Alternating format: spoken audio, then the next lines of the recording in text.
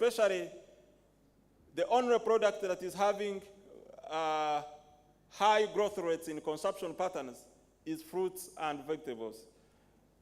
The development and change in the dietary habits of nations is that you start with food staples, where we are still are. You move to animal-based products, where you find Asia, and then you move to another product of like fruits and vegetables that become a major source of diet. But I think that can be changed. So, back to that figure highlighted the opportunities, and the opportunity here is market that we have to focus on. So what are the challenges? The challenges through this historical view and the present ones are that the shifts in policy focus across political periods hindered agro-industrialization growth. In some, those are the challenge, that is the challenge that comes out. And limited investments in agricultural mechanization, research and development, inadequate skilled manpower of operation and maintenance of agricultural machinery, and piecemeal and fragmented investments in agro-industrialization. Much as we have talked about the policy of agro-industrialization, we remain heavily, investments are heavily trapped in primary production, leaving out other areas. And then there is non-existent physical infrastructure specifically for agro-industry. For example, no specially designed agro-industrial processing parks to undertake tertiary processing. All the experiences of countries that have managed to transform their agro-industry have designed agro-industrial processing parks. We have not achieved that. And then high cost of financial capital and limited financing options specifically for agro-industry.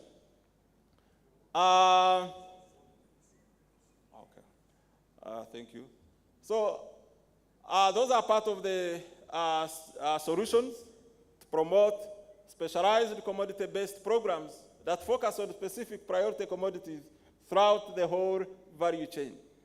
The current framework, whether you find that research is focusing on one product, and then processing is on a different product, and then irrigation is on a different product, in a way creates a disconnected way of doing things. And then develop agro-industry specific integrated infrastructure and facilities, promote affordable competitive financial products, and then scale up investments in high potential commodity value chains such as cotton that have big domestic and global market value. As I said earlier, the global demand for cotton products, textiles and apparels is over $700 billion. And that's twice of what the next follows. And then domestically, it's close to $350 million. So that's a market that we haven't tapped. In conclusion, the evolution of agro-industrialization in Uganda has been shaped by the existing political landscape of the times. Pre-colonial agriculture prioritized food needs. Colonial agriculture was driven by export to meet raw material needs of British government. The early independence period promoted a broad strategy of stable food and cash commodities, but based on state institutions with specific mandates such as agricultural extension. First, with high levels of poverty, NRM government at first implemented PEEP that focused on food security and poverty reduction. This led growth in staple food commodities, including cereals, roots, tubers, legumes, and bananas. Agricultural research has flourished on these commodities.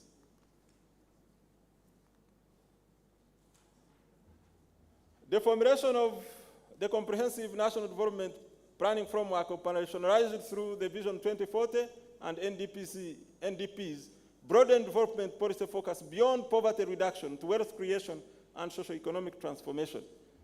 While the broadened scope while this broadened the scope of investment to focus on whole value chain, in a bigger measure, this has not been achieved.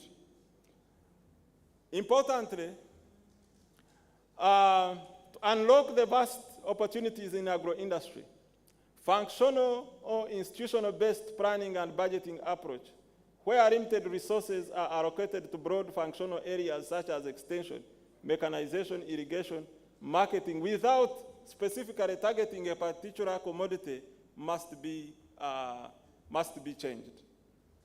I'm arguing that if you are doing extension, we must target a commodity. In other words, we target a commodity and then we provide the various functions. But targeting functions and then broadcast to different commodities will not change anything as we move to leverage the opportunities. Agricultural research must be broadened beyond focus on staple food commodities to other commodities of great commercial and export potential. Broadening here, I mean in both coverage and size of investment. Agricultural research must also be realigned to meet the agro-industrialization needs of mechanization, agro-processing, and marketing. I think there is a point that I have missed, and that government funding of agricultural research must be increased, Honorable Minister, because if we are to focus on non-food security crops, if we are to focus on areas that go beyond poverty reduction, and we are deliberately thinking about agro-processing and agro-manufacturing, then the government has to put in more money in that area. We cannot rely on donors to meet that on our behalf. With that, I come to a conclusion of my presentation. Thank you very much.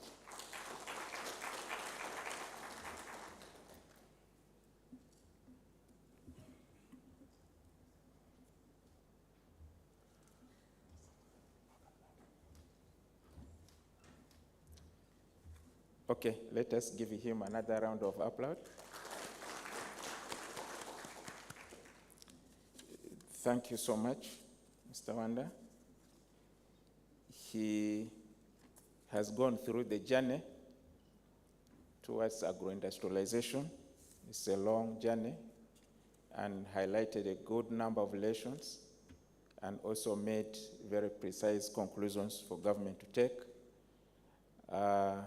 Honorable Minister, before you came in, the Director General Naro and the Vice Chancellor of Makerere, and also the Dean of the College of, the Principal of the College of Agriculture and Environmental Sciences, and the Chairperson Organizing Committee for this workshop, they made some remarks.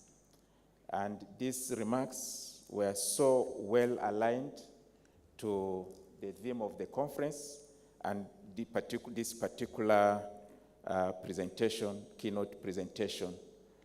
Both emphasized the issue of innovations to support the agro-industrialization agenda of the country.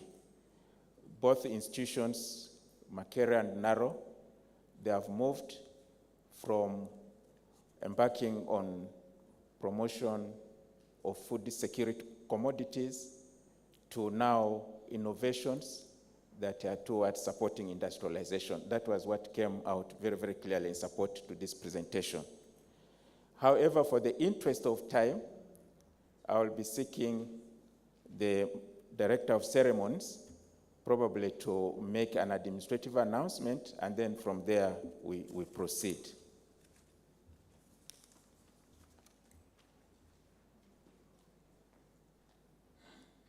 Thank you very much, Dr. Sadiq. We are trying to manage time as much as possible, but also a good announcement to make that we will be having the Right Honorable Prime Minister of the Republic of Uganda with us, and our Minister is still here with us, Honorable Bright Ramirama, to keep us company until we go for a closing ceremony. But looks like we need to warm up a little bit more, so I'm going to request that we're going to use not more than 10 minutes particularly, so we can just move downstairs and pick our tea. Because it's going to be a working breakfast, I am kindly requesting that pick your tea, pick your snack, and feel free to come back with it. We're going to have a timekeeper, so feel free at this particular moment in time to go pick some tea. I will request the chairperson organizing committee, Professor Imelda, to help me lead our minister, the vice chancellor, Dr. Gona here, and our protocol to go and have their tea, and the rest of us will as well follow. But do not forget, we also have some very good tea provided by Naro and Dr. Gona here right behind. I mean coffee. So 10 minutes from now, we should be able to get back and listen to our two other presentations before we go into the official opening ceremony when the Prime Minister arrives. So please, like Professor Goretti said earlier, that we are talking the truth, and so we are practicing the truth today. Look at your watches, look at your phone, it has a timer. 10 minutes from now, we'll be getting back. Thank you. So let's also use that to stretch out a bit.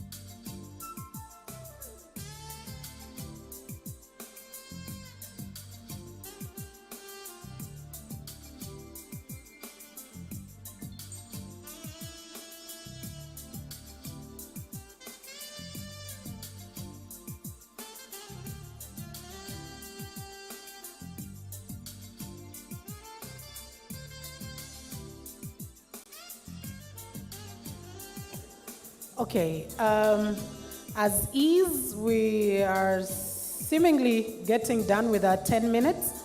And I'm going to request if you have a neighbor who was seated next to you and they're currently not here, this is the time for you to reach out so they could be able to get back. We have our 2 presentations before our Prime Minister comes through and we get into the official opening ceremony for day 1. This is going to take us 3 days. And whoever is outside and you're able to hear me, kindly requesting that we all come back. Let's get seated and settled in before we have our next speaker. In the next 2 or 3 minutes, we should be setting off again.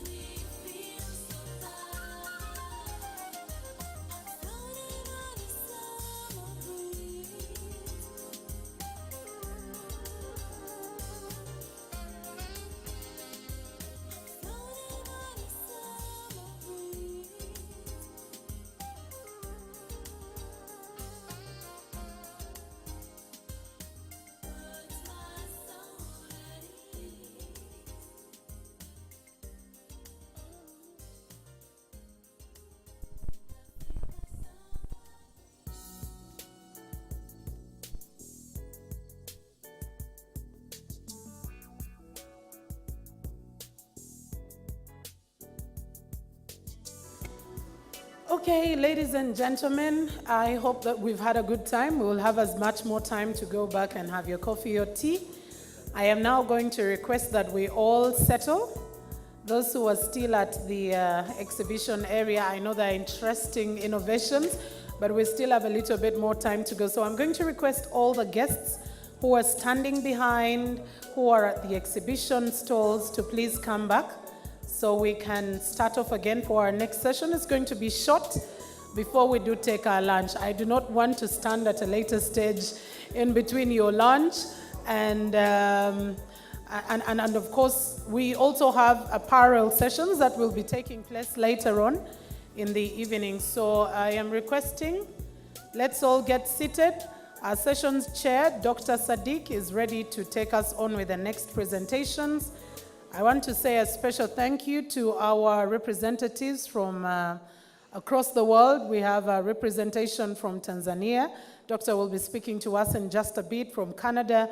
So this is an international conference. And for those who are joining us online, I will be sharing our hashtags, Naro-Mak Conference 2023 or Naro-Mak Conf 2023, in case you are engaging. For those who are joining us online, thank you so much.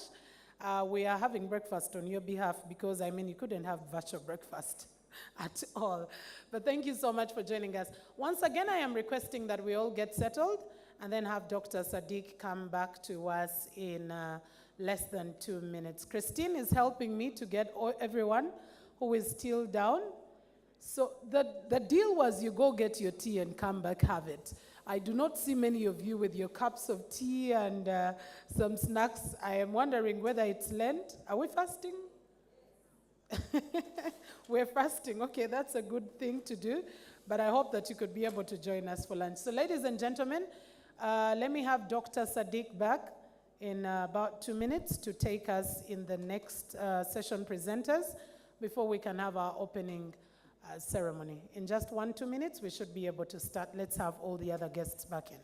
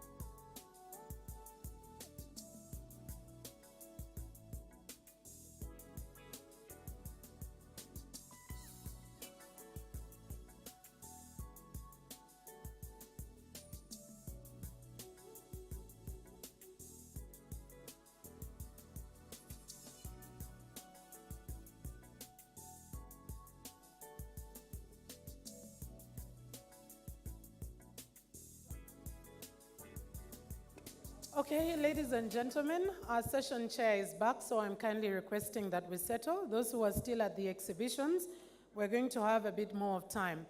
And like I said, in case you're joining us on social media, the hashtag is Naro-Mak 2023 or Naro-Mak Conf 2023, and the other hashtag is Agric for Development, the short form for development, Agric for DEVT, as you are engaging online, because we have quite a number of participants that are joining us online. Once again, I am kindly requesting that we settle so we can have Dr. Sadiq, our session chair, come back. Our minister is still with us. He will be joining us a little bit later as we wait to have our official opening ceremony by the Prime Minister. So Dr. Sadiq, kindly get back. Let's listen to the other presentations. And also to remind you, after the presentations, in case you have any questions, earlier on, of course, we had Mr. Wanda. If you have any questions out of that presentation, we are going to have a plenary session after all these presentations. So please feel free to jot down some of those points so that when we get the session to speak out, you will be able to ask those questions or clarifications you need to be able to make. Thank you, Dr. Sadiq. Come back.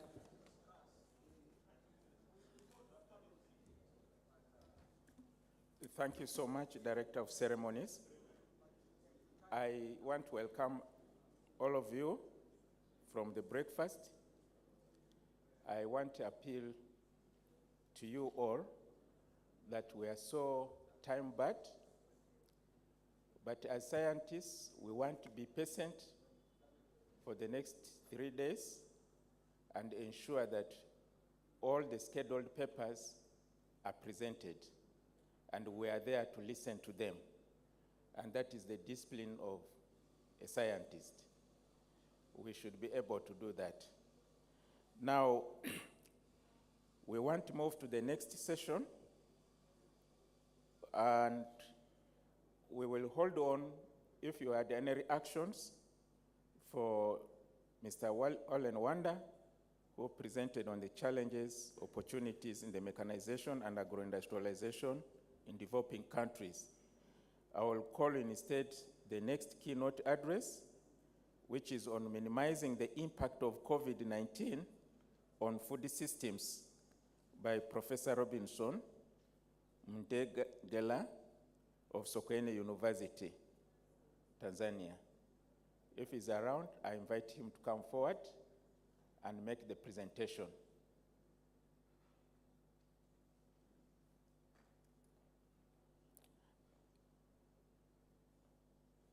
Okay, you're welcome, sir.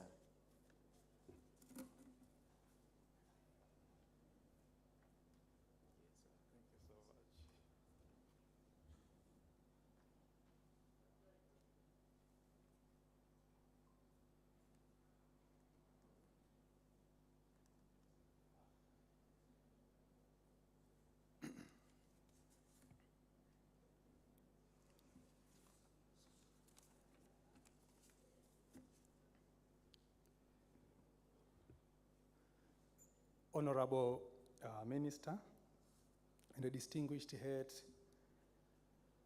of Makerere University, Naro, academic units, research units, researchers,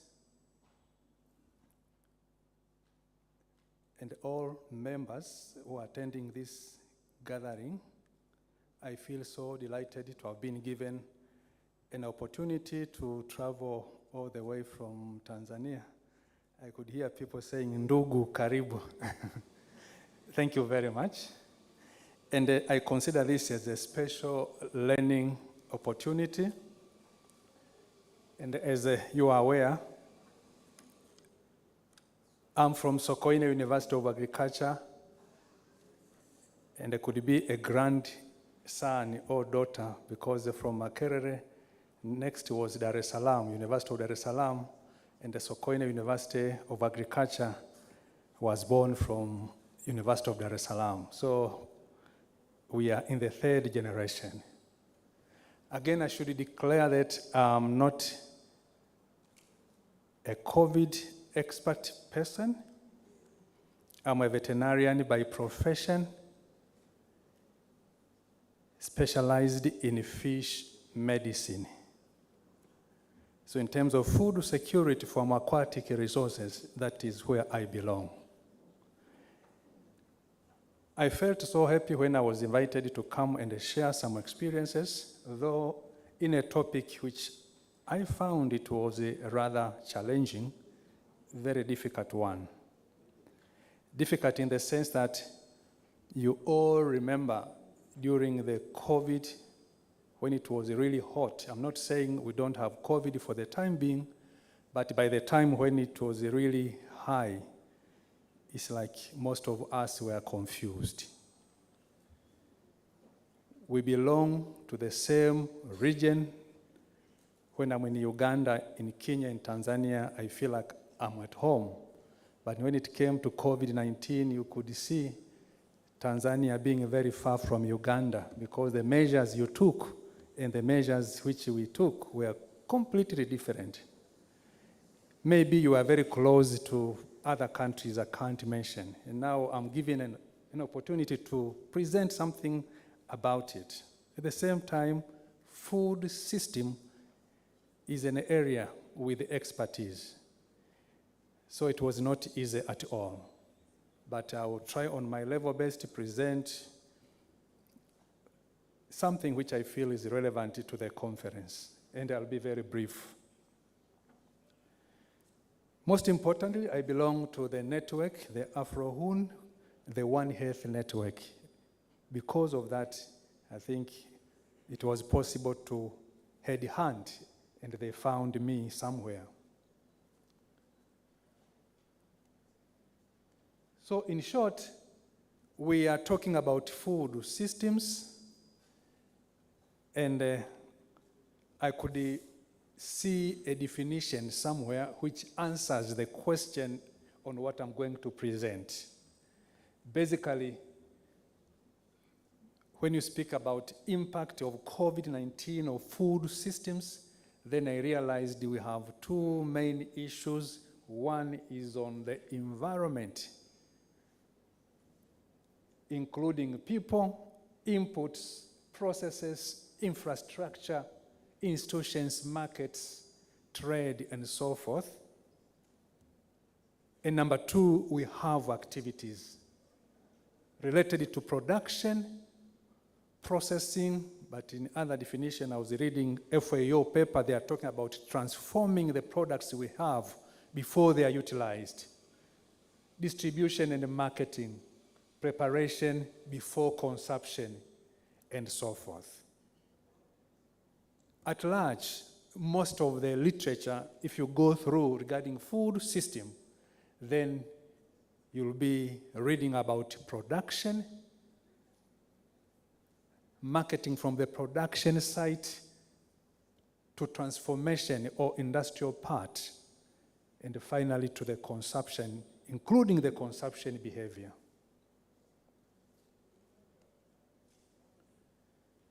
It has to be sustainable. So food system, when we say it's sustainable, then we are talking about the system that can deliver food, but it's not a question of just mentioning food. You should consider nutrition security. So indeed, we are going to see the relationship, how COVID impacted the food itself from the larger picture and the nutritional aspects. Again, when you follow, you want really to understand what was the impact of COVID-19, then I found it was very easy if you think about how it affected, negatively impacted the food availability. We were not able to produce. And number two, it affected the accessibility of the food, utilization, and the stability of the food we produce. So basically, those four are key words, in my view, when you think about the impact of COVID-19 in the food systems.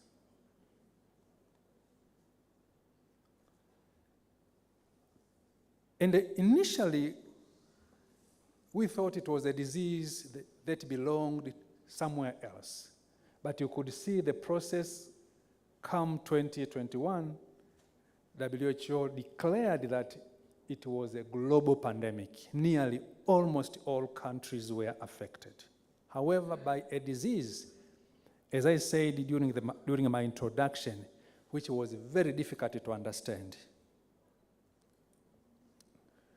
I remember in my country, for example, if you find our young brothers and sisters in the market, for example, where the food is sold, you ask them to use, for example, protective measures.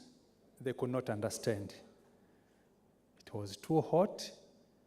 Somebody putting on a mask for more than 10 to 12 hours, it was very difficult. And they were asking me, you are telling us about social distancing?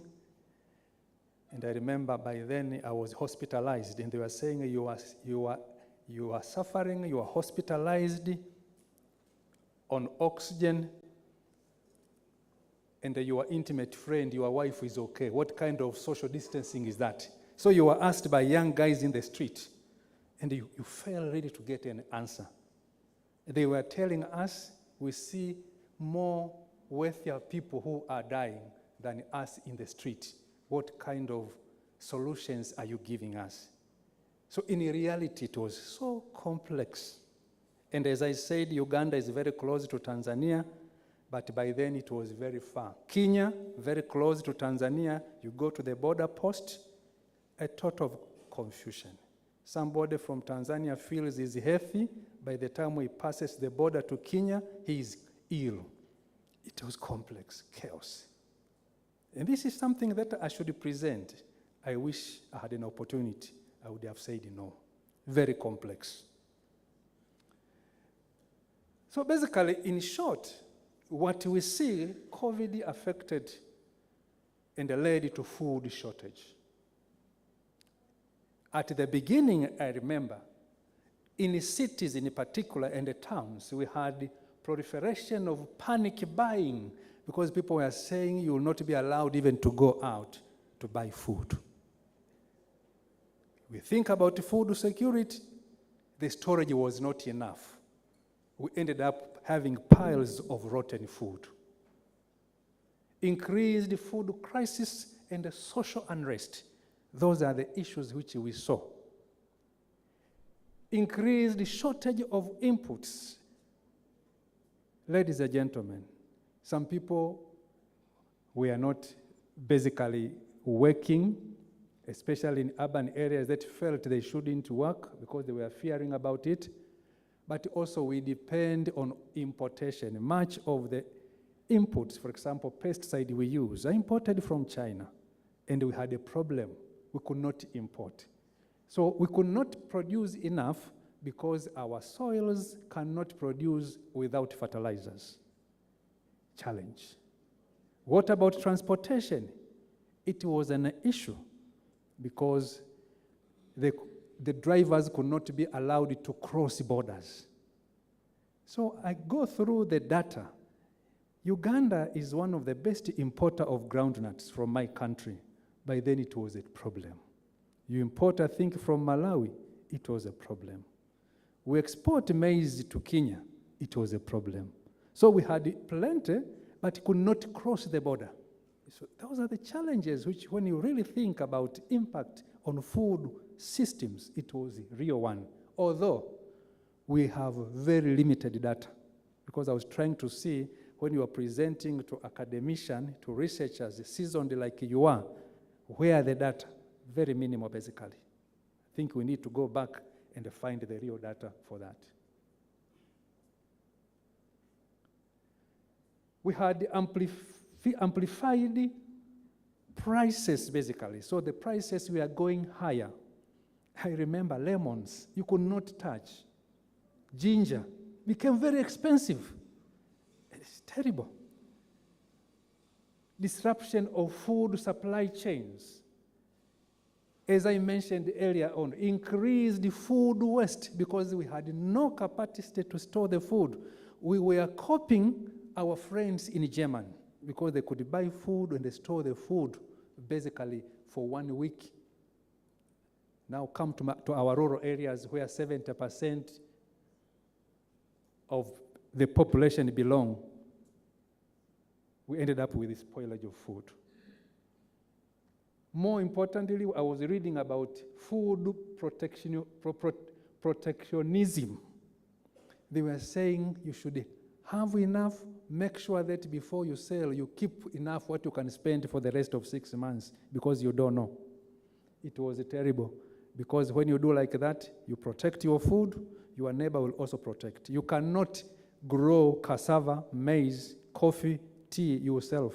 Basically, we grow and we depend to one another. If you protect what you produce, you end up with malnutrition because you'll have enough, but you can't balance your diet.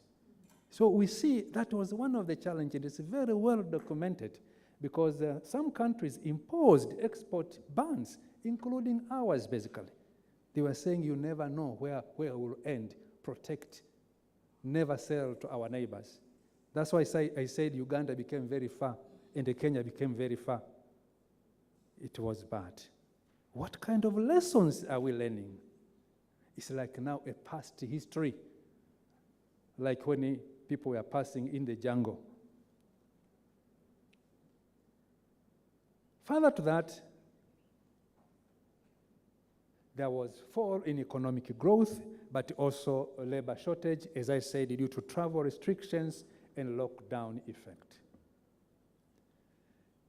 Some people have done research, and we are talking about reaching the Sustainable Development Goal by 2030 to end hunger, achieve food security, and improve nutrition by promoting sustainable agriculture. We lost your focus. As I said, I remember during the beginning of the war, which we are now discussing every day, I was in Europe, and the people were saying it's high time to go back to ancient technologies where we used to produce electricity. We should revive our systems. So you have a technology better working, but because you are having a challenge like the pandemic, it was difficult really to stay in a focus. This might have affected Uganda as well. It might have affected Tanzania as well, because one good year staying home because of lockdown effect, how can you have research done? Of course, you are working at home, maybe writing, but extracting DNA in your house could be, but I'm sure research was affected. So we lost even the direction of trying to attain the 2030 from the Sustainable Development Goal. But if you think about African Union Agenda 2063, but the strategic development agenda you have in the country was a problem. In addition to that, it also affected the so-called zero food waste. As I said, there was a lot of wastage. You have milk you cannot sell enough. You sell very little. 100% access to food, which was a problem because the marketing system was disrupted. And we wanted to improve the stakeholders with their income. It was difficult again. So I found somewhere a very good summary talking about food system, trying to think what was considered as an external domain, which included availability of the food, challenges on prices, then the vending system, and the product properties during the transformation, because some industries could not work. But also, if you think about maintaining stability in terms of legislations and the regulations. But on the other hand, from the personal domain, we had a serious challenge on accessibility of the food, affordability of the food, and the convenience, how convenient it was to get food. And finally, basically, you could see the consumer behavior changing completely. So basically, this has been published, and by changing the consumer behavior, you end up having increase in malnutrition, but also the goal of making sure that you have healthy diets for all was almost disrupted. So ladies and gentlemen,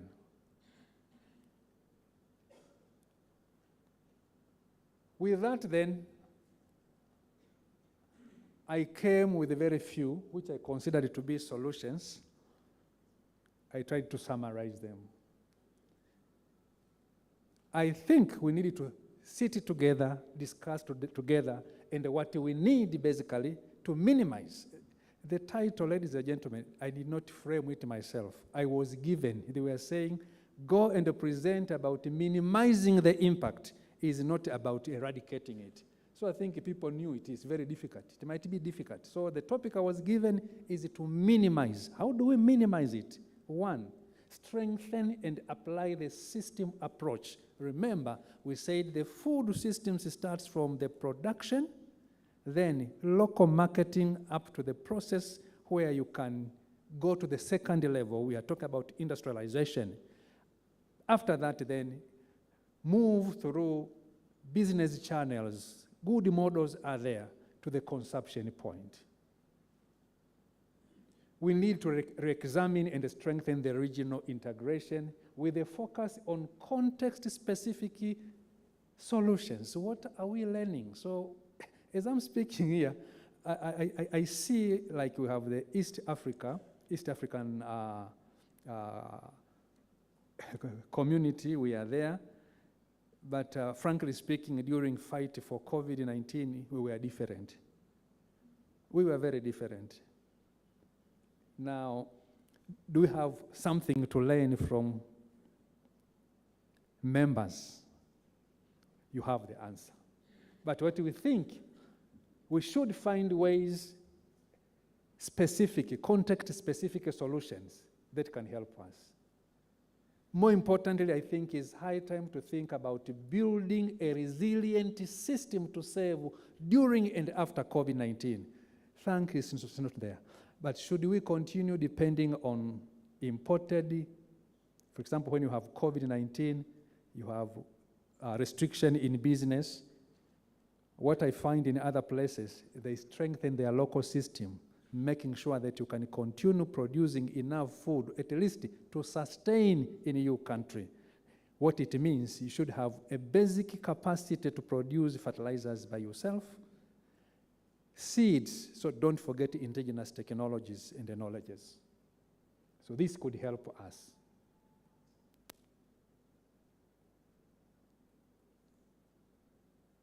What about reconfiguring the market? This is one of the farmers that I attend.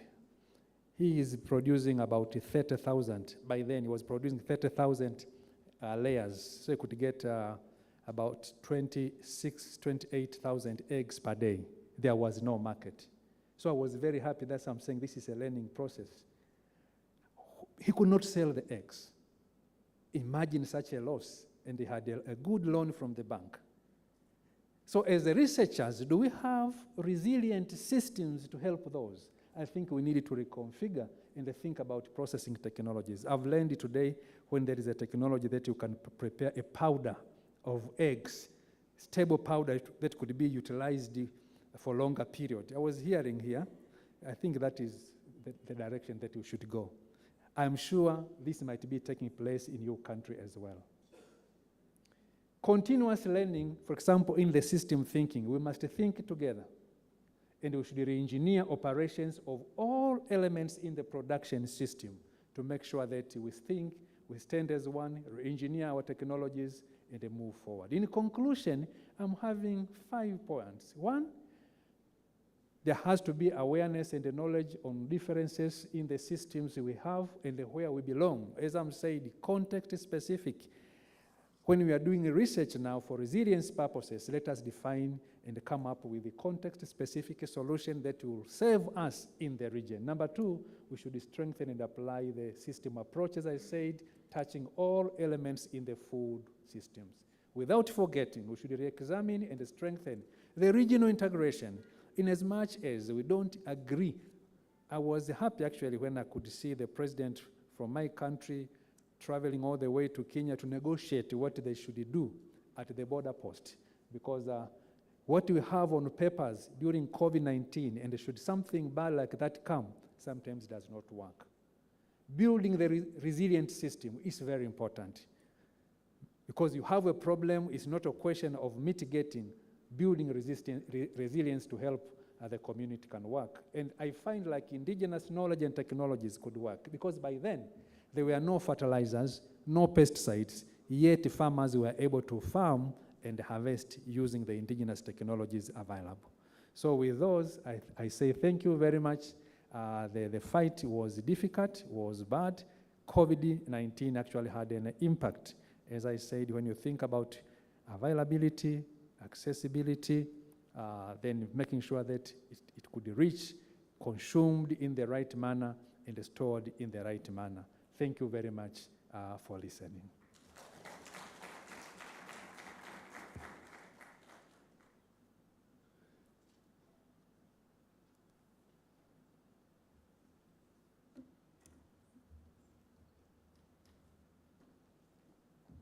Yes, let us give him another round of applause. Yes,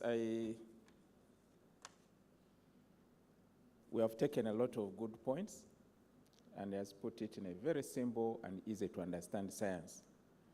And therefore, you will also keep your reactions for the next session. For the interest of time, I want to invite another presenter on the implications of the Russia-Ukraine war on our agriculture. And these are related, because one common thing I got from him was saying that one of the impacts of COVID was the fall in economic growth, or a reduction in economic growth. And I think similarly, the next presentation is related to that. So you will also take note of that. So I take this opportunity to invite Florence, Ms. Florence Nakazi. If you're around, please step forward. Florence.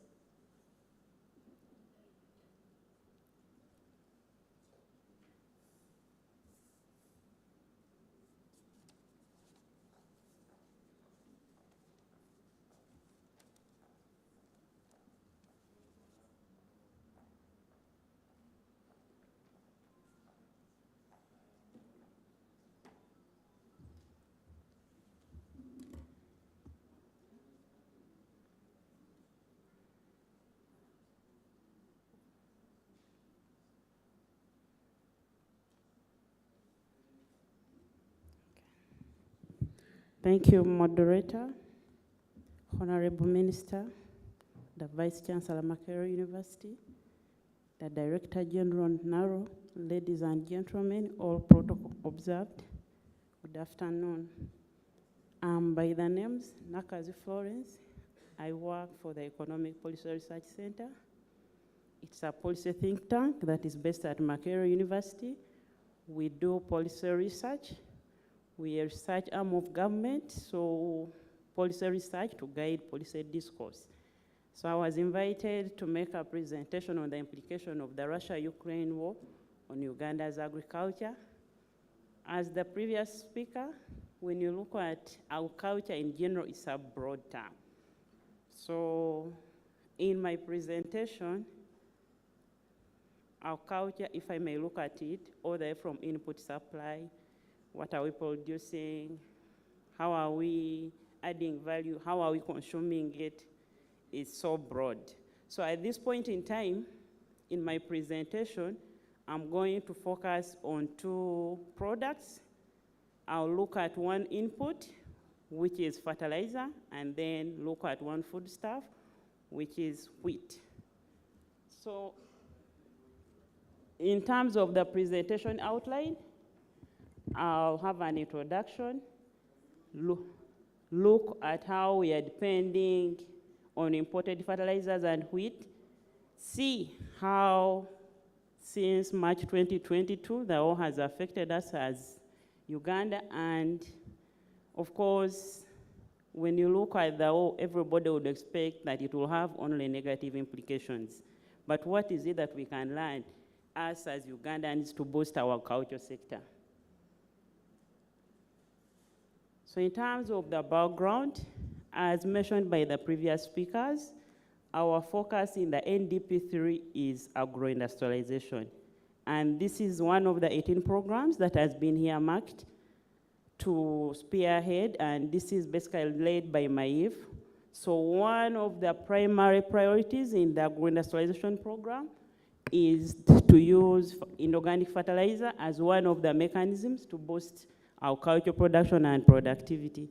As noted from the previous speakers, especially from the Director General Naro, he mentioned that one of the key challenges that we are facing in the agriculture sector are the declining yields.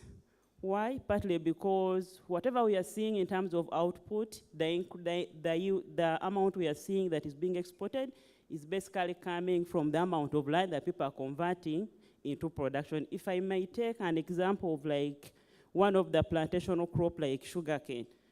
Over the years, if I look at like before the 2000, we had only 3 mills. Right now, mills are everywhere. All farmers have converted their land into cane growing. So I take note of the points made in the previous presentations that they are really very critical. Then another priority area under the agro-industrialization program is a priority around agro-processing and value addition. And this is basically aimed at reducing the amount of imports that are coming in. I would look at it from a point like we want to replace what we are producing, but again, us here in Uganda, we still have a big challenge when it comes to value addition.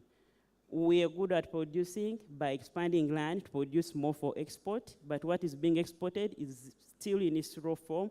There is limited value addition. If I may take an example of maize, of course, we used to export a lot to Kenya, but we take it in its raw form. And there was a claim from the Kenyans that whatever we used to send to them, they would use it as animal feed. I don't know whether it was true, but I would read and I was like, wow, we are doing badly here. So despite all those efforts in the agro-industrialization program, as mentioned by the previous speakers, we are doing badly in terms of the use of inorganic fertilizers. In sub-Saharan Africa, you can see we are at 1.91 kilograms per year as compared to our neighbors like Kenya, who are applying around 38 kilograms per hectare per year, and now Zambia at almost 90 kilograms per hectare. So we are doing very bad. Of recently, UBOS has come up. Thanks for the effort. There is an agricultural survey that they do on an annual basis. So from the findings, we are not doing very well, as earlier mentioned. Only 21% of the households are using fertilizers. And then when it comes to the inorganic fertilizer, which is believed to be yielding more ingredients, the proportions are more concentrated in the plantation agriculture, where we see tea, sugarcane. But now, when it comes to our food crops, if somebody is interested in cassava, how much are we using? Those are the proportions that we are seeing. Then, as earlier mentioned, one of the priorities in the agro-industrialization is to increase value addition. But then, when you look at wheat as my point of focus, since 2010, there has been an increasing bill from around $130 million to over 200 in 2021. So that is quite a lot, and yet, if we would tag what we are producing to use of yield-enhancing technologies like fertilizers, because I know wheat is producing in the high-altitude areas of Mbale, Kapichora, that means we have some potential, but I think we've not exploited it to the level that we should. So what is it that we are seeing? Why did I even come here to talk about the Russia-Ukraine war and Uganda as a agricultural sector? First, I'll look at the import dependence. As earlier mentioned by the previous speakers, Uganda is a net importer of some products, and many of them actually. So when you look at Russia, they are big players in the market. They produce a lot of energy, as we saw the fuel prices when the war hit us in March last year. Over the years, we saw the fuel pump prices rising. There were major issues in the cooking oil. Oh, look at soap for the poor household. It was extremely tough even for somebody to afford soap. So being major players, and Uganda as a country being a net importer, this war has not left us the way we were. And just imagine, it came in at a time when we're almost recovering from COVID. So we've been hit hard. And to take you back, this is what, like, a figure that is showing how we are net importer of NPK fertilizer, one of the key ingredients to improve agricultural productivity. So when you look at the trend line, unfortunately I cannot use the point, I don't know, it cannot work. So from that figure, all we see, Uganda is a net importer of NPK fertilizers, and when we import it, what is it being used for? For sure, over 100% that is coming into the country is used in the agricultural sector. So that makes a point for us to note. Actually, I've not found any data that is talking about where we are producing inorganic fertilizers in Uganda. At one point, I even come to think of it, in 2016, the fertilizer policy was passed. And in there was a recommendation for us to have a phosphate producing factory in Tororo. So it's coming almost to 10 years. What happened to the plans that we had as a country? Are we still like on target, or have we changed the goals? Now we are looking at something different. So that is also something to reflect on.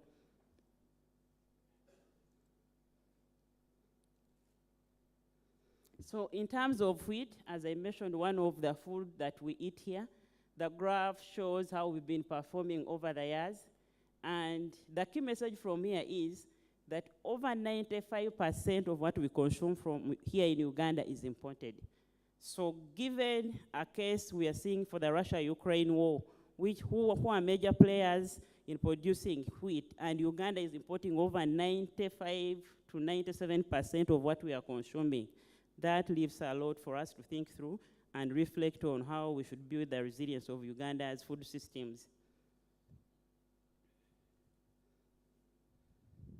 So the wheat I've just talked about, where we are consuming over 95 to 97%. This figure shows you how we are utilizing the wheat that is coming. Remember, I mentioned one of the priorities in the AGI is to add value to what we are producing.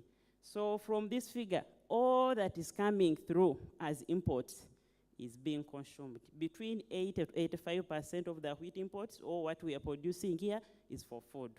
Now, we have a goal to do value addition. What is happening?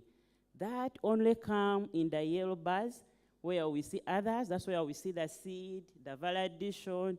So what is happening to our wheat that is producing that in the high altitude areas of Kapchora, Mbale, and elsewhere? That is also an area to reflect. If we are moving the agro-industrialization agenda, what is it that is not happening for the wheat? If we are seeing such a war comes, and then we are hit badly, the prices go up, and everything, is there anything we can do from our local resources that we do have? Why would I even stand here and talk about the Russia-Ukraine war? As earlier mentioned, these are big players in the market. They produce a lot of wheat, fertilizers, fuel, cooking oil. No wonder when the war started in March, the prices for fuel, cooking oil, soap, everything went up. So they are worth studying and see what happened to Uganda.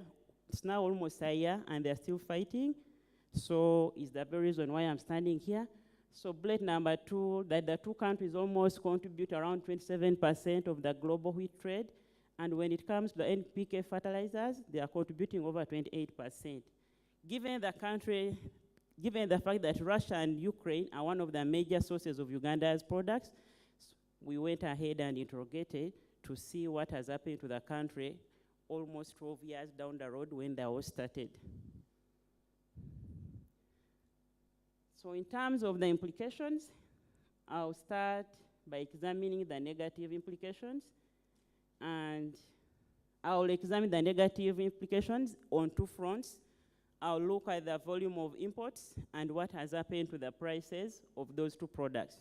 So the figure I have before you here is looking at the volume of NPK imports that are coming in.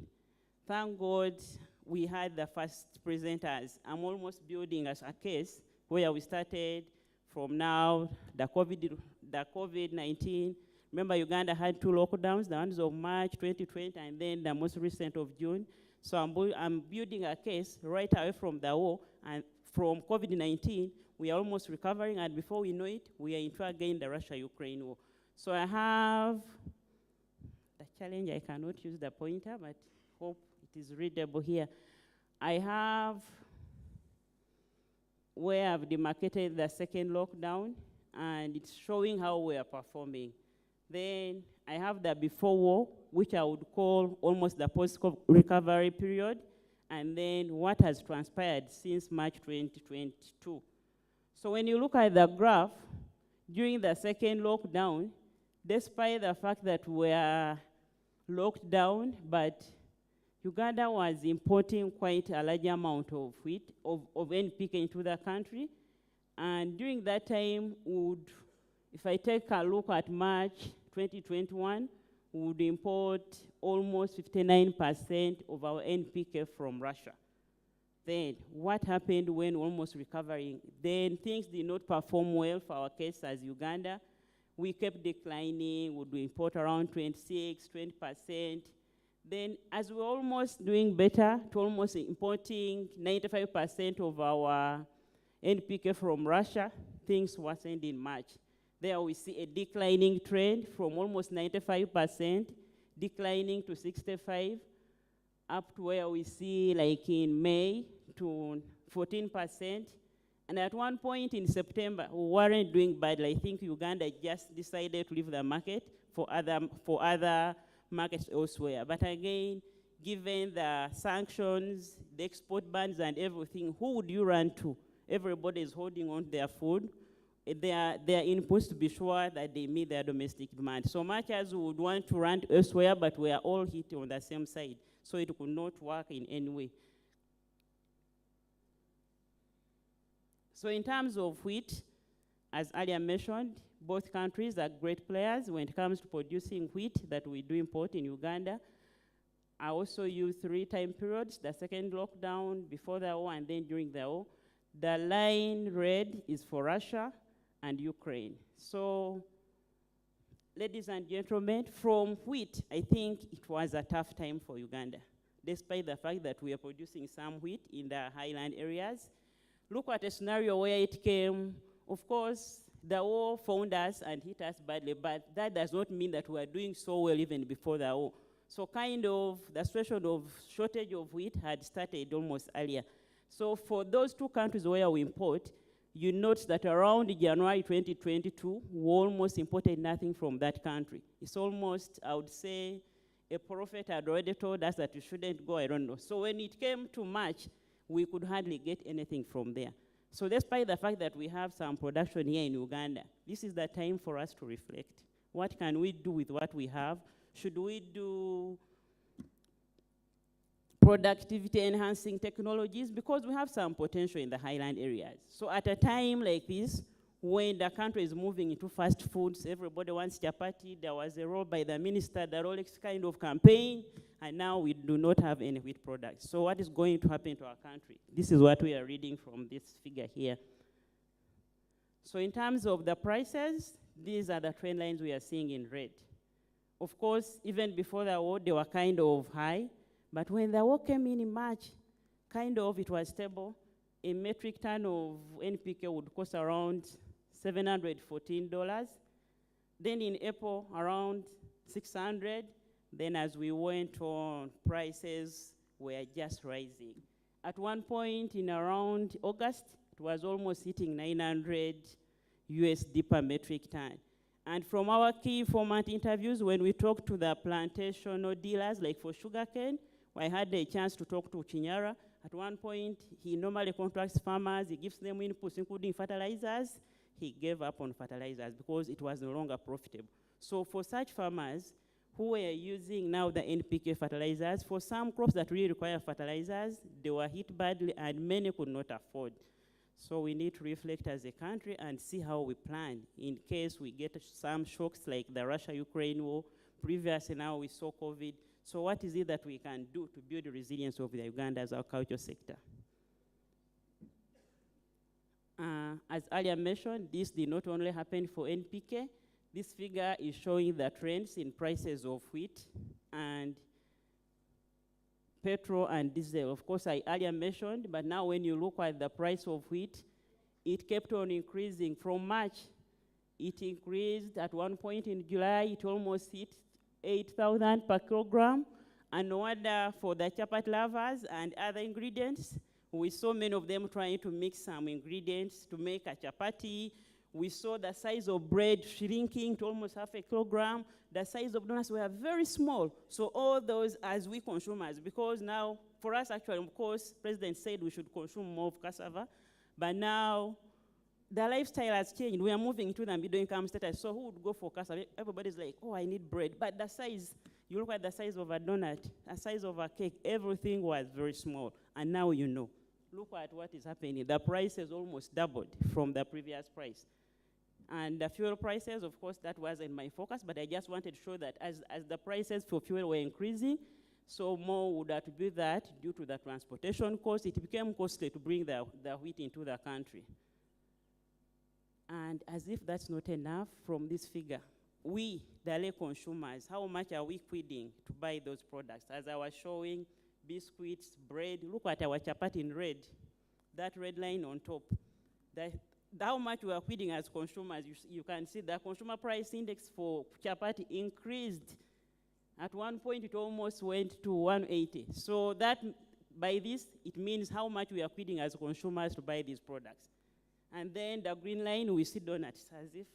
So we, the consumers, much as we've been told to eat cassava, but we are moving to the middle income. So everybody's like, yeah, now the class has changed. I can earn some money. Why eat cassava?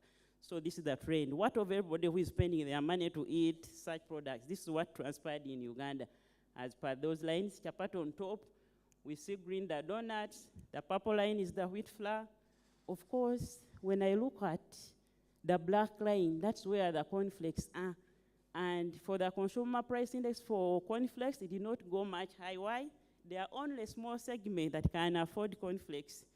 Even if, yeah, of course, Professor was saying, say the truth. How many of us do enjoy cornflakes all the time?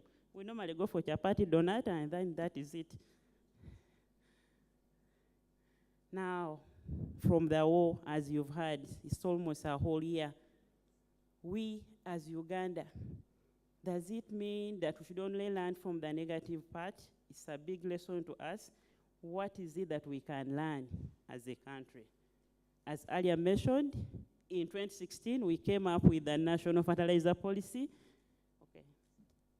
So under that fertilizer policy, more or less when it came to NDP3, it was emphasized that there was need to set up the fertilizer processing facilities in Toro and in Bali.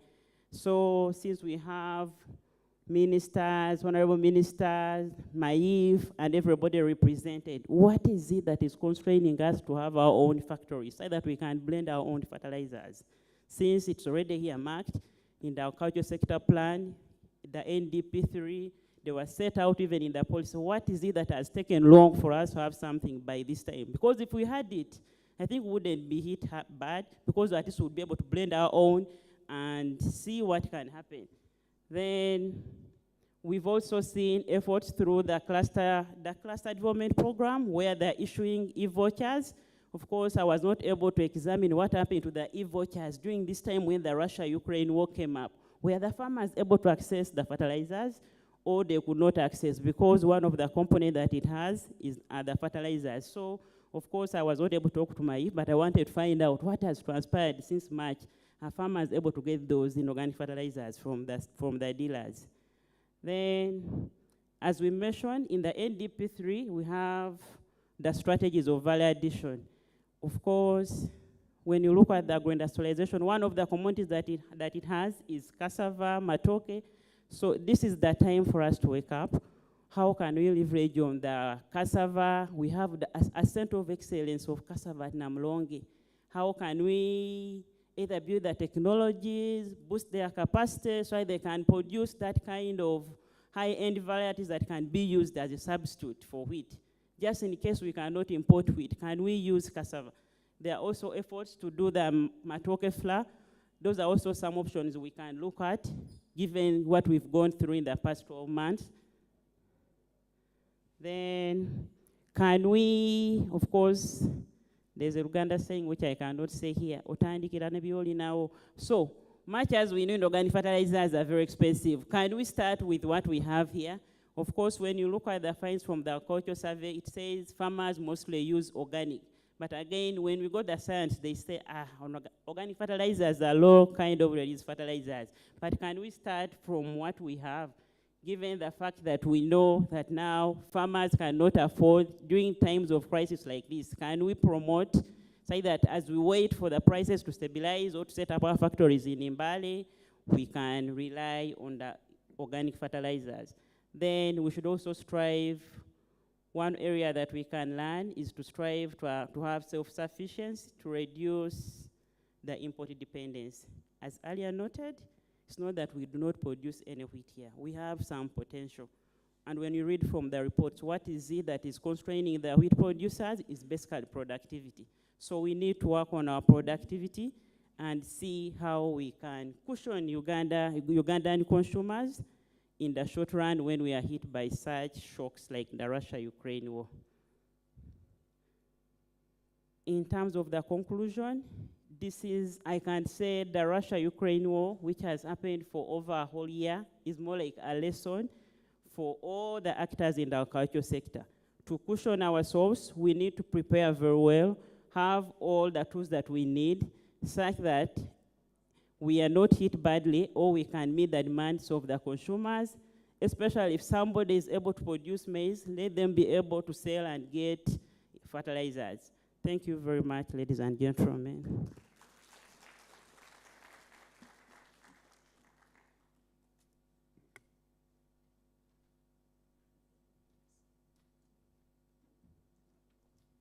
Thank you so much. We give her a round of applause.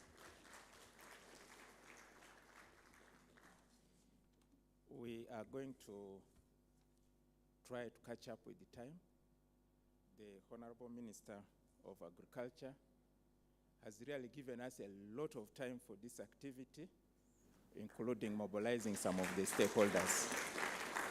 And he has seated here for a while, and yet he was required to be in Parliament this afternoon, actually starting by 2. I don't know what miracle he will get there.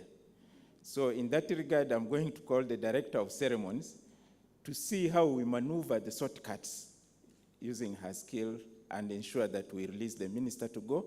And then we will continue with the other ceremonial activities when the Prime Minister comes later. Please come and do the needful, make it very short and brief.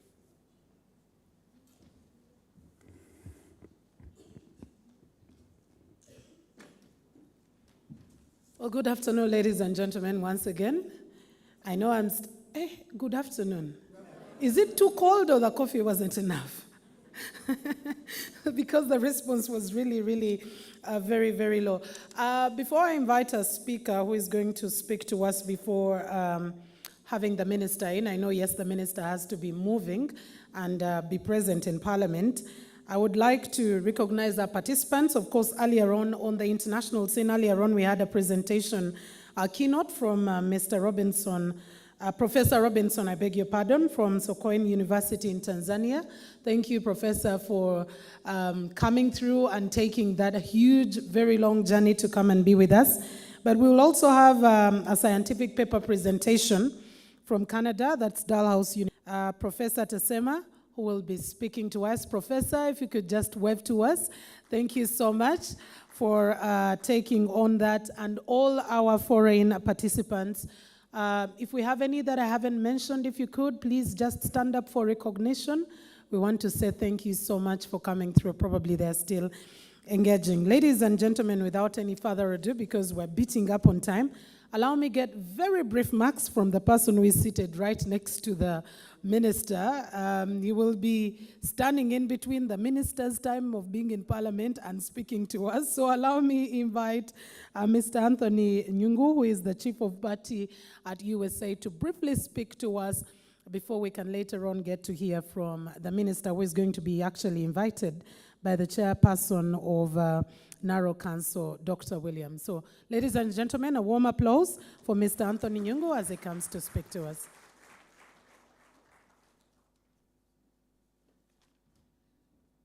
Thank you so much. I thought would have allowed the Honorable Minister to make remarks so that he catches up. The Right Honorable Prime Minister, the Honorable Robin Anabanja in absentia, the Honorable Minister of State for Animal Industry, the Director General, National Agricultural Research Organization, Dr. Ambrose Angona, the Vice Chancellor, Makerere University, Professor Barnabas Nawangwe, all protocols observed. By names, I'm Anthony Nyungu, and I'm the Chief of Party for the USAID Feed the Future Uganda institutional and system strengthening activity. Just a point of clarification that I'm making these remarks on behalf of the activity on which mandate I'm entrusted to lead, and not USAID Uganda mission as a whole. So my remarks are going to be in that respect. The Feed the Future Uganda institution and system strengthening activity works with government of Uganda, ministries, departments, and agencies at the national level, and the private sector industry apex organizations to contribute towards enhancing capacities so that they better deliver on their mandates. And in this, we support adoption of technologies for more efficient service delivery, but also work on priority policy instruments that enable better operations of the various actors as they go about their work, but also intervene to strengthen forums for synergy among the various actors within the agricultural market system. Distinguished guests, ladies and gentlemen, allow me connect the scope of the activity that we are implementing to this very important conference that brings us here today. We do work with the private sector associations, the industry apex organizations in the private sector. And I know many of you would wonder, a number of them are represented here, and they do come to us and we do partner with them, and they present some of the priorities that they would wish to have support on. As you are aware, one of the mandates of these associations is to provide representation for their membership. And one of the things that they come to for us is the issue of evidence in terms of them being able to advocate on issues affecting their members. And we see this conference as one of those that we'll use as an avenue and partner with to enable the private sector have credible evidence on issues affecting them for more informed dialogue. We will continue to sit and listen in. We will partner with Dr. Imelda, our very able chairperson that is coordinating this, to further this agenda. For now, I'll keep it to that in the interest of time and allow the Honorable Minister space to come and speak to us. Thank you.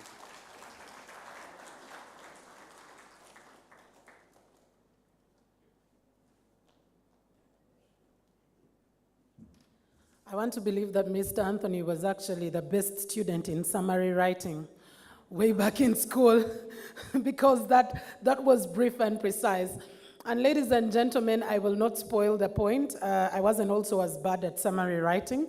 So just allow me invite Dr. William to take the honor to invite our minister to speak to us. Dr. William is the chairperson at Naro Council. Ladies and gentlemen, let's warmly welcome him.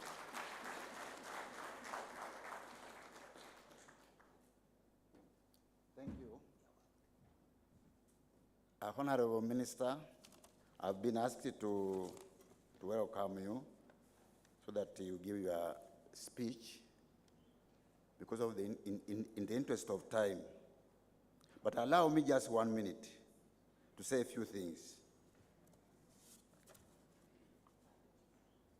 From the presentations which have been given, Honorable Minister, it comes out clearly that especially from the keynote addresses, Professor Mudagala from Tanzania, Sokoine, Professor Karibu Sana, Uganda, asante kwa ujumbe ambao umetupatia, that is Kiswahili. And other keynote addresses which have dealt with the pandemic and the scarcity of products like fertilizers. Honorable Minister, since you are still here, I want to recommend that policy statements come out which can feed MAIF in the next actions. For example, our fertilizer unit at Tororo, what is MAIF doing? The scarcity, you saw very clearly during the pandemic, food was a problem. What policy statement can be made so that we are prepared for the next pandemic?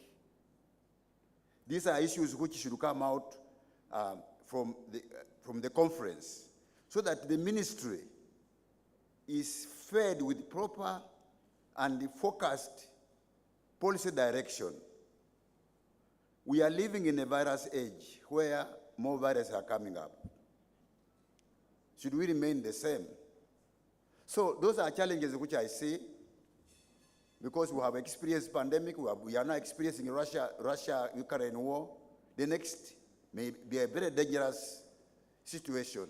So I want to recommend that we come up with the policy statements. Naro should take the lead and Makerere so that MAIF can be informed. Honorable Minister, I don't want to take any time because of your time from Parliament. Allow me to welcome you and come and make your remarks. I submit.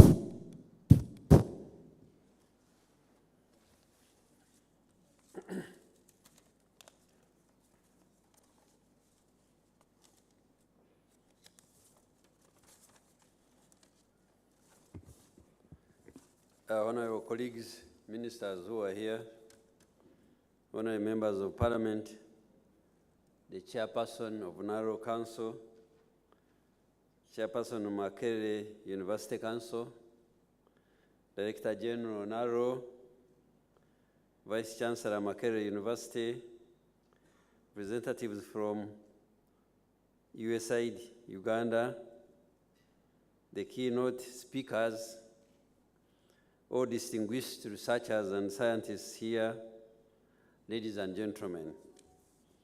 On behalf of Ministry of Agriculture, Animal Industry and Fisheries, and Naro, which is our lead agency in this conference, I take the opportunity to welcome you all and also to thank you for your inestimable contribution towards finding solutions to challenges that face Ugandan farming communities and also increasing our productivity to meet our nutrition and food security.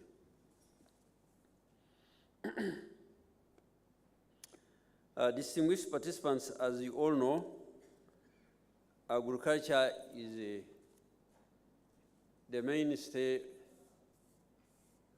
of our economy, and over 70% of our communities are engaged directly or indirectly in agriculture. So the background to this conference is that Naro has been trying to fix solutions and also Makerere doing the same. The purpose of this conference is to compare notes and show the innovations and also share with the private sector and the farming communities. Unfortunately, I'm told the private sector has shown very little attendance today, and so is the farming community. However, as MAIF, we encourage this partnership to solve our local solutions, our local challenges. And listening to scientists celebrating their achievements in finding solutions is very good, but it's not very good enough. What is good enough is the adoption or uptake of these technologies so that we can fix the problem. Distinguished participants, as you all know, agriculture is the main source of our food and livelihood of majority of Ugandans. In order to increase agriculture production and productivity, MAIF and its agencies have coordinated and partnered with key players along the agricultural production value chain. Naro, as an agency of MAIF, is mandated to coordinate, oversee, and guide agricultural research in the country. Therefore, Naro-Mak Joint Conference has a firm basis. As a ministry, we encourage them to continue strengthening their partnership and bring on board other new universities, especially those with faculties or colleges of agriculture, to widen the scope of knowledge base. Naro has played and continues to play a vital role by conducting research in all aspects of agriculture, including crop, livestock, forestry research institute, fisheries, and across cutting areas through 16 public agricultural research institutes distributed throughout the country. I particularly commend Naro for the various research efforts, especially the development and the promotion of 100 resilient crop varieties that have been commercialized. The inroad in the development of livestock vaccine, which will greatly contribute to improvement of milk production in the country, in the dairy sector, meat industry, development of AFRA-CF for aflatoxin control, and effort management towards unlocking the potential of the fisheries sector to contribute to national development, among others. In the same vein, I commend Makerere University for contributing to the growth in the number of knowledge producers by producing 103 PhDs and 1,378 master's students during the 73 graduation ceremony, the 73rd graduation ceremony. I specifically commend the university for producing 14 PhDs, 6 females and 8 males under the College of Agriculture and Environmental Sciences. Makerere has also been directly contributing to improving farmers' welfare through production of 6 drought and disease-resistant, high-yielding varieties of soya beans, Mak soy, and introducing 24 new sweet potatoes varieties on Ugandan market, among others. MAIF greatly value the joint contribution of Naro and Makerere University to generation of improved varieties, breeds, and other production technologies, and professional human capital development for the agriculture sector. The Naro-Mak Conference is an opportunity to demonstrate that capacity and provide accountability for the public in terms of scientific output.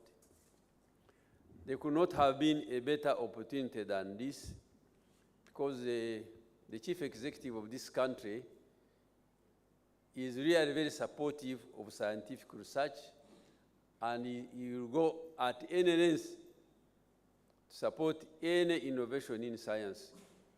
So I want to encourage you to take this partnership at a high level. Let's know what is happening, and let's know when we need to support you so that we can support you, because this is the time.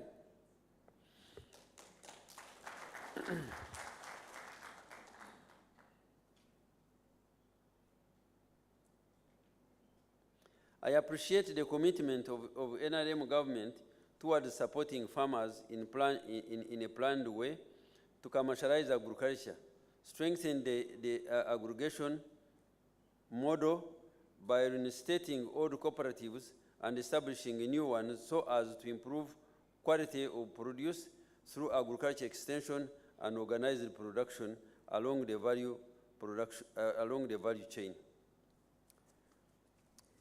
Before I make my final concluding remarks, I was tickled by the previous presenter, the lady who presented before we started speaking on the opening ceremony. She presented her paper in a humorous way, but those were facts, and really you need to think about them. I am personally interested in that paper, and how I wish that when you discuss this paper, I'm around.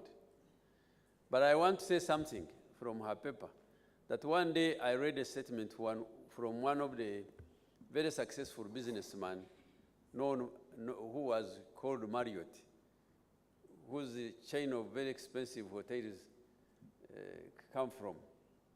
He said that experience is not what happens to man, but what a man does with what happens to him. The experience with what happened in the COVID pandemic and the war of Ukraine and Russia, we should not talk about it, is what are we doing about it? And I think she asked a question which I will answer.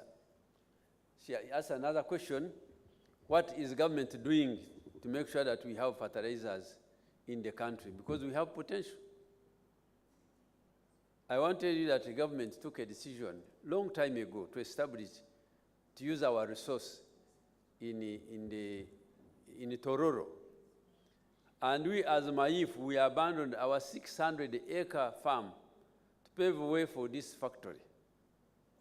We lost a lot of money to make sure that this factory starts. Unfortunately, the investor has let us down. Now, efforts to bring another investor have been made with a lot of legal battles, and we are still fighting these legal battles. But sooner or later, whatever happens, the president, I think, has decided that another company should take over whatever happens so that fertilizers are available on the market for our farming communities.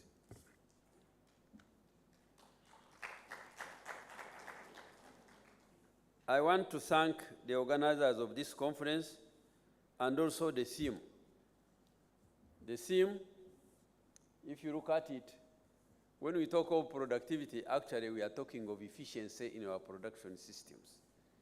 And I think in creating efficiency in our production systems, we look at genetics, stocking materials, and planting materials. We have to have the right solution. The second one is that actually we need to provide nutritional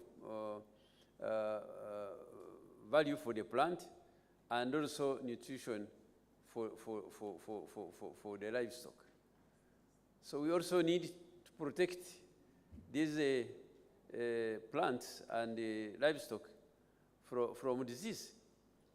So I want to thank Naro again and Makerere for this theme, and I am very sure on behalf of Maif that this conference is going to leave a mark in our policy and also in our production system in the country. Let me take this opportunity to thank His Excellency, the President of the Republic of Uganda, for a vision and direction towards the realization of knowledge-led economy, and particularly improvement of the working condition of public servants, starting with the scientists.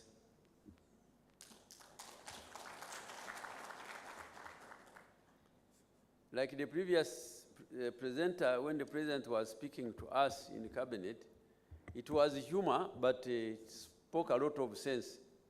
And he said, we are not short of people who are dancing. We have so many dancers, even in this hall. We are not short of people. You can add them on, but we really need science in whatever we do. Those people who are fighting, whether you like it or not, the truth is they are saturated with science. So where are we as Ugandans if we don't support science? Because science is the only way we can guarantee our future. On behalf of the Prime Minister of the Republic of Uganda, I want to take this opportunity also to apologize on her behalf. She has been delayed in Parliament. There is something going on, and she kept on telling me she's coming, until my time has come to go and I have to leave. But we have agreed that when she comes, she will address you. And if I finish what I'm doing early, I will come with her here so that we can address you together. And I pledge to be here tomorrow when time allows, because I would like to participate in your discussions, because some of them are really very, very, very important for our tomorrow. Thank you very much for listening to me. I wish you the best. Thank you.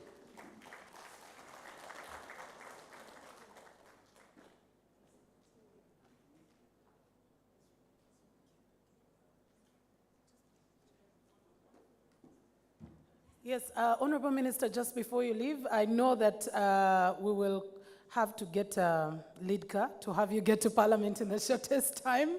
So I'm kindly requesting that you get back, and let's have all the senior staff of Makerere University and Naro.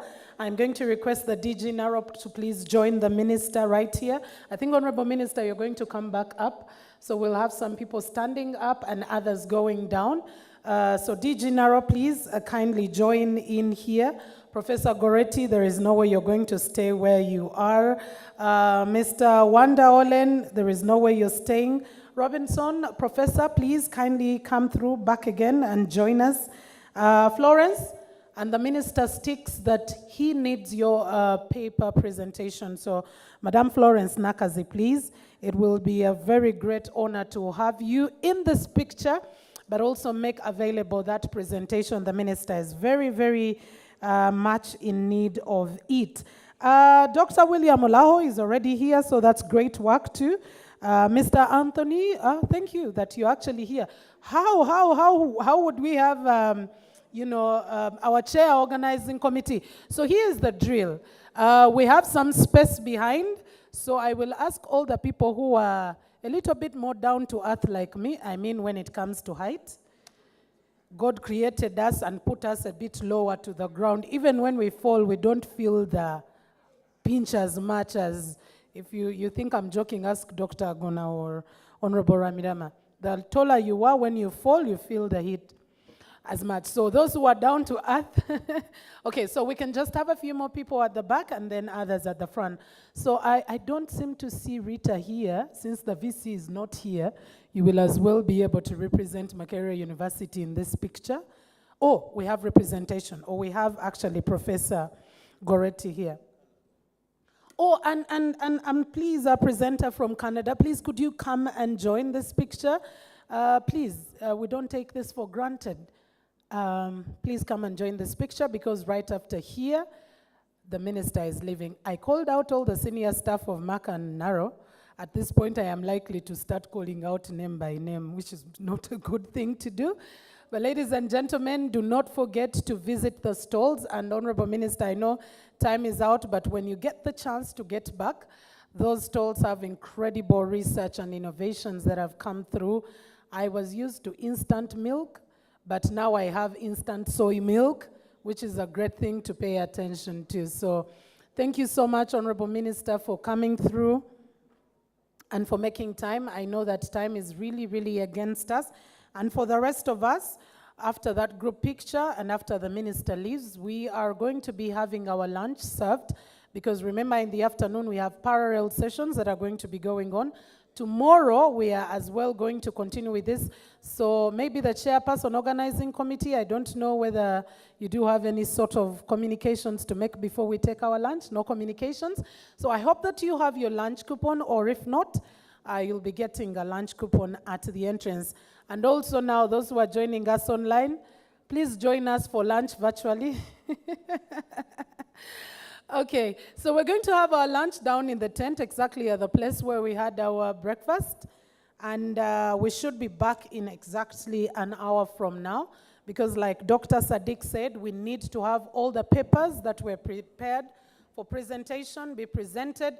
And in our next sessions after the presenters, we'll be able to have a plenary session. It was unfortunate that today we were racing up against time and we didn't get that time to have discussions, but all the presenters will actually still be with us. So bon appetit. I hope that we will have lunch in 1 hour and be back for our plenary, our breakaway sessions, and also continue tomorrow. Please note, this is not just about the discussion, but also implementation of whatever we are discussing. Feel free as you go out to pass by the exhibition stalls, buy something. There is still coffee at the Naro stall. You can be able to get the most affordable black coffee I've had at just 3,000 shillings. And then if you need it a cappuccino and you have some milk, you'll part with just 5,000 shillings. So please, go and have that cup of coffee right there and have lunch, and then we'll be right back. I remain Mildred Tuhaise.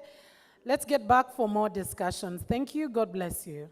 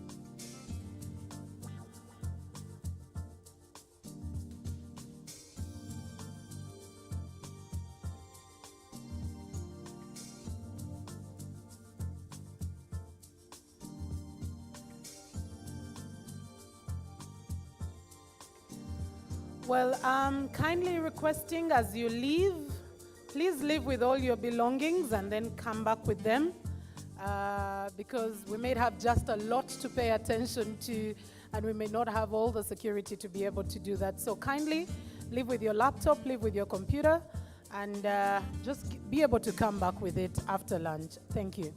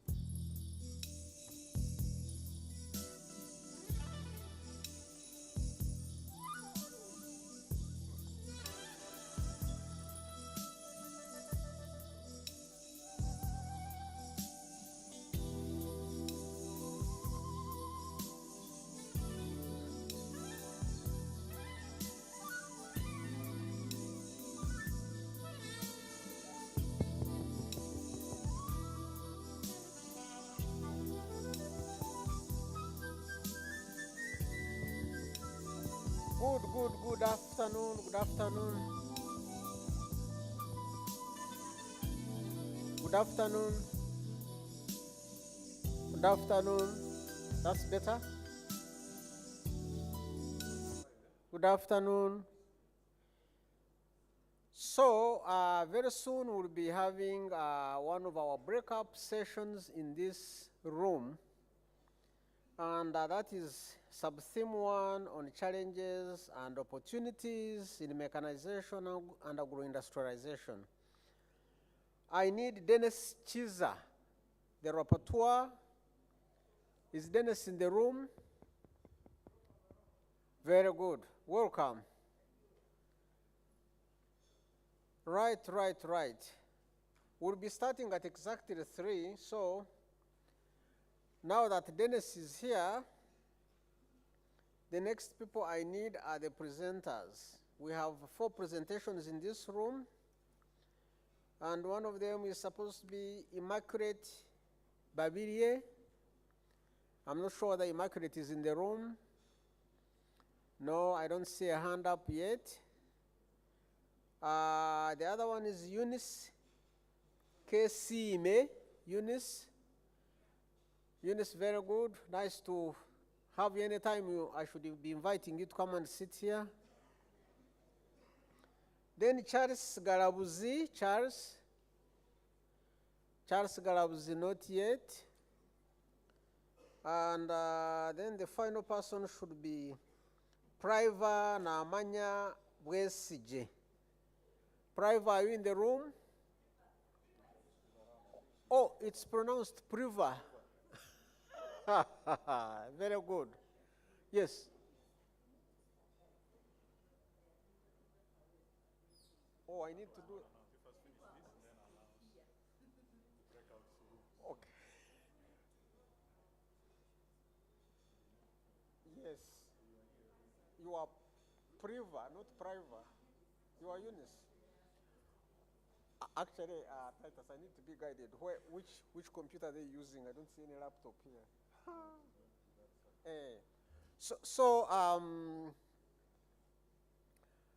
Presenters, just step at the back, those who are here and are presenting on sub-theme 1, Lord.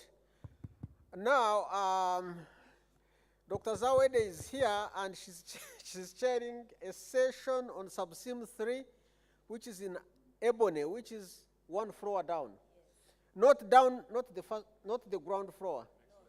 The next level. So those of you who would like to listen to intensification of crop productivity and seed systems, you need to be in Ebony. Sub-theme 2, modernizing post-harvest management and food safety systems, that's in Acacia, which is also a breakup room just one stairs down. Then sub-theme 4 is in Royal Palm, which is on the same level, I understand, is it? I think that wing.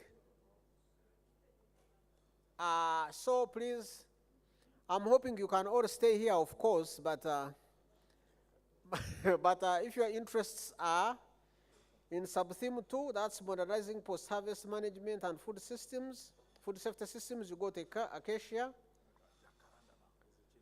Oh, I'm told we have been assigned a different room, that is Jacaranda. Jacaranda is also 1 step down, Dr. Titus. Instead of Acacia, go to Jacaranda for sub-theme 2. Sub-theme 3, Barbara, that remains Ebony. Yes. So those of you, pardon me? The theme is intensification of crop productivity and seed systems. The one here is challenges and opportunities in mechanization and agro-industrialization.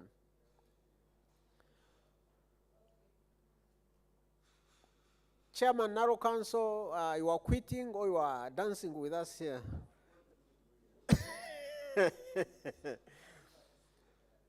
Okay, just in the interest of time, that's why I'm here. My name is Bashasha. I'm stepping in for Engineer Dr. Florence Chimba, who is unable to be with us. So if you don't see me on the program, understand it from that perspective. So I don't know at the back whether somebody is helping the presenter's load, or I need to step there.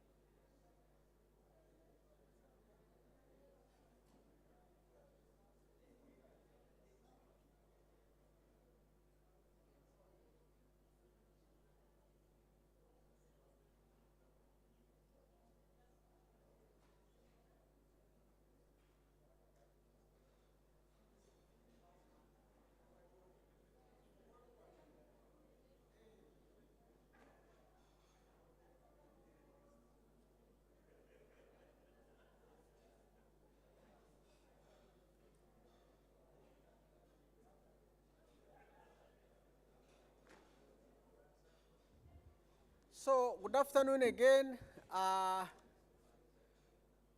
This room is reserved for sub-theme 1, challenges and opportunities in mechanization and agro-industrialization.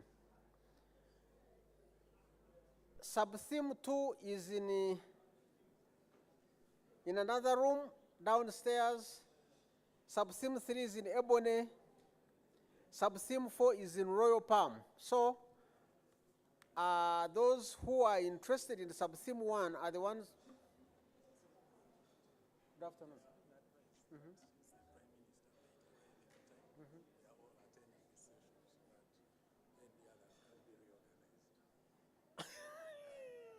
Okay. Titus, there's a different set of instructions now. That the Prime Minister may be arriving anytime, that so everybody attends. Oh, okay. Now I saw all my words that I had announced. there is a new plan that the Prime Minister is around the corner, and rather than distributing ourselves, that we all attend this session here, sub-theme 1. I hope that's not going to change. On the challenges and opportunities in mechanization and agro-industrialization, and then I think after the Prime Minister has arrived and we've done the official opening, then we can go into the other separate breakout rooms. Okay, so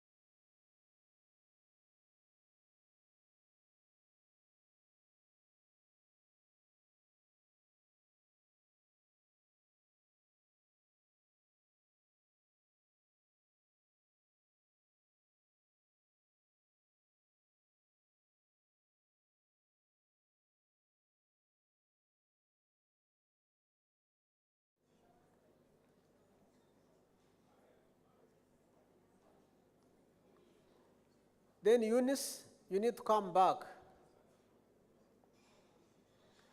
I have not seen Charles. Charles Garabuzi, can you please identify yourself?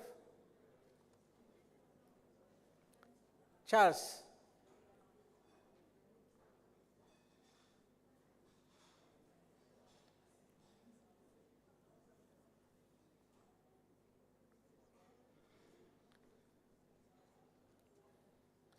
So let me have the three ladies here, Priva, Immaculate, and Eunice.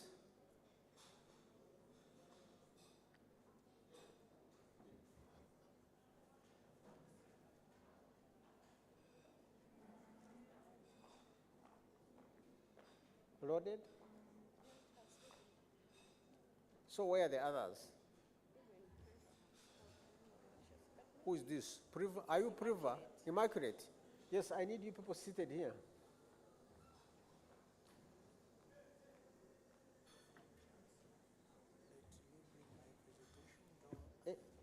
You take it there quickly and then you come. So, good afternoon. I think let's get started. We have 4 presentations, and I think all the 4 presenters are here. So we have agreed, in the interest of time, unless of course I'm guided otherwise, to allow you presenters 10 minutes. I know you had been promised 15, but try to talk to us in 10 minutes. And then if you all agree, then we can have all the 4 presentations and discuss them at the end, so that we can save some time. You pass this way or that way. So I think silence means that's an agreement. Okay, that we hold. Perhaps some new development.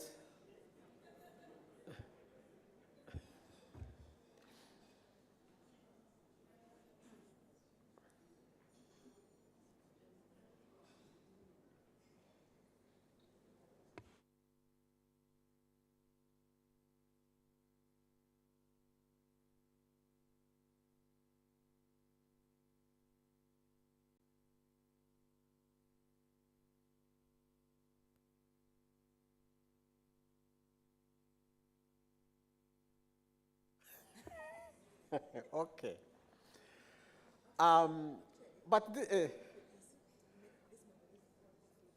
But actually, this is good news now. That the guest of honor, the Right Honorable Prime Minister, is just about to arrive. So, meaning that even if one of these beautiful ladies started presenting, she wouldn't have finished, because we understand she will be here in the next 5 minutes. So I think, take your seats. We apologize, and then we revert to the other section of the menu. Don't run away too quickly. Okay, so the presenters are around, but they will return to their seats as we wait for the Right Honorable Prime Minister to arrive, and then the other section of the program we had, the opening session of the program will take precedence.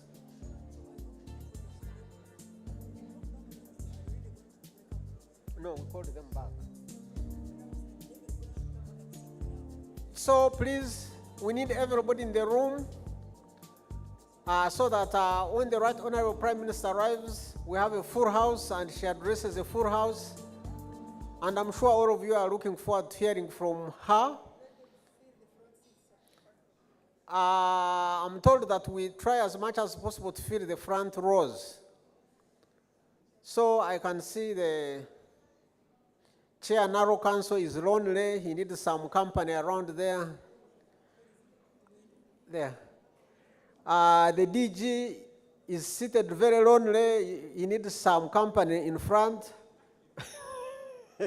So please, just, and then we need the ushers to let those people who are still having lunch to swallow very quickly and then come and join us here.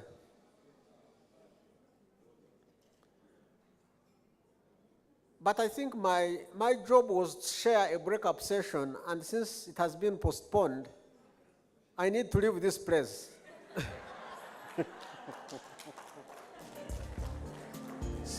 So please,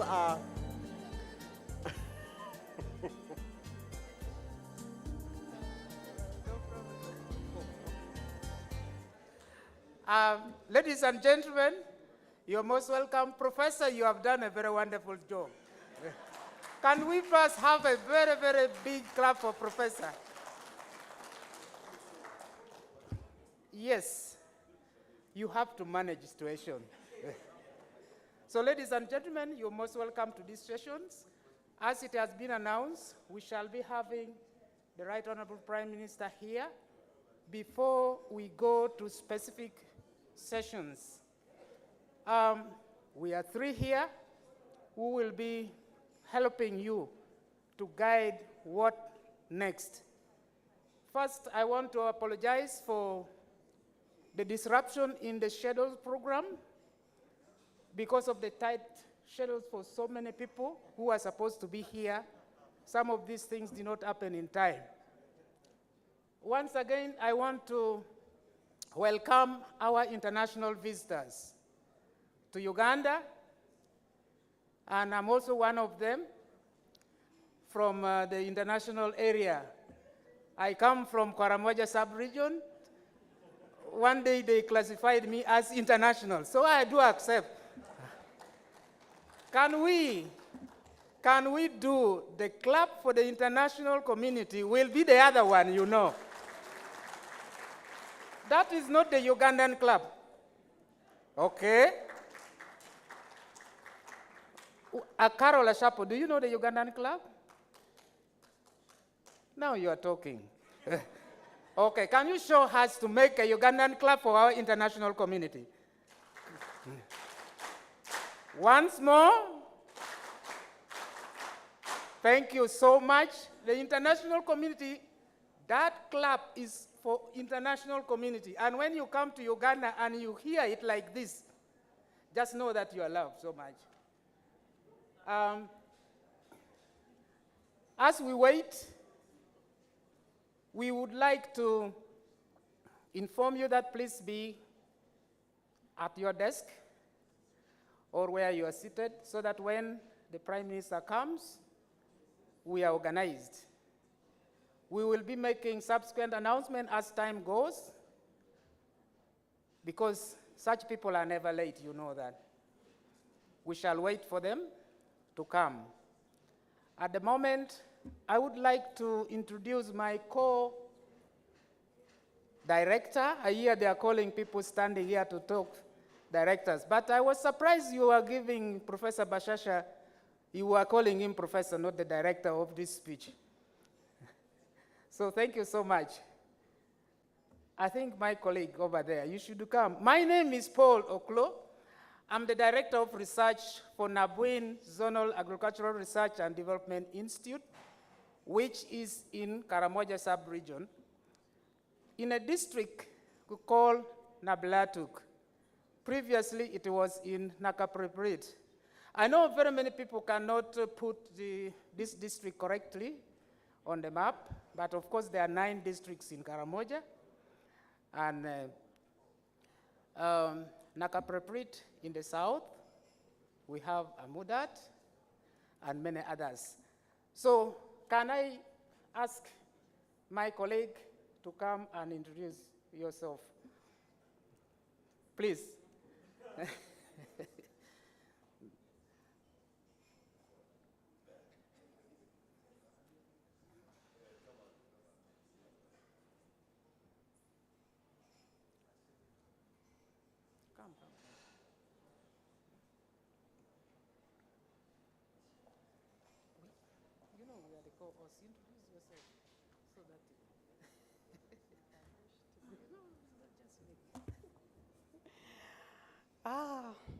This is Paul from Karamoja, who has ambushed me, but my name is Rita Namisango from Makerere University, and we are glad that we are partnering with Naro to ensure that the Naro-Mak Conference is a success. And just in a minute, we've been told we should wait for our chief guest, but what I wanted us to do in a minute, you remember in the beginning we mentioned the key partners of the conference, right? Do we remember any? Yes, let me hear you out. Who are our partners for this conference?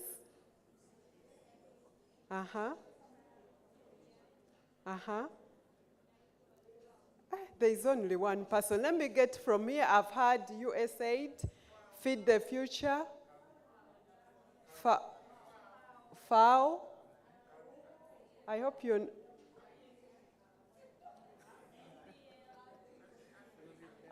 Nilo Breweries, yes. Okay, thank you very much. At least you know our partners, right? And there will be a gift at the end of this conference. That's on the third day.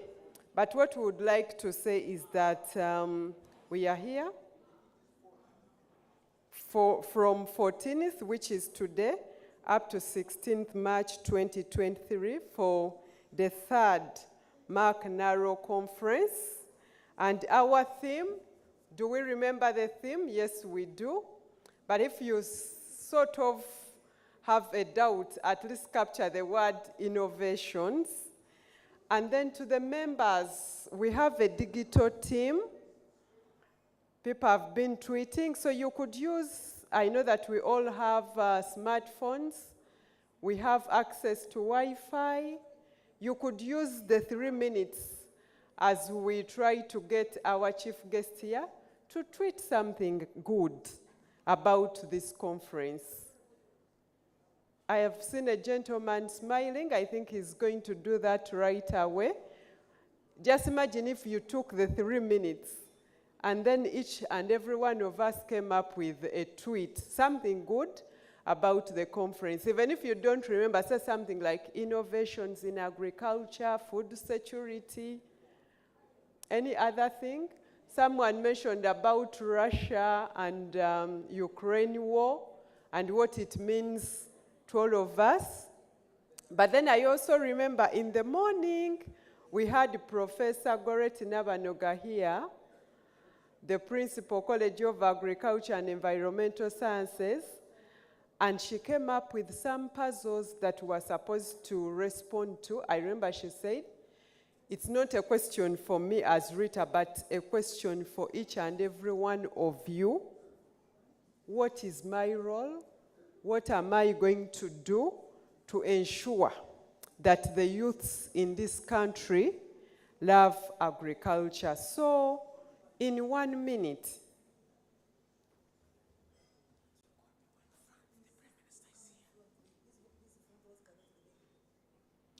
all right.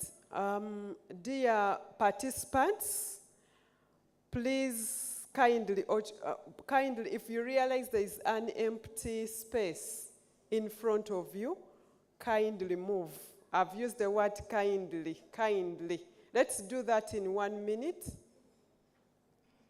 And the chair organizing committee is also trying her level best to ensure that, please let's move. Kindly let us occupy the front seats. Members, participants, let me not go into the issue of mentioning people's names, but kindly, it's a humble request, let us occupy the front. We need to fill the spaces in front. May I request the Naro team and the Makerere team, if you're part of the ushering team, just help me ensure that you kindly move our participants to ensure that the rows in front. Members, this is the opening ceremony and we need the spaces occupied.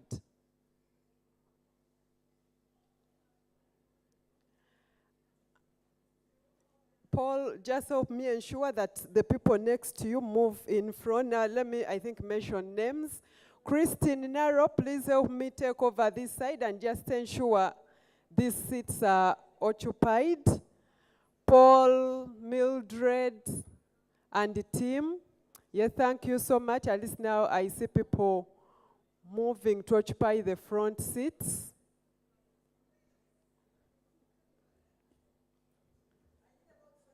Chair organizing committee needs about 5 people to occupy the front seats.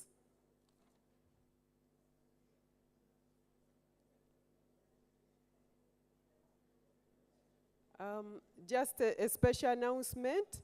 Lost car key with key holder labeled RTB Foods.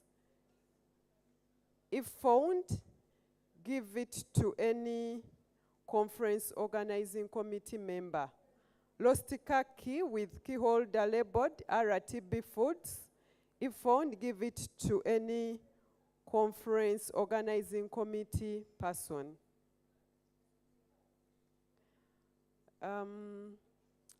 Members, if the chair organizing committee, that is Dr. Imelda Kashaija, reaches you, please respond and ensure that you occupy the chairs that she wishes you to occupy. Sister, Reverend Sister, I'm kindly requesting you also to move forward. There is a seat somewhere here. Yes, Sister, kindly join somewhere. There is a free seat here. Dear participants, the cameras need to capture you really at this conference, and that is why we are trying our level best to ensure that we fill the front rows. Yeah, thank you very much, Reverend Sister. That's okay now. Sister, that means you are the only one remaining to balance up, so it's now okay. And to all our participants, thank you so much for ensuring that we are set for the opening ceremony. And as we are informed, we are honored that we'll be having the Right Honorable Prime Minister, that is Honorable Robina Nabanja, joining us to officially open the Naro-Mak Conference. You remember that we were informed the Right Honorable Prime Minister has been engaged in Parliament, but we don't take it for granted when she chooses time off during her busy schedule to join us. That's the love for Makerere University. That is the love for Naro. Yes, may we all rise to receive the Prime Minister. Please let us stand to welcome and receive the Prime Minister. This is the opening ceremony of the Naro-Mak Conference. We are at Speak Resort Munyonyo. We welcome our chief guest, the Right Honorable Prime Minister of the Republic of Uganda, Right Honorable Robina Nabanja. You're most welcome. We thank you so much for loving Uganda. We thank you so much for loving Makerere University. We thank you so much for loving Naro, and also for ensuring that despite your busy schedule, you've been able to join us. Tusanyuse nnyo okukulaba. Let us request the PA people to ensure that we have the national anthem.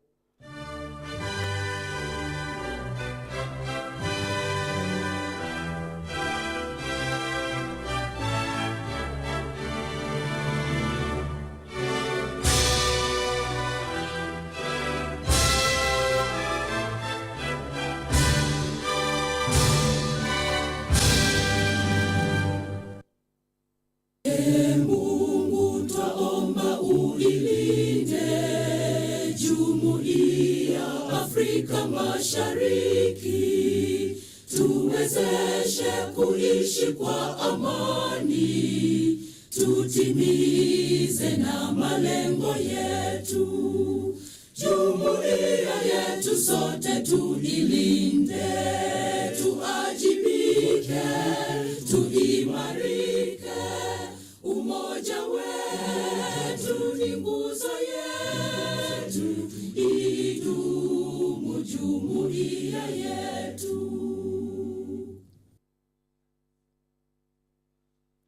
Yes, kindly take your seats.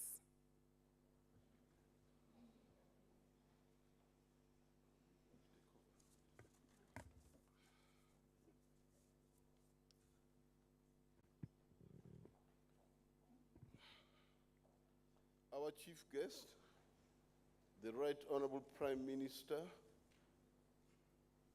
Honorable Robina Nabanja, and the leader of government business. I'd like to take this opportunity to welcome you to the third Naro-Mak Scientific Conference.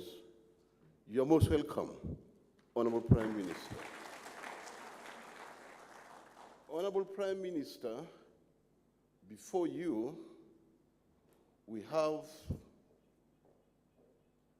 top-notch scientists from Makerere University and from Naro. And this event too is graced by the presence of our international partners, international collaborators, and to showcase, we have a visitor from Canada who is going to make his presentation. Is he around? We have a professor from Sokoine University who gave us a very powerful keynote address where he made a lot of reflection on the impact of COVID-19 and how it disrupted the economies in East Africa, in Africa, and globally. We also had presentation as part of the keynote. Uganda believes in bioeconomy-led system. And Honorable Prime Minister, when you talk about bioeconomy, when you look at the position of Naro and Makerere, what you've been trying to look at, how can these two institutions with their partners cause development? Today we are talking about socio-economic transformation of the country, and we strongly believe it's only through science and innovations that actually can take this country forward. But you also take note that when you look at the element, especially basing on the theme of this conference, we are talking about innovations on how they can enhance agricultural productivity as well as agro-industrialization. Right Honorable Prime Minister, we do take note, it's only through science and innovations whereby Uganda can make that quantum leap into the future. We live in a fast-growing kind of population, and for your information, Honorable Prime Minister, about 3 weeks ago, the population growth rate of Uganda was estimated at 2,448 people per day. Today, as we talk, you are close to 49.6 million. But then the space has not increased. You look at Uganda at 241,038 square kilometers. The land is not expanding, but you have many mouths to feed. And there's no way we are going to bury our heads in the sun, whereby you're going to say, let us not cause change by relying on the traditional methods of production. You're a champion of modernization of agriculture. But you've been asking us a number of questions to cause that desired response to the rapid population growth. What do we need? Right Honorable Prime Minister, the team here, they'll define to you and say, yes, things are not the same. But through science, that can restore soil fertility. And by the way, we are saying Uganda as a country loses close to 87 kilograms of nutrients per hectare per year. And we talk about the fertilizer usage, You're looking at just 1 to 2 kilograms. Actually, I saw today somebody saying it's just 1.94 kilograms per hectare per year.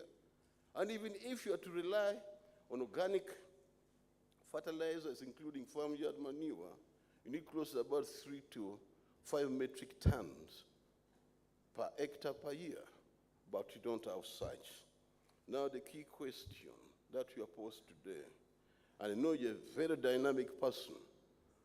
Not so long ago in Tororo, we asked the question, what is the government of Uganda doing in trying to ensure that, first of all, the fertilizer policy is implemented of 2016, while at the same time, too, we believe there's a strong belief that at the end of the day, we are supposed to produce fertilizers in Tororo, the Sukuru rock phosphate site. But when, Honorable Prime Minister, we look at the position of Guangzhou Dongsong Energy Company Limited. They were supposed to produce close to about 300,000 metric tons of single superphosphate fertilizers. But even by so doing, you can't address the issues. When we talk to the scientists, they're saying in terms of nutrient requirements, the most lacking one is actually nitrogen. And now we are saying, and I know you come from that side, the Halbert and Graben, we need to seize the opportunities of utilizing the petrochemical industry, whereby you can get urea, you can get DAP, name it. That's actually where the money should be invested. But the key element is how soon are we moving on the ground? These are issues we thought actually we could pose it to you. But in appreciating agricultural transformation, we also do realize that UNESCO made a statement. For any country to really go bioeconomy, we need the science and innovations. You need to invest at least 1% of your GDP into research. Are we doing that? As lead of government, business, I think some of these responses are required. But when we look at Naro, we get just only 0.2% of the GDP. So the results that you're seeing today, that the scientists are supposed to present unto you, is based on the 0.2. But the wisdom behind of using less, but by getting more. So in this convening, we believe it's multifaceted, but the most important thing is the outcome of the deliberations that you are supposed to receive, to discuss upon, should be seen in the small-scale resource-poor farming in the villages. How can the farmers take up these technologies? Is it a problem of generation? Is it a problem of dissemination? And definitely also you believe in the world is saying the research can't work alone. Research must link up with extension, and extension should bring research closer to the farmers. But one question is, how strong is that nexus? Can things happen? Today we are saying the extension farmer ratio is 1 extension agent to 1,800. Yet the desire is 1 extension agent to 500 farmers. What's happening?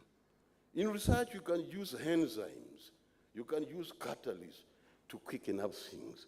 But of course, you being a very good political mobilizer, you are part of the enzymes. And we strongly believe you are going to live on that. And without much further ado, I would like to invite the chairman of the Naro Governing Council, Dr. William Olahu Mukani, to come and give his remarks, and we'll have the latitude and platitude to invite you to come and make your statement. Thank you very much.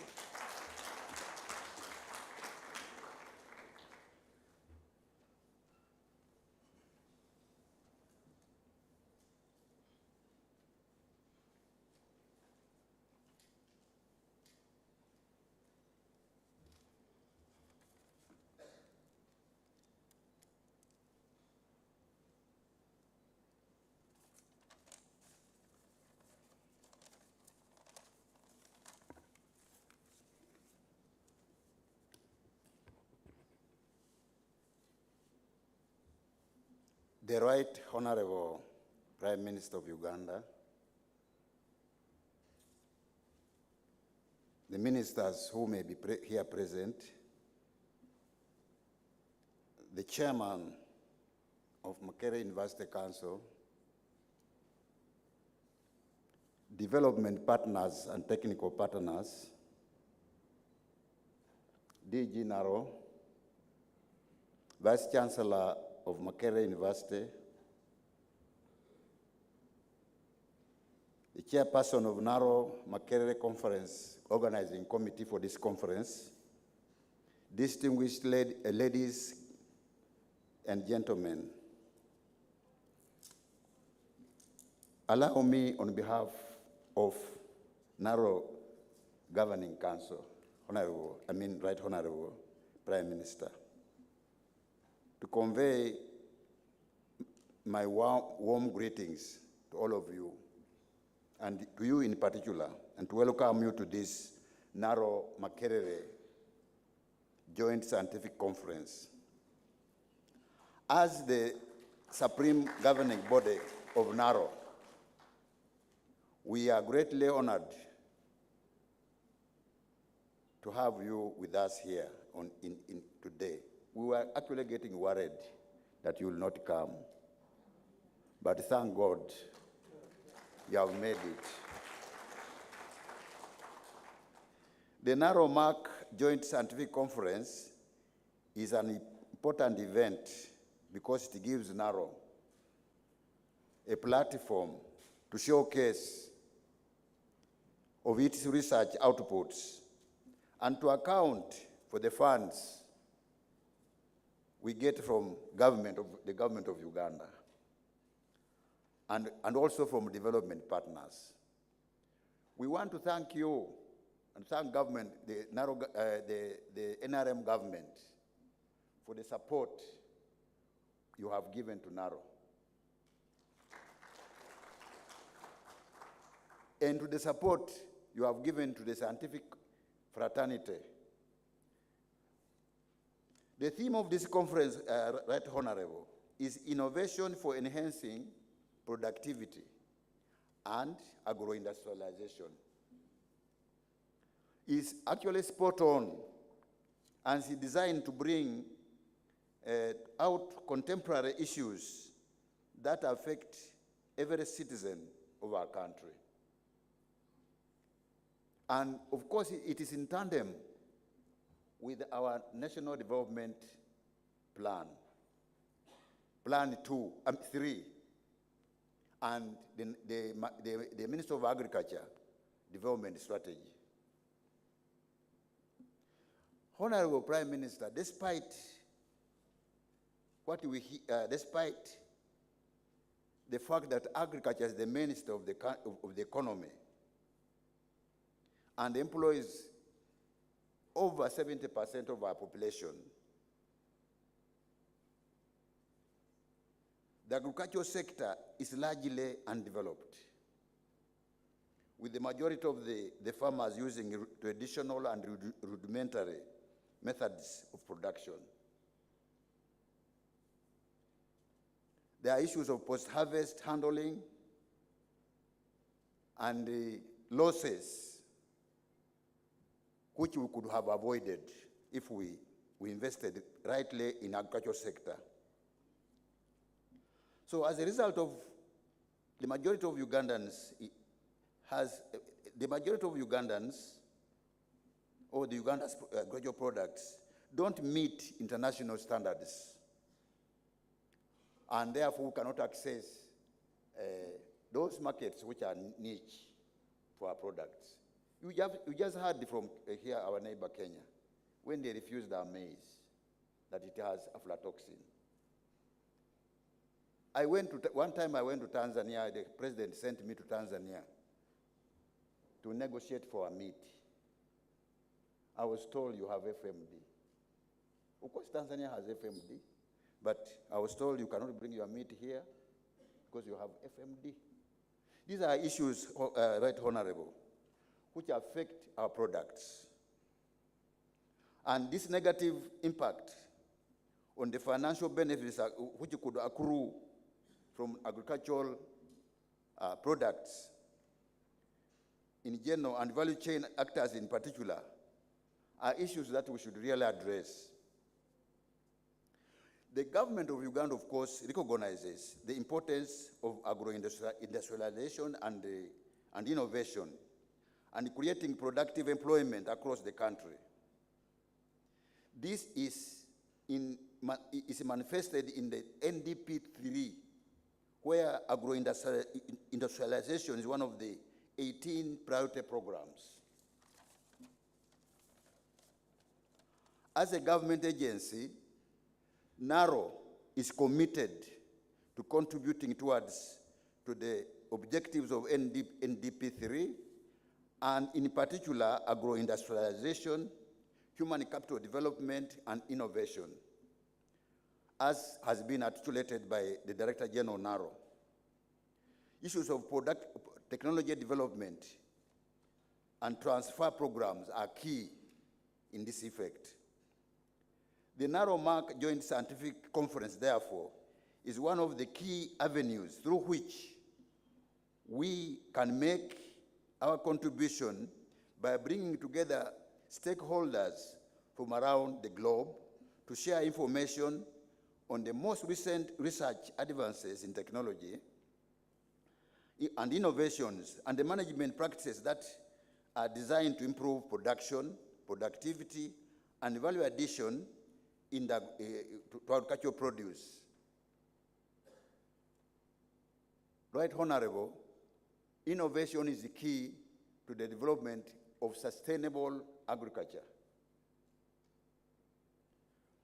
I want to say that in addition, the conference will generate important recommendations and action points that will enable Naro and partners to undertake guided research and community outreach interventions. But also, this conference should generate and will generate policy issues so that government can address. For example, one of the presentations from a key speaker was dwelling on the impact, actually two key speakers, on the impact of COVID and also the Russian and the Ukraine war. Honorable Minister, Right Honorable Prime Minister, we don't know what the future holds. We don't know how many wars will affect the globe. We don't know how many pandemics are coming. Shall we wait for them to come and then we start fumbling, or should we prepare? These are issues. As I conclude, allow me to make about 5 prayers.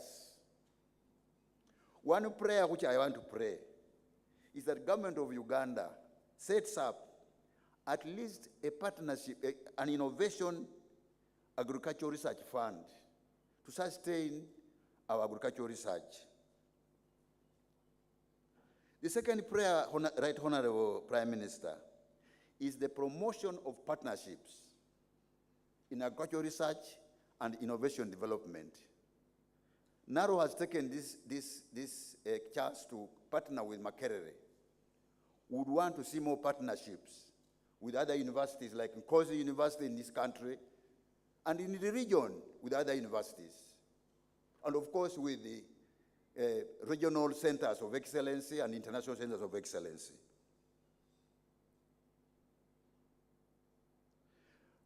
My other third prayer, Right Honorable, is that our scientists, when they have innovated, whatever, discovered, we should have a mechanism to recognize them, to support them and recognize them so that they are motivated. My fourth prayer is that the private sector should be, again, assisted, because our private sector in this country is still young, but it should be supported to take up our technologies. When the scientists have developed technologies, they shouldn't remain on the shelf. Private sector should take them up and actually amplify them so that our farmers can get them.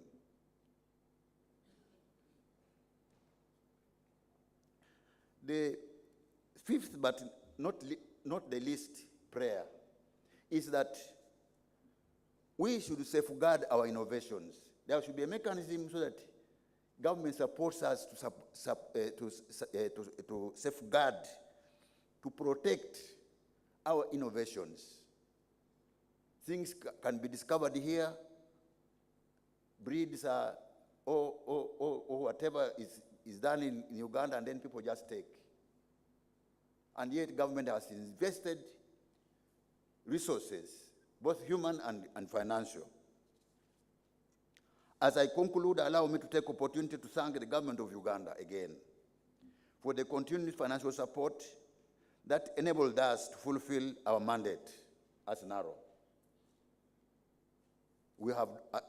Naro has developed various technologies which are really making impact on the agricultural sector and on livelihoods.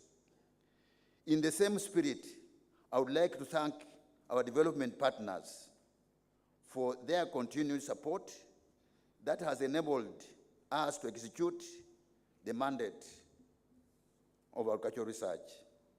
I also want to thank Makerere University, especially the College of Agriculture and Environmental Sciences, who are our joint partners in this conference. We very much value your contribution.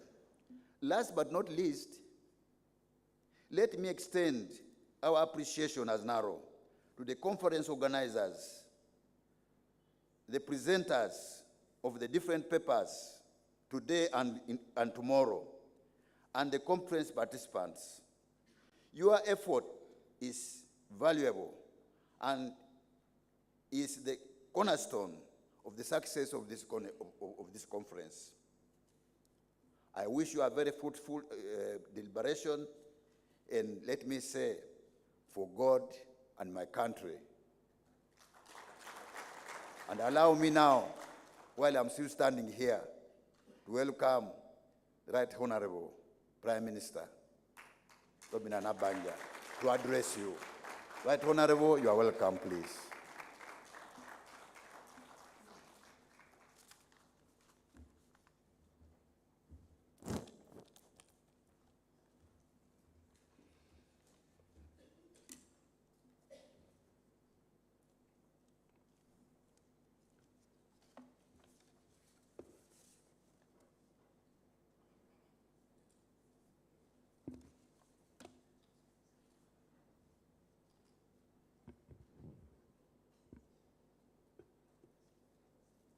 Our dear scientists from Naro and Makerere University,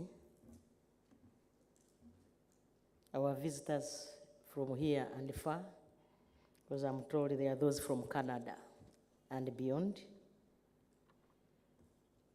I bring you greetings from His Excellency the President of the Republic of Uganda, Yoweri Kaguta Museveni.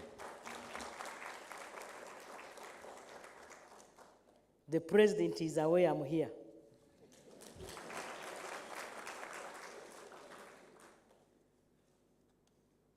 I'm glad to have been invited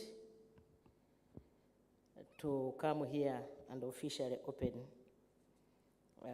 this 2023 edition of the Naro-Mak University Conference under the theme, Innovation for Enhancing Productivity and Agro-industrialization.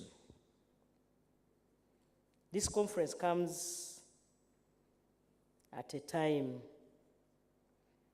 when His Excellency the President has just launched the Paris Development Model. You remember he did this last year. As you are all aware, the Paris Development Model is our blueprint for organizing and delivering public and private sector interventions for the wealth creation and employment generation at the Paris level. To me, this workshop is long overdue. We should have had it yesterday.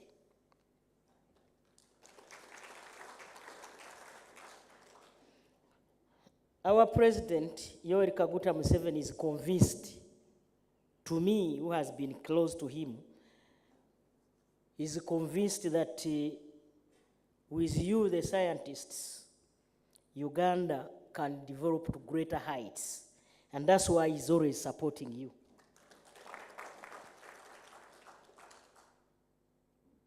I've taken note of all your concerns. And you are aware I've been with you in a number of meetings. We all know that our population is growing at a rapid speed, but our land is not expanding. The land is limited. The soils need to be fertilized with our fertilizers. And therefore, I request my brother here, after this workshop, we need to sit together and look at our fertilizer policy of 2016 and see how to implement it. You are aware that yesterday but one, I was in Sikuru phosphate industry, which had started producing fertilizers anyway. But because of, what you know, we have opportunists in this country. I am convinced that this was an economic war of some people who import fertilizers in this country, and sometimes which is fake. They are the ones who put this spirit fight, and that phosphate factory closed. But I want to assure you, colleagues, and all of you, the scientists, that this factory will be on its feet again.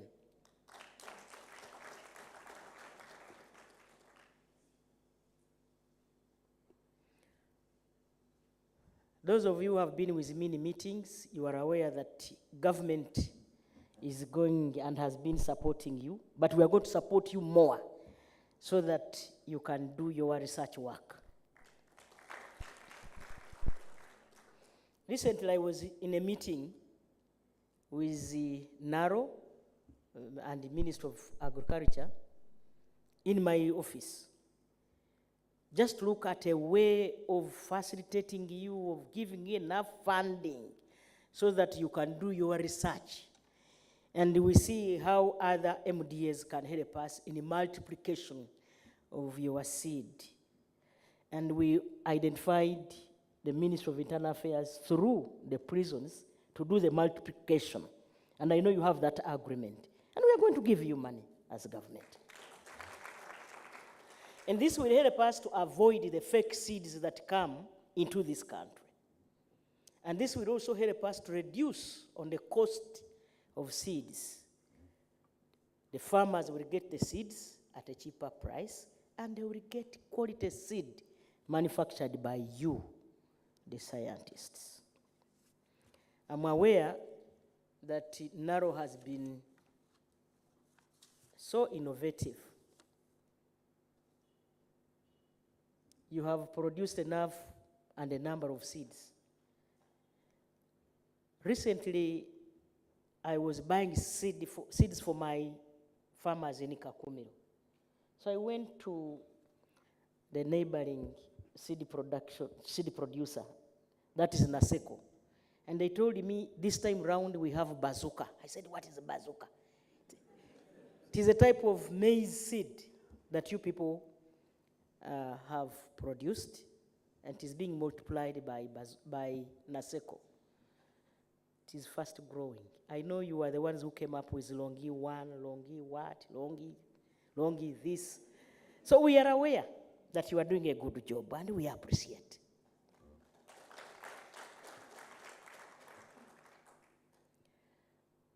Workshops like this will help us to popularize your ideas, your innovations, and also help us as a country to come up with the best seed that is good to our people and the world. The other day, the president was in Algeria, You are aware he's still in Algeria. I believe he may be coming back today. And he makes those journeys for the good of our country, to open our market. We have the East African Community market. We have the African Free Trade Zone, or Free Trade Area. We also have COMESA. We do not have enough that can feed those markets. And therefore, you also know that we have had a number of agreements with UAE, a number of them. The other day I was in Japan. Those people don't have food. Uganda is gifted by nature. We can feed the whole world, I'm telling you, if we became more serious. Now, with the PDM, I want to assure you colleagues and our scientists that we need to up our game. For us as a government, we have said we are going to make sure that extension workers, especially the three topmost, the crop, the animal, and maybe apiary or fisheries, are going to be at sub-county level.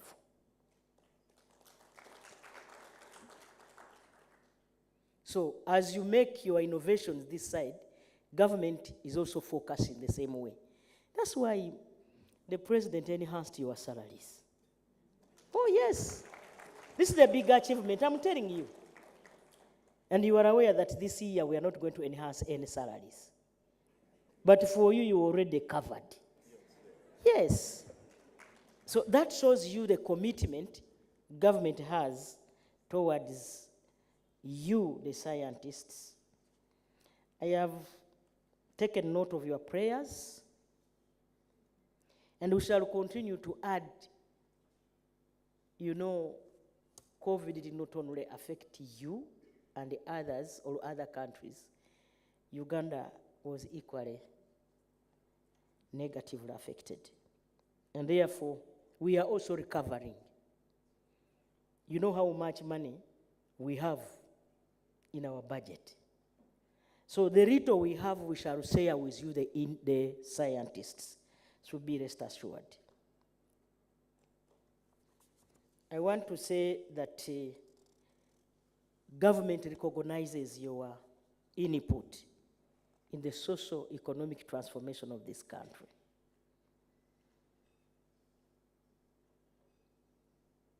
And I'm happy to say that this conference and its theme speaks to some of our current efforts, like a PDM and many other interventions intended to transform our farmers from subsistence to money economy. That is commercial agriculture. It is also good to note that the focus of this conference is to enhance opportunities in mechanization and agro-industrialization, modernization of post-harvest food management and the food safety systems, intensification of crop productivity and seed systems, accelerating development of animal resource and animal resource-based industry. We have had a challenge of our media. Now that they are here, let me tell them. The Ugandan media should know that we have a duty to protect this country. We have a duty, all of us. In Tanzania, it is not easy for the media to bring out some things openly. So if we have, you call it FMG, say in Bunyangabo, that does not mean the whole country has the problem, isn't it? but they just put everything, and that affects our market. So, together with the Ministry of ICT, I believe we shall have an interaction with our media fraternity to see to it that we see how to sieve what we give the world. But this business of opening everything is affecting you dearly and affecting that industry.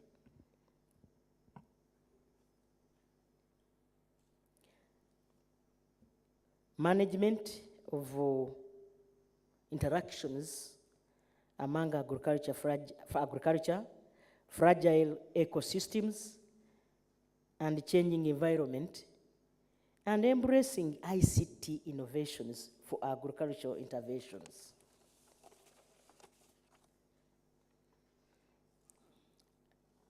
I know you know that the above are the drivers for the successful implementation of our flagship program, that is PDM. And I also want to tell you, colleagues, my brother was saying that the government needs to support the private sector. I want to inform you and make it categorically clear that the government has done a lot for the private sector.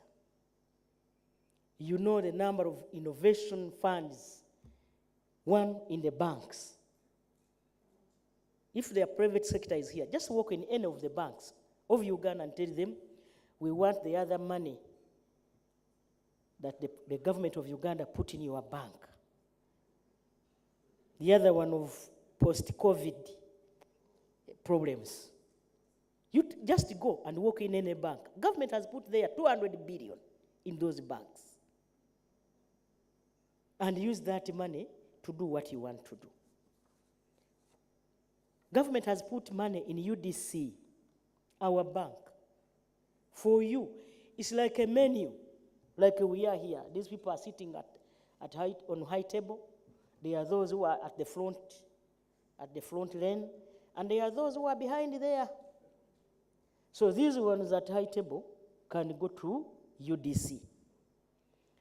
These ones here can go to Microfinance Support Center. And the other one at the periphery can go to Parish Development Model.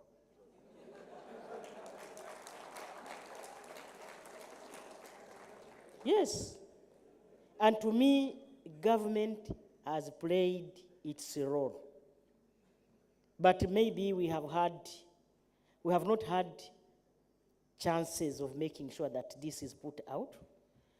And this is why I'm requesting you people, if you meet these private practitioners, tell them that government has played its role. We have SACCOs. We have a Myoga. Are you aware we have a Myoga? So the menu is very categorical. If you are the other type, Kolera Kida Chonka, you go to PDM for the poor. If you are a leader and this is a category, Myoga, the middle class there. If you are at the front bench, you go to Microfinance Support Center. If you are at a high table, these big people here, you go to UDC. And these are the banks. So colleagues, I don't think government will do more than that. To me, I'm convinced, with the help of the president, government has played its role. We only need to popularize. I want to lastly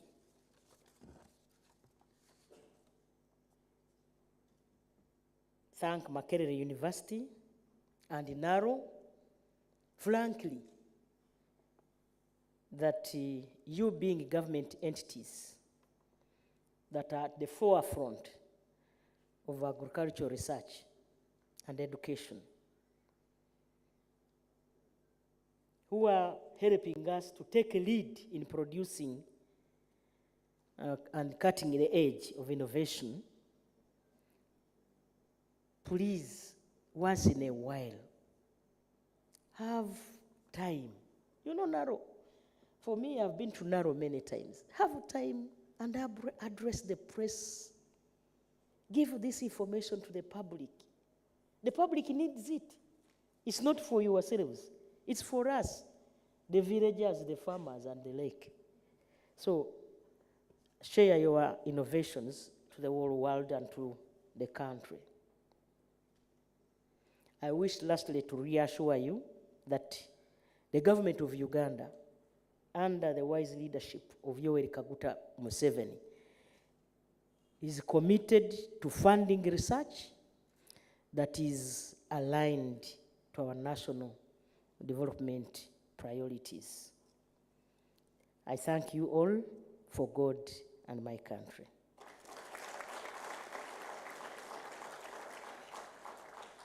Let me now take this opportunity and honor to officially declare this conference opened.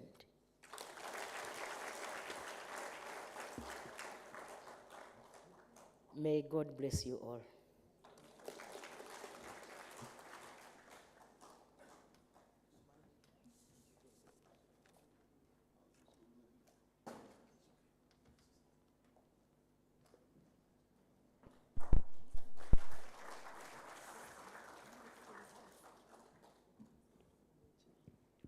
Dear participants,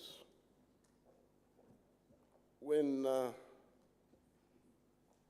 politician speaks, we just say that's only politics. But if a politician integrates science, and of course, when you hear the Prime Minister talk, she's talking from the bottom of her heart. And people normally say politicians are liars. But the Right Honorable Prime Minister, whom Naro has interacted with for almost the last 2 years, very honest, very straightforward, and she understands science. I'd like all of you to stand up and actually give the Right Honorable Prime Minister a standing ovation for what she has actually done for us and today.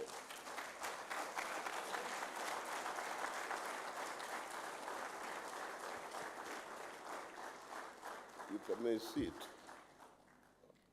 The Right Honorable Prime Minister, you have said it all, and I'd like you to convey our sincere gratitude to His Excellency, the President of the Republic of Uganda, General Yoweri Kaguta Museveni.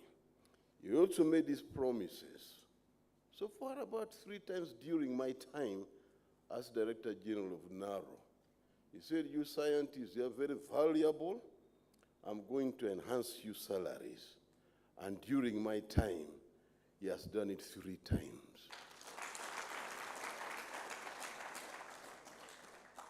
But she has posed a question as a leader of government business also.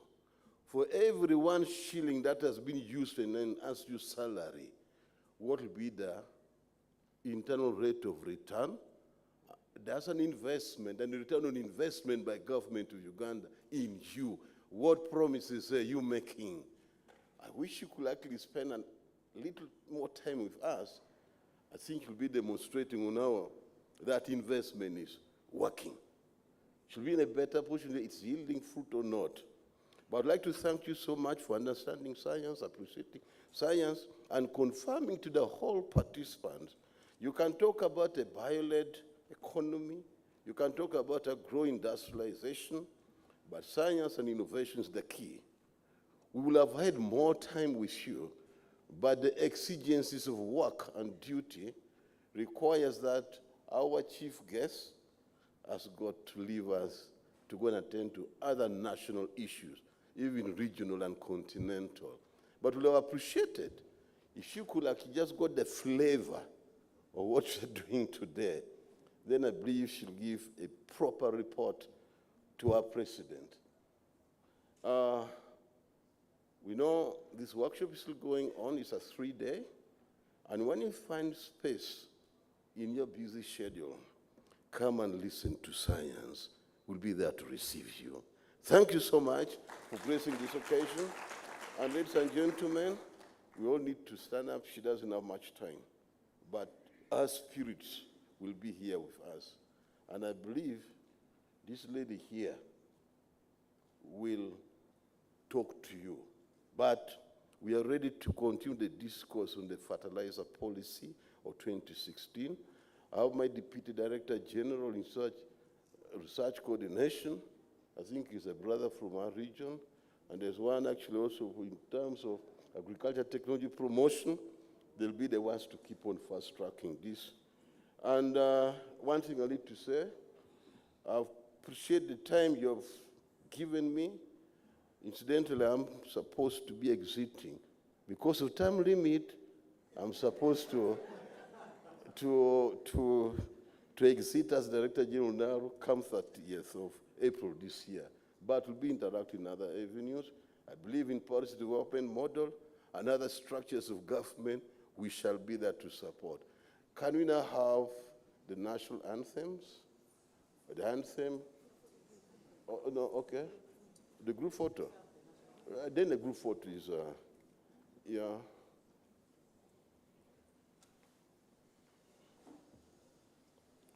Mungu twaomba uilinde Jumuiya Afrika Mashariki, tuwezeshe kuishi kwa amani, tutimize na malengo yetu.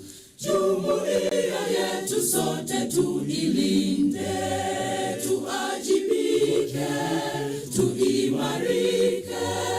Umoja wetu ni nguzo yetu, idumu jumuiya yetu.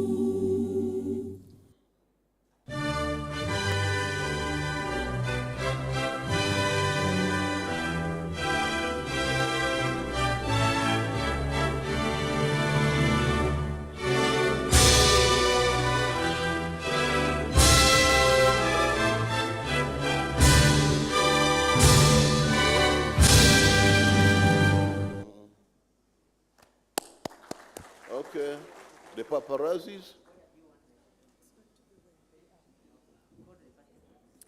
Yes, a humble request. We are going to have the photo just where Honorable Right Prime Minister you're standing. May I only invite one more person to join that photo? That is the Chief of Party, Feed the Future. Okay, I think he's Chief of Party, Feed the Future. Yes, the rest of us in the audience, let us take our seats. Oh, okay.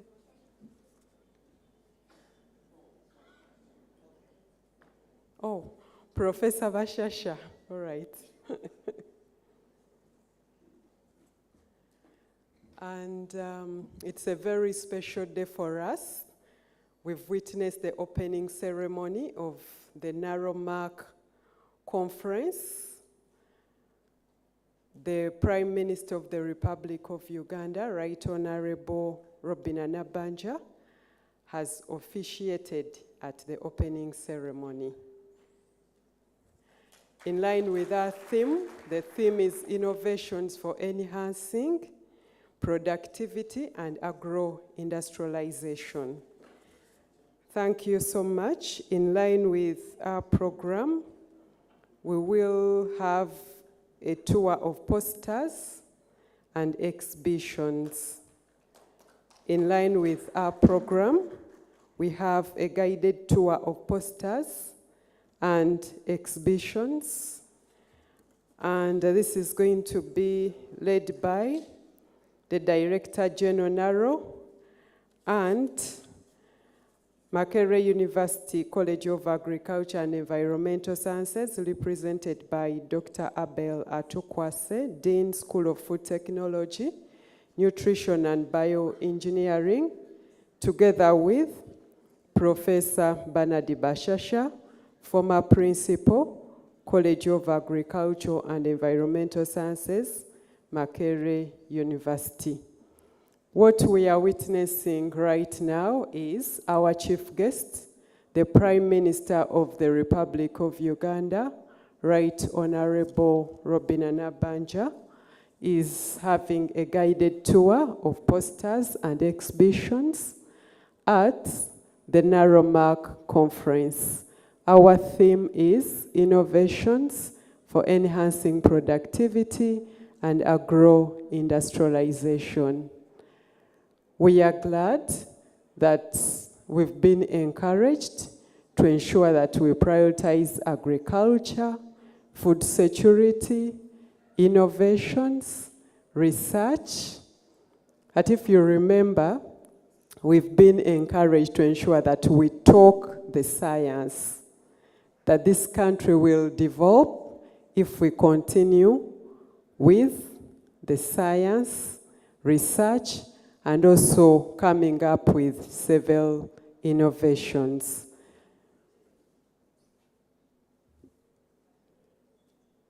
Guided tour of posters and exhibitions.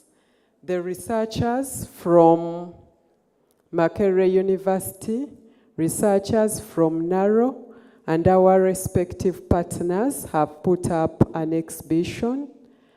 And right now, the chief guest is touring the respective posters and exhibition centers, following the theme Innovations for Enhancing Productivity and Agro-Industrialization. We thank you all, our participants.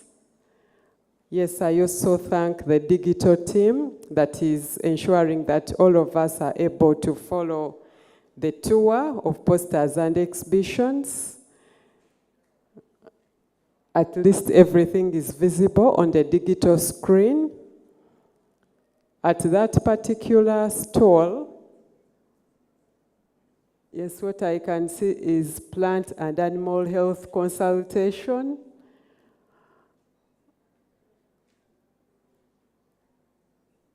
Plant and Animal Health Consultation Center. And the team is briefing our chief guest, Right Honorable Prime Minister of the Republic of Uganda, about their work and the type of science that is involved in plant and animal consultation.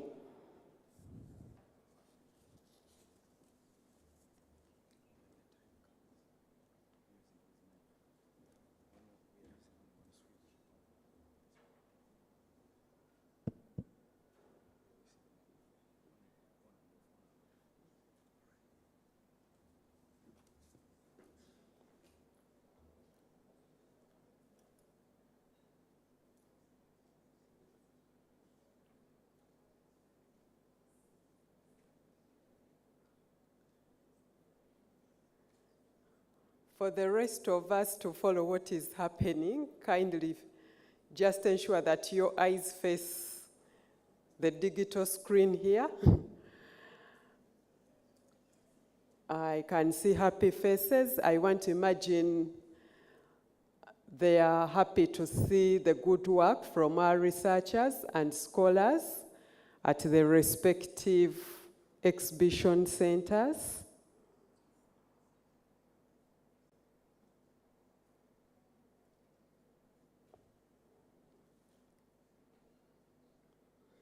Yes, 14th, I think that's the signature. Yes, but today is 14th March 2023, and we have witnessed the official opening of the Naro-Mak Conference 2023.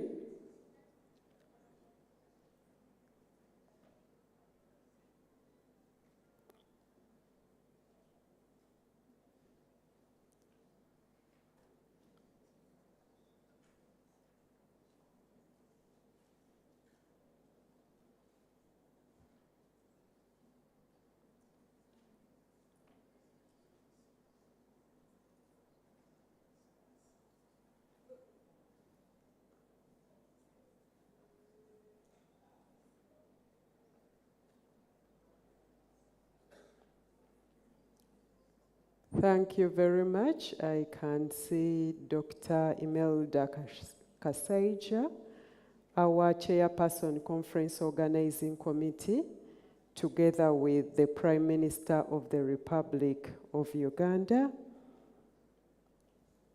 Yes, I think we've reached the stall for Mark soil seed varieties.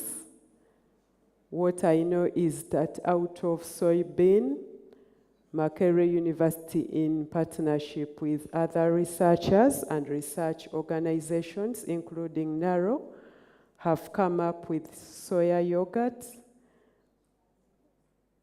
soy seed varieties that are drug resistant and high yielding. We have, I think I can also see the Dean in that picture, the Dean Dr. Abel Atkwasa. Serious consultations and engagements are going on at that stall.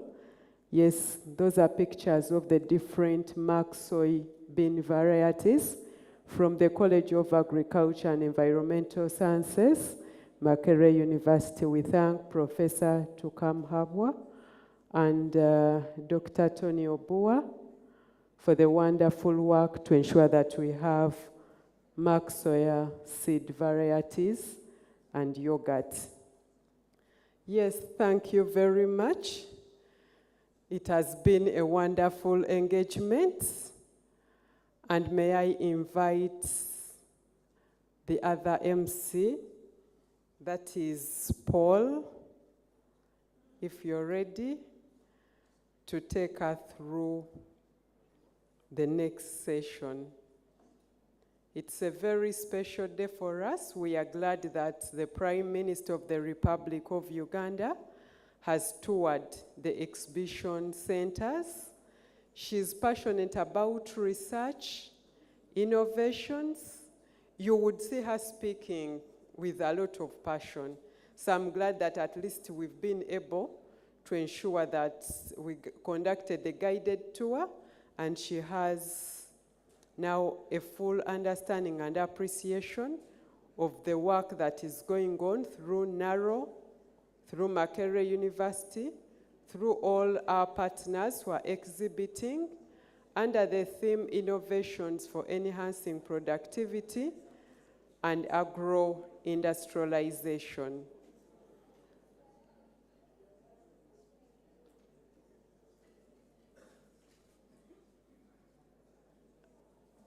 And what I would like each and every one of us to do is to turn to your neighbor, congratulate him or her upon successfully attending the official opening of this conference.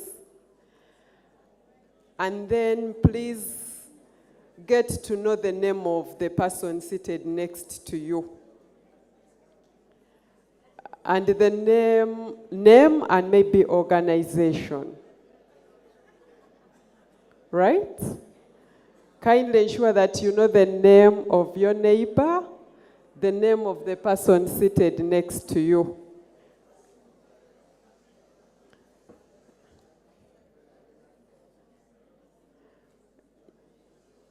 Yes, and a minute, okay. That is called networking. We need to know each other, the name, and then organization. Why is that so important? Because we are supposed to ensure that each and every one of us, using your respective field or knowledge, you contribute to the development of this country. Thank you so much. So I'm handing over to my colleague, Paul. Yeah, thank you so much for driving us up to this moment.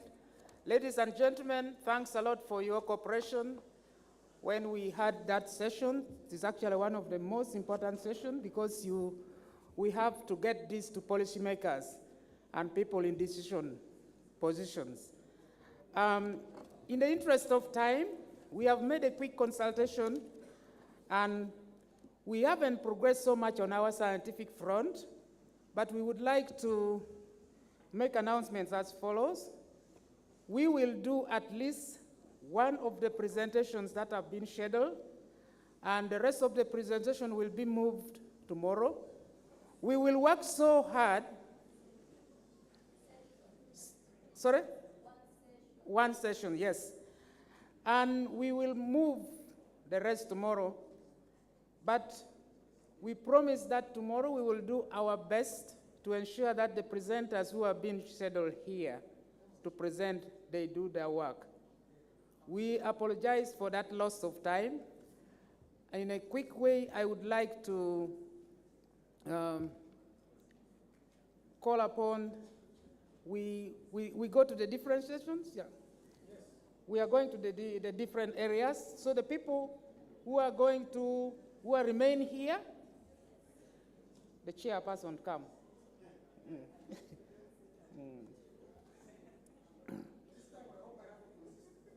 Yes. The rooms. Communicate all the rooms. Okay.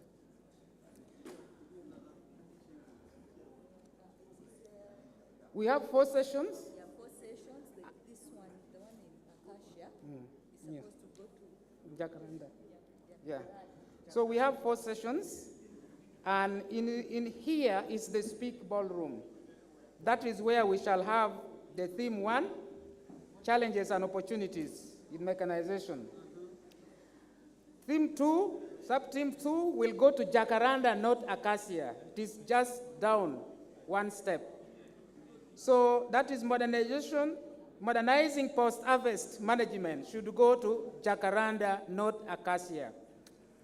Sub-theme 3, intensification of crop productivity, will go to Ebony. Ebony and Jacaranda is just down.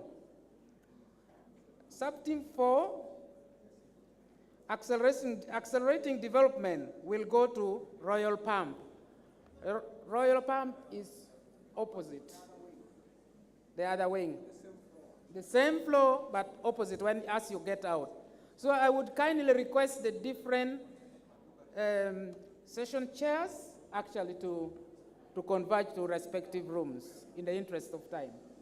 Professor Basasa, you are most welcome. Please, take chair. We shall be for 1 hour only, then we will convene back tomorrow. Thank you so much.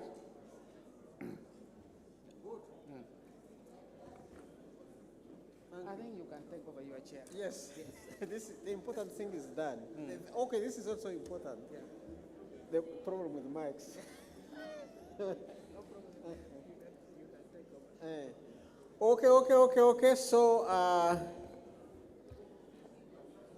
So in this space, we are having challenges and opportunities in mechanization and agro-industrialization, and I'm going to be your chair here for 1 hour. Of course, I'm hoping as many people as possible would stay here, but the other rooms also need participation. So, back to where we were, let me call Immaculate, Eunice, Charles, and Priva to come forward. We need to get started. We don't have a lot of time.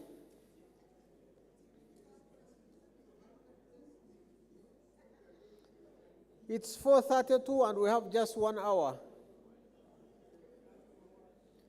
I believe the presentations were already uploaded. So Immaculate, Eunice, Charles, and Priva, don't get tired of coming back here.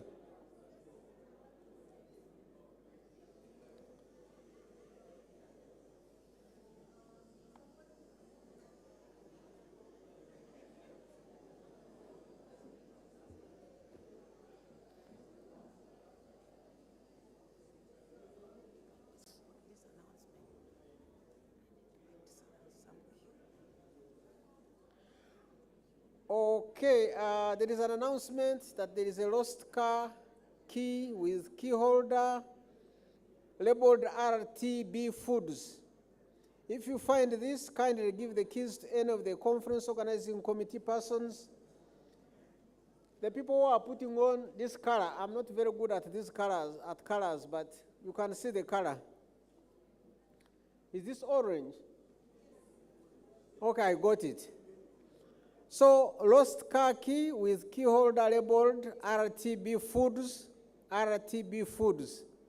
If you see this, please give it to any of the conference organizing committee persons. They are easy to identify, RTB Foods. Okay, so I'm going to assume that everybody who has remained in the room here is for this session. And do you have any preferred order, or we follow the order in the book?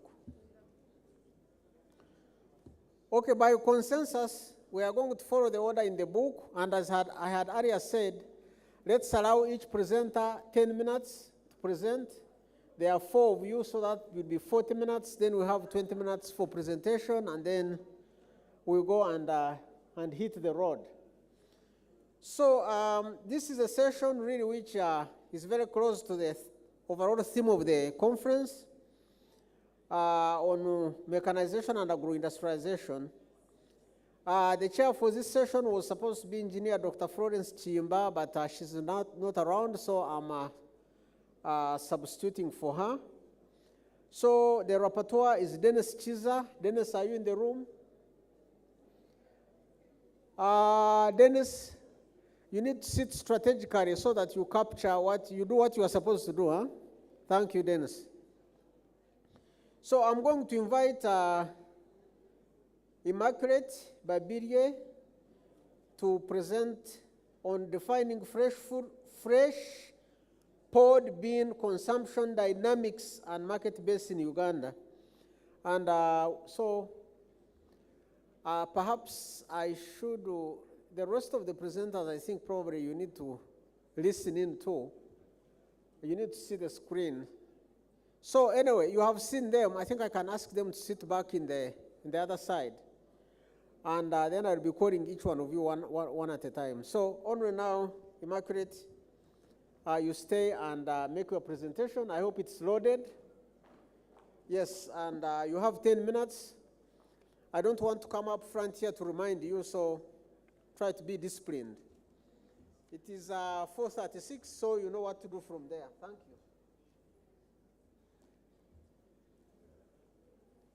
Thank you, Prof.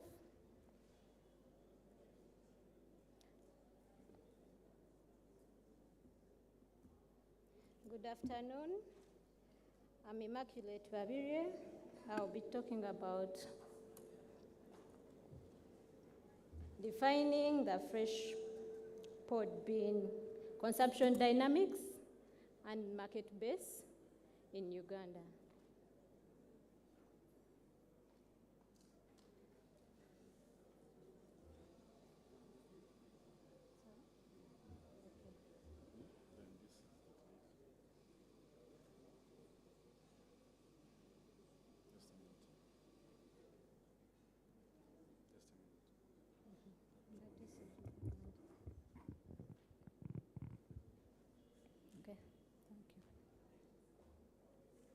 I'm here on behalf of a team that includes the legumes research team in Namlonge, a group from Alliance, SEAT. So I'll start with the introduction. Actually, I'll first ask a question because I know the introduction may be wordy and lengthy. But I believe all of us ate beans. Didn't we? We had them for lunch. Thanks, Prof. Were they?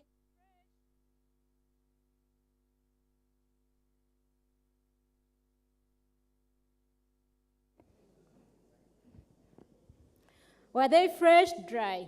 Just by the look at what you eat. Okay, fresh, dry.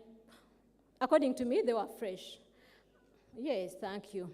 So beans have a lot of importance and they contribute to the GDP. So but the commodity faces major challenges that is especially in post-harvest, handling, and then value addition. And so basically the fresh form faces more challenges. And when you look at the literature, there is really scanty literature about the fresh beans. And studies that have tried to address fresh bean have really found out that previously fresh beans were more popular in the farming communities. But these days they're taking a whole lot new form. I believe we can all see fresh pod beans along the roads. We see fresh pod beans in the market. So there was need to understand the dynamics of fresh pod bean consumption and the valuation of its market base, because there is need to find a way of improving on the storage and then the value addition. So a study was conducted targeting 800 fresh pod bean consumers, although the 800 was not reached. And this was basically in Mukono, Wakiso, Jinja, and Kampala. So the data that was collected basically included the social demographics, among others. And then we used descriptive statistics and mean attribute scores in analyzing the data. So we needed to understand who are the consumers of the fresh pod beans. Why do they consume them? And then value the market as such, at large. So out of the 796 who were targeted, they were all bean consumers, but 3% were not fresh pod bean consumers, though they were willing to take part in the study. And then the majority of the fresh bean consumers were female, and the average age was actually 33, which is, I should say, a youthful age. Then 98% of the fresh pod bean consumers reside in urban areas. Then they were basically non-agricultural. I should continue. Okay. So they consumed basically the red mottled and then so when we look at what they preferred, I'm going to talk about three basic things: what they preferred, and then why they consume what they preferred, and then the market base. So they actually prefer fresh pod because it cooks fast, and then they're not discriminative.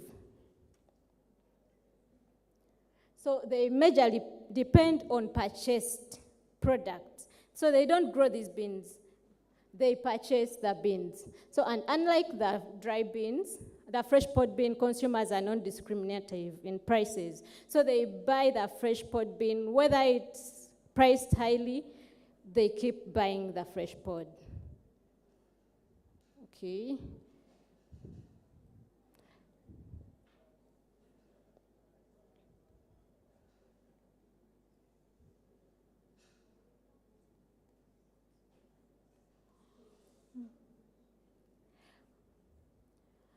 So the next, okay.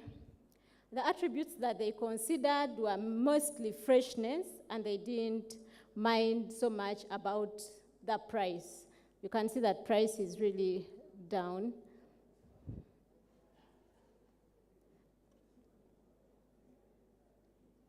Then the average prices for the given fresh pod beans, the given beans. So this study was conducted in 2020. And you can see that by then, the average price was about almost $1 for a kilogram. So if we were to conduct that study right now, I'm sure the price would have increased because of the circumstances and then the COVID-19. But they were not basically measuring in just kilograms, or they were using different measurement units.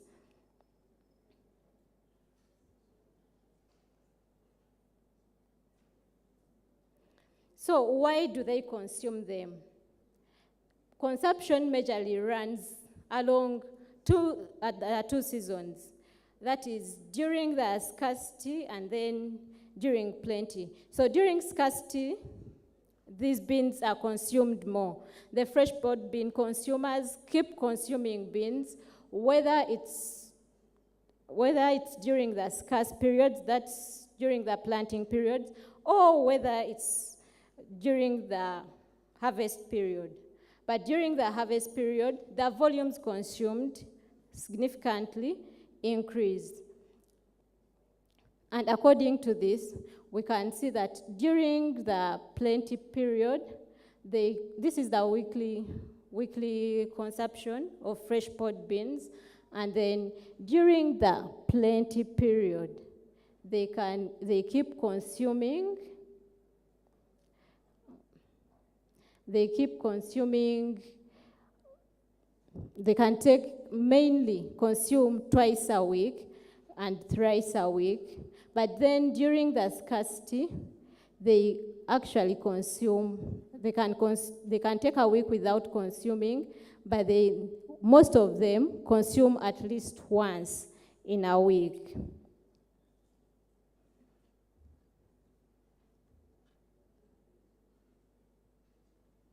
So I went down and did the estimates, because now we know that there is market, the consumers are there, and then we have the statistics. We know Uganda's population, we know the population from which we got this sample, and so if we got this sample from mainly urban areas, we know how many people reside in the urban areas.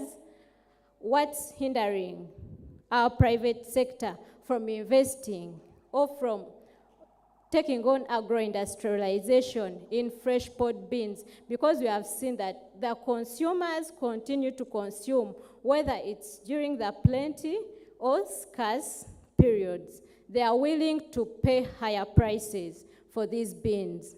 What's hindering them, the private sector, from investing in agro-industrialization of fresh pod beans? So according to the estimates, the estimated per capita consumption, that is the annual consumption of fresh beans, is 37 kilograms per person per year, which is way higher than the estimated consumption of dry beans. The estimated consumption of dry beans ranges between 26 to 29. So when a person is consuming fresh beans, they consume more.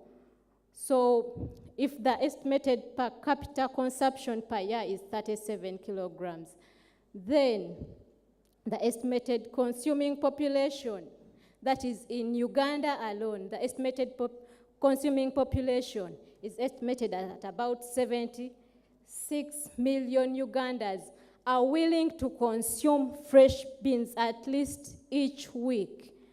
So in the family, in your family, I know maybe you left them preparing beans, or you told them you will prepare beans. You're part of this 76 million. Then the current annual local demand for beans is calculated at that, and the estimated current consumption is that. So the current unmet demand, the first is the estimated consuming population, and then the current unmet market demand is that. That is from the present, from the figures we got from the urban population, that we cannot meet that. They want to consume that, but they don't get it. And then the projected institutional market, we ate beans. This, as a hotel, is an institution. They serve beans every day. So, and the total demand is projected at that. What are the conclusions? Since the consumers are not discriminative, providing good quality fresh grain would enable investors to capture bigger market shares. And then provision of fresh grain in proper standardized units. We saw that they use different standards.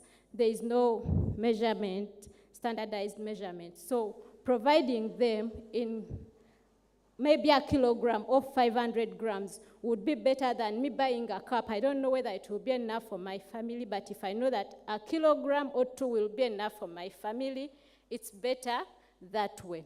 So with the existing demand for fresh beans and identified niche markets, investment opportunities, especially in the value addition and agro-industrialization, can be hastened.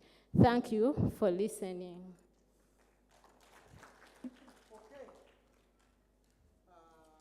Thank you so much, Margaret. And join me again in thanking Margaret for her presentation. Thanks, Margaret. That's the story about beans. In the interest of time, I'm not going to really paraphrase, but you had the problem, you had the methodology. One thing that tickled me is, Immaculate, what you said seems to challenge my economics. The inverse demand function says when prices are up, quantity demanded is low, but you said whether prices are up or low, people keep on buying the same quantity. We'll see what happens there.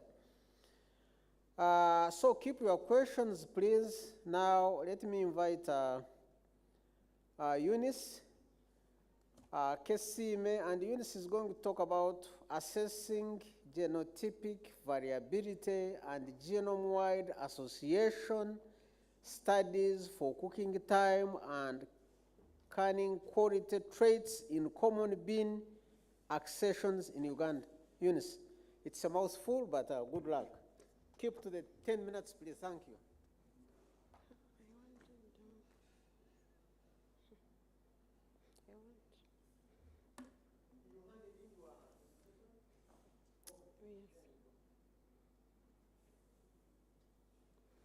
Okay. Thank you very much, Chairman. We are still talking about beans. My name is Eunice Kesime. I work at NACRI as a bean breeder, but I'm also a PhD student of plant breeding and biotechnology, Makerere University. I'm presenting part of my research findings together with my supervisors and part of my doctoral committee members under the title Assessment and Genome-Wide Association Studies for Cooking Time and Canning Quality Traits. Common beans are such a nutritionally complete food that no other food comes next to them in providing nutrients in high amounts. So when we look at that graph, I chose to summarize the nutritional benefits of common bean compared to cereals. The nutritional benefits from cereals are averages from rice, wheat, and maize. And the point here is that from beans, we have more healthier nutrients with less fat, with more fiber, and a comparable higher amount of proteins and carbohydrates.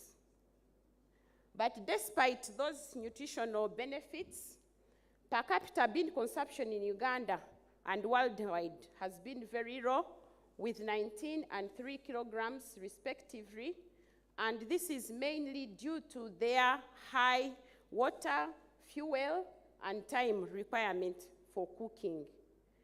About 40 to 70% of the population worldwide uses fuel as a source, fuel wood as a source of cooking, and we need about 7 to 11 kilograms of fuel to cook 1 kilogram of beans. And cooking using wood has some health implications, exposure to indoor pollutants leading to lower respiratory infections and other problems. And fuel scarcity has caused some households to adopt different cooking methods, eliminating or substituting foods that require a long cooking time, thus being denied the nutritional benefits from those foods and compromising their health. So identification of short cooking beans and beans which can be canned to produce a product that can cook in a short time would address these challenges. So this study therefore aimed at assessing the genotypic variability and for cooking time and canning quality traits, and genome with GWAS identify SNP markers associated with the two traits. So we conducted studies in Grebitaba Zadi. We had 200 accessions, of which 75 were collections from the breeding nursery for cooking time and canning from SIAT, and 13 collections from the Andean Diversity Panel from Michigan State University, and 162 which were collections from released varieties, local germplasm, and elite lines. We used the lattice design with 10 blocks each containing 25 plots. We had 2 reps and 2 seasons. We conducted 2 seasons. So all the recommended agronomic practices were done, and at harvesting, we harvested per plot and dried the seed, and we fumigated them and kept them for 3 months, after which the following was conducted. We conducted cooking time using a Matson cooker apparatus according to Wang and Don's protocol. And before canning, we first determined the water absorption capacity, which was determined by the hydration coefficient, that is the weight, the ratio of the soaked beans weight to the weight of the dry sample. And canning was done following the modified protocol by SIAT. After canning the beans, we rinsed the containers under tap running water, and we kept them for 3 weeks under shells prior to evaluation. So the canned beans were powered upon evaluation. The canned beans were powered on plates, and they were subjected to a panel of 8 trained personnel using a scale of 1 to 5, of which 1 meant poor or severe, 2 very severe, then 2 poor, 3 good, 4 very good, and 5 was excellent. And we were looking at 6 traits, 6 visual traits. That was clamping, color retention, appearance, viscosity, splitting, and starch. And we also had some water absorption parameters.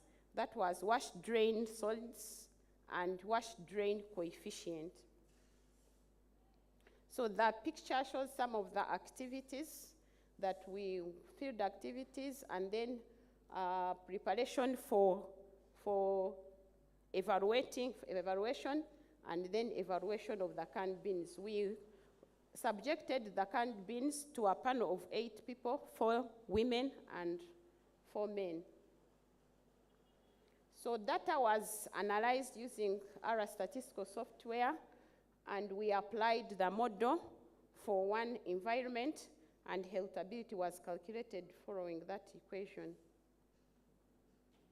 So I couldn't present all the results because I have very many traits, but I have presented only results for cooking time. We got high significant differences among the genotypes for cooking time. And the cooking time ranged from 51.5 minutes up to 215.8, and we got 11 genotypes that cooked in less than an hour. Then for canning quality traits, I've already explained that we had 6 visual parameters that we scored, and the best performing variety would be given 5. So if the variety scored 5 for all, it would get 30. So we expressed the total score out of 30 and got a percentage. So I've represented the best 12, again, performing lines, and then the worst 12. Next, genome-wide association studies to identify the SNP markers associated with the 2 traits. We genotyped 217 genotypes using the DATSEC technology by SECAT Africa. By then it was IGSS. And using Pharma CPU model implemented in R, both the phenotypic data and filtered molecular data were analyzed for GWAS, and we obtained 43 significant associations for cooking time and canning quality traits across the 11 chromosomes of beans. And I'm presenting, I couldn't put the whole Excel of the 43 to show the chromosome and the chromosome position for all the 43 traits, but I'm using the QQ plots and the Manhattan plots. The QQ plots,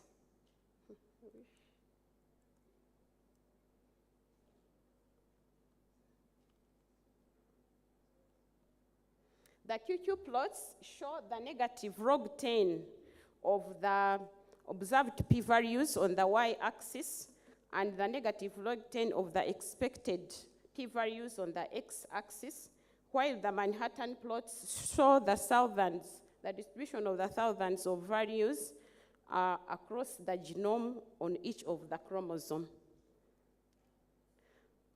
So each of the markers that were identified for each of the traits that I have mentioned are shown in the Manhattan plots as shown in the pictures.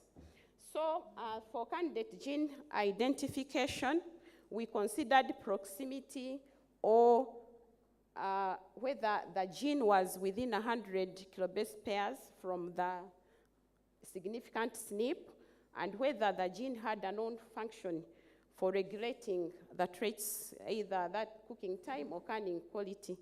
And we browsed the Phaeotherus vulgus genome using the online tool JBrowse, and the nucleotides obtained, the sequences obtained were used as queries against the Arabidopsis thaliana protein database.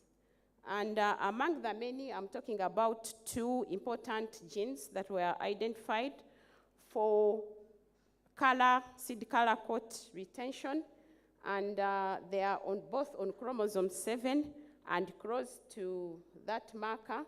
And one of them encodes IAA, which has been reported to be involved in the development and in the pathway that leads to seed coat formation. And another still close to the same marker on chromosome 7 encodes NADPH, which is a cofactor to reduce dihydrophenol to precursors of anthocyanins and proanthocyanins that are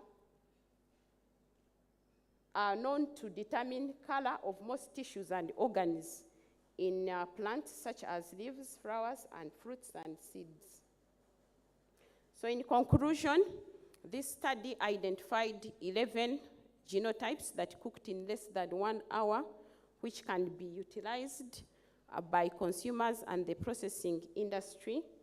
And at the same time, the breeding programs to improve the 2 traits.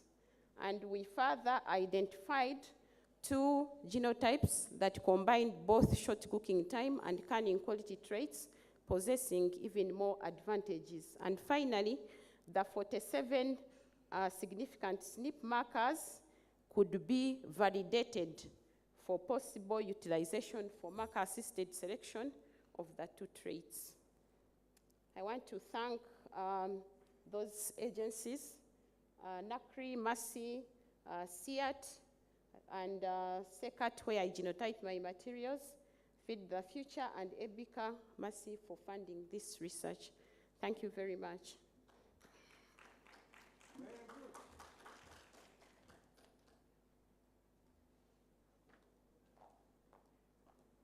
All right, thank you, Eunice. Another round of hand clap for her. Again, I won't be paraphrasing, but at least the story we've had, looking at cooking time and canning quality at genetic level, which I think is exciting. I only wish we had more time because some of this science is very interesting, but I think time is not on our side. Again, keep your comments and then we'll bring all of them up at the same time at the end of the session. So let's now have a gentleman, and that is Charles Garabuzi. And Charles is going to talk about understanding the value chain of agroforestry trees around Mount Elgon, Uganda. So away from beans now to trees. So Charles, you have 10 minutes. And when I come closer to you, you know that I'm giving you a message. Thank you, Professor. 5:05, start from there. Good afternoon, everyone. My name is Charles, and I'm going to speak to you about something completely different from perhaps what we have been hearing. I want to speak about understanding the value chain of wooded trees on farms around Mount Elgon. I'm doing this on behalf of a big team. And why wood? Of course, we know that it is very important. The last speaker here, you heard that she's talking about now cooking, developing technologies of new bean genotypes because the other ones are difficult to cook. So, and because of the difficulties in issues to do with the cooking and what have you, then you notice the importance of wood. And there's, of course, growing deficit of wood. So then it becomes very relevant to develop these kind of technologies. And to do that, of course, we need to have good policies in place.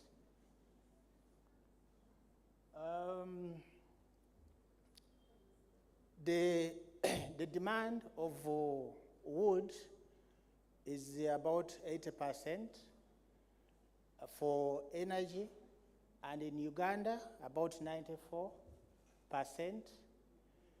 And there are difficulties in understanding how really this wood, for instance, moves from one place to another, and then how is it utilized, what sort of products are we getting from this wood. I think a number of you could have encountered this kind of situation, and you can see the pile of wood that is perhaps being put in place to burn or to bake these bricks here, and this is really a huge problem threatening our forests, especially the native ones, and it has gone up to the extent of affecting the trees that we have on farm, because the local people utilize whatever they come across because they badly need this wood. And this is why the demand is expected to even double by 2040. I mean the demand of wood in terms of fuel wood.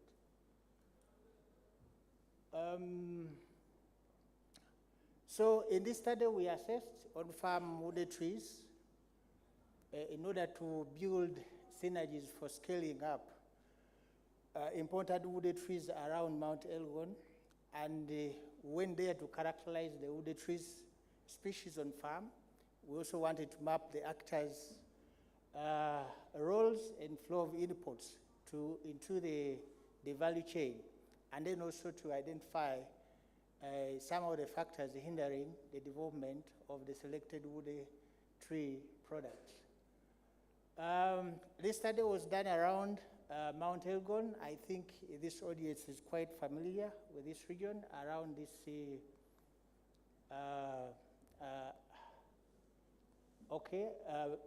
we seem to know all where, for instance, Mount Elgon is. But what I want to stress out here are the issues of environmental challenges that we are facing in this region in terms of landslides. And then, like the Right Honorable Prime Minister mentioned, that the population in Uganda is skyrocketing. Mount Elgon region is one of the areas where this is happening, judging from this kind of density. And also, I want to mention that in this region, things to do with wood, or issues to do with wood and land, are very important. And the tensions are always high when these two are threatened.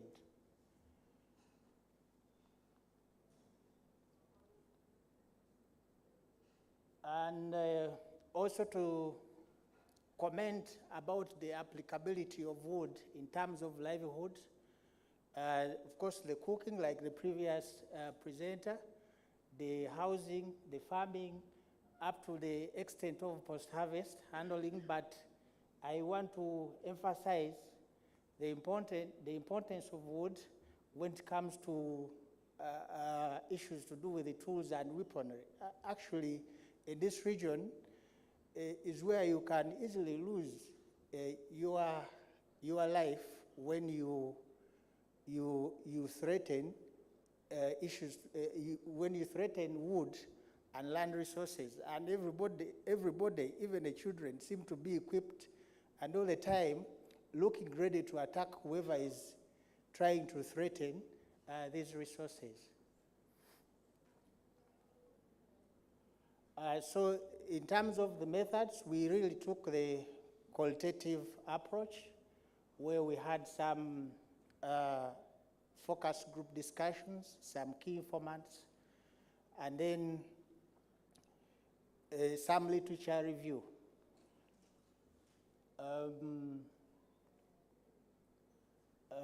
Just to indicate what are some of the key informants, we had some wood farmers, wood traders, some processors and consumers. And in terms of analysis, it was participatory. We did this with the local people, or the participants, of course, taking note of those assumptions. And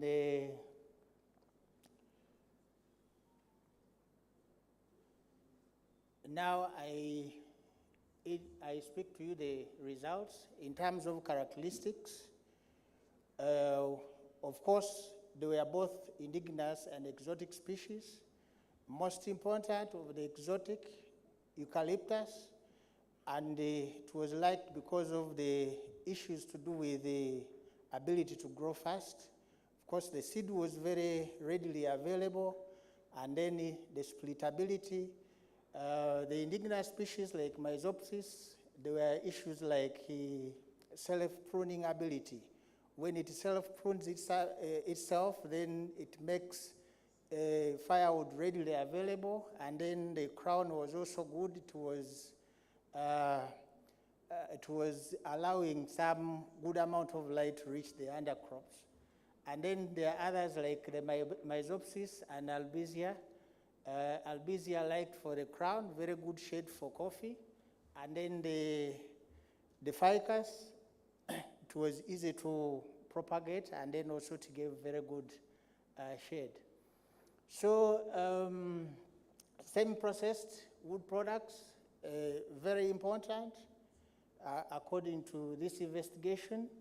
And we observed that firewood and small stems used to support the agro crops and timber were very important. For instance, if you follow the blue in Imbali, Manafwa, Blambuli, Buda, you'll observe that all these kind of products were highly rated.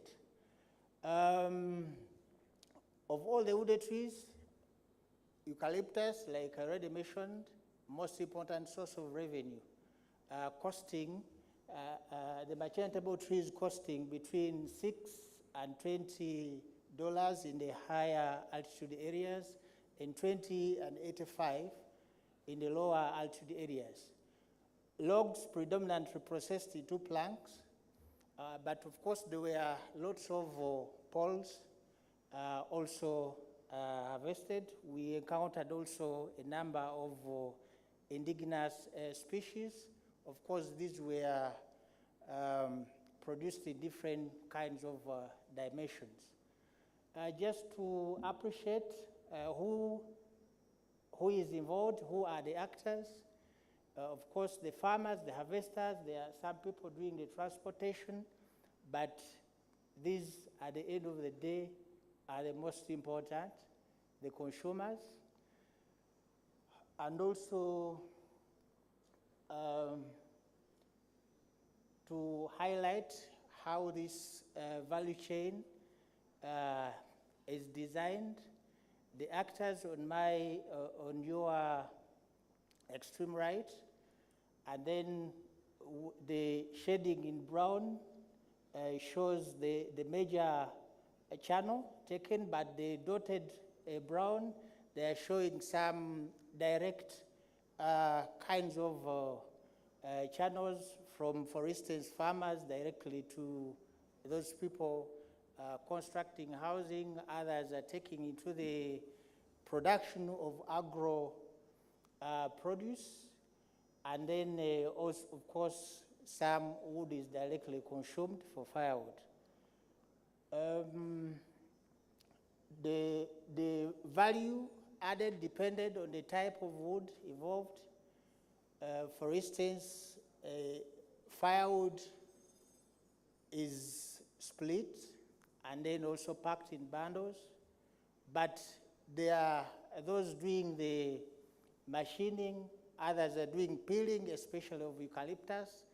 There's some painting taking place, but we observed that the way the quality was being done, especially in terms of managing the moisture, was not very advanced, because most of it was done by just exposing the wood to air. And of course, the moisture in air can vary very much.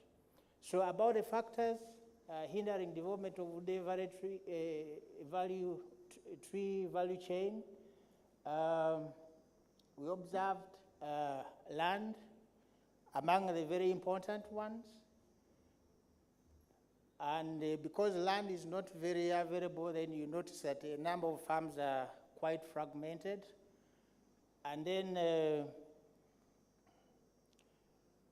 what strategies? The actors suggest mapping all wooded trees on farm, and secondly, developing standards for wooded tree farming. Promote capacity building for all the actors, not just one section of the actors, and then build networks and encourage the collaborations between the actors. Sensitize the consumers through, for instance, public awareness campaigns. What opportunities? Government, there's a lot of government involvement and support for tree planting in this region, but there's also a high-level involvement of civil society and interest in the reforestation issues. The existence of new market for channels of wood products is also indicated, and by way of concluding, we observe that the wooded trees with the ability to easily germinate and grow quickly were favored by the farmers, because accessibility to planting materials was certain. And land and labor were important inputs to the value chain development, of course, besides other contributions. So we recommend the mapping of all wooded tree farms and develop standards for wood farming, because we think that this will assist the actors to identify critical and appropriate sites for reforestation and to monitor quality assurance throughout the value chain. We acknowledge the Australian government for supporting this study. the funds we are accessed through the Trees for Food Security Project, Phase 2. I thank you very much. Very good, Charles. Thank you. Everyone is doing fairly well in terms of keeping to time. Another round of applause for Charles. Okay, now that's a story about the value chain of agroforestry trees on the farm, woody trees. And I've heard the story again. In the interest of time, let me not dwell too much onto that. So our final presentation is by Priva Namanya WSJ. And Priva is going to talk about unlocking the industrial potential of the banana sector in Uganda. I don't know whether Priva is connected to PBID, but let's wait and hear. Priva, you are welcome to the podium. You will have the usual 10 minutes, and then we'll go into our discussion.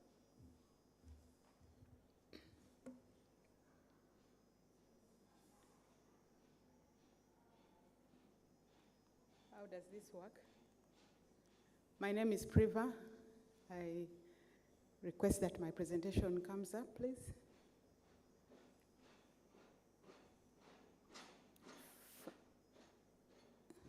That's the second slide. Okay. We could have the first slide, please. Yeah. Priva from Naro. I do not work with PBID, but we are partners in the banana sector. Thank you. So I am presenting to us unlocking the industrial potential of the banana sector. And on behalf of that team, basically we know we have always talked about bananas in the context of just food. So we would like to look at broadening the utilization of bananas beyond food.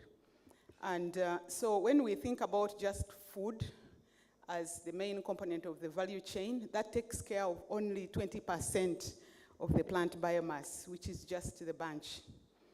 And this pointer doesn't seem to work. When I press, it just goes forward. Oh, okay.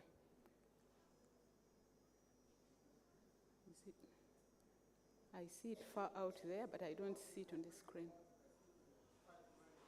Okay, all right. And otherwise, you'll try to find where the information is that I'm talking about. I can't point to it. So, but the remaining 80% of the plant biomass remains unexploited.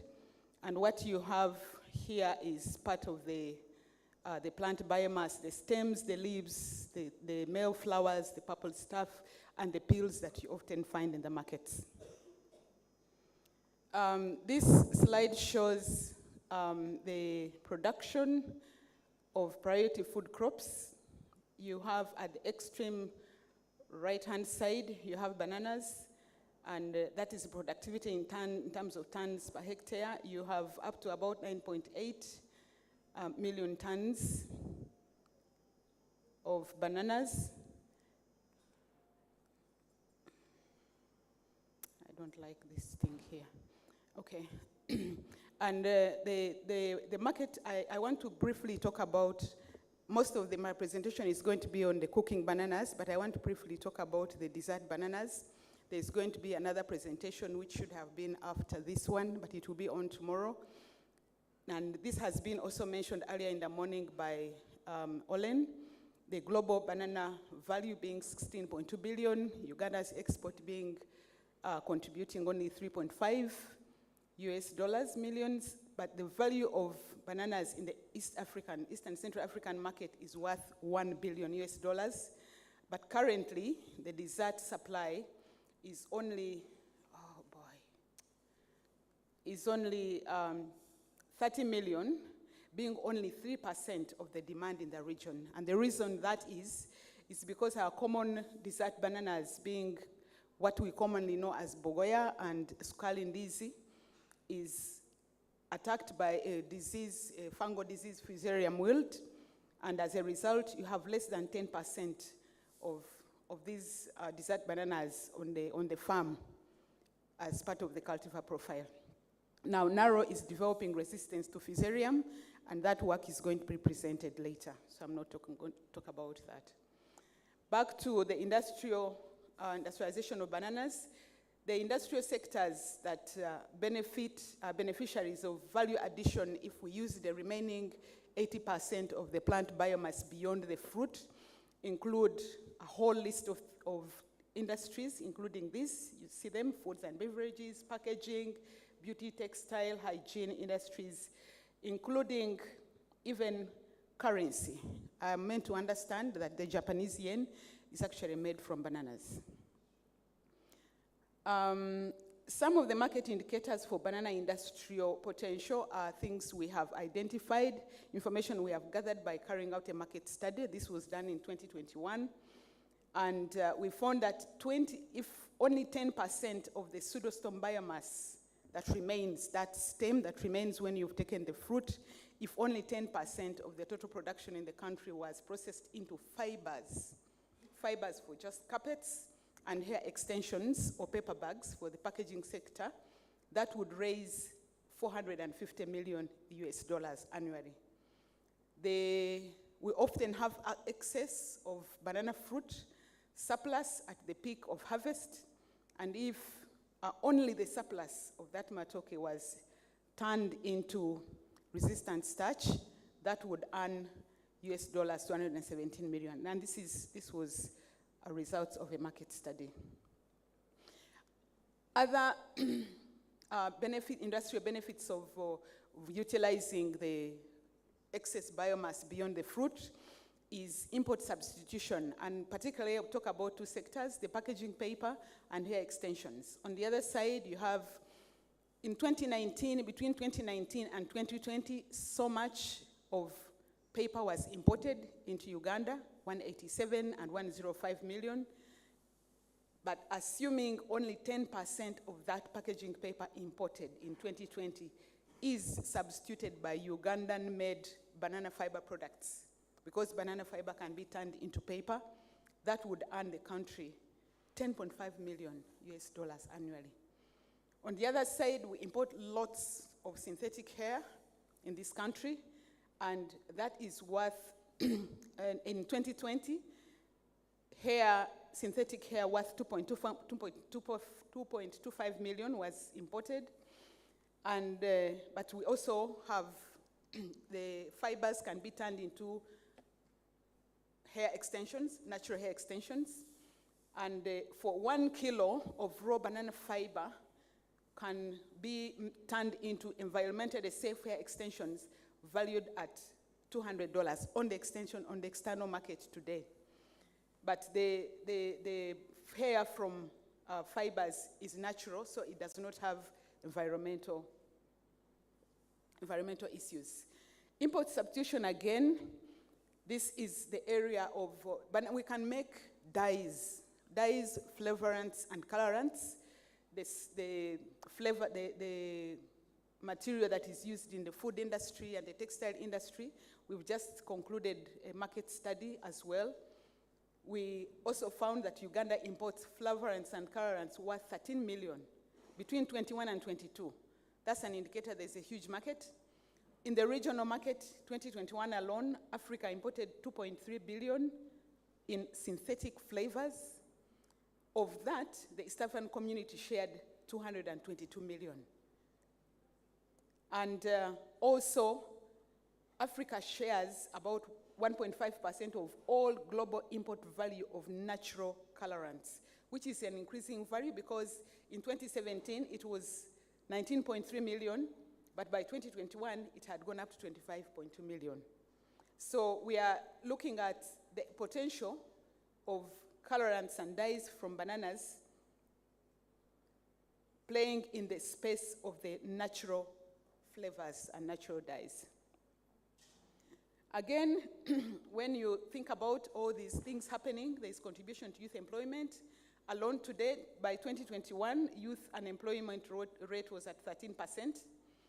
But if we did extraction of fiber alone, and if we only considered banana extraction in Western and Central Uganda, which are the many common areas where bananas are heavily grown.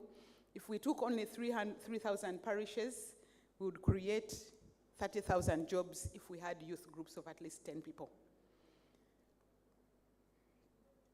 So I just want to have you just have a look. I'm going to run through this very quickly.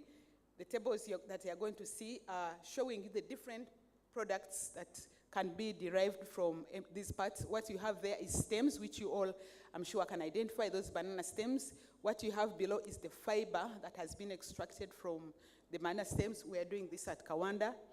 And we are working on hair extensions from banana fiber. We are also softening the fibers to turn them into cloth and yarn. And this is a whole range of products that can be made, servicing a whole range of industry listed on that side.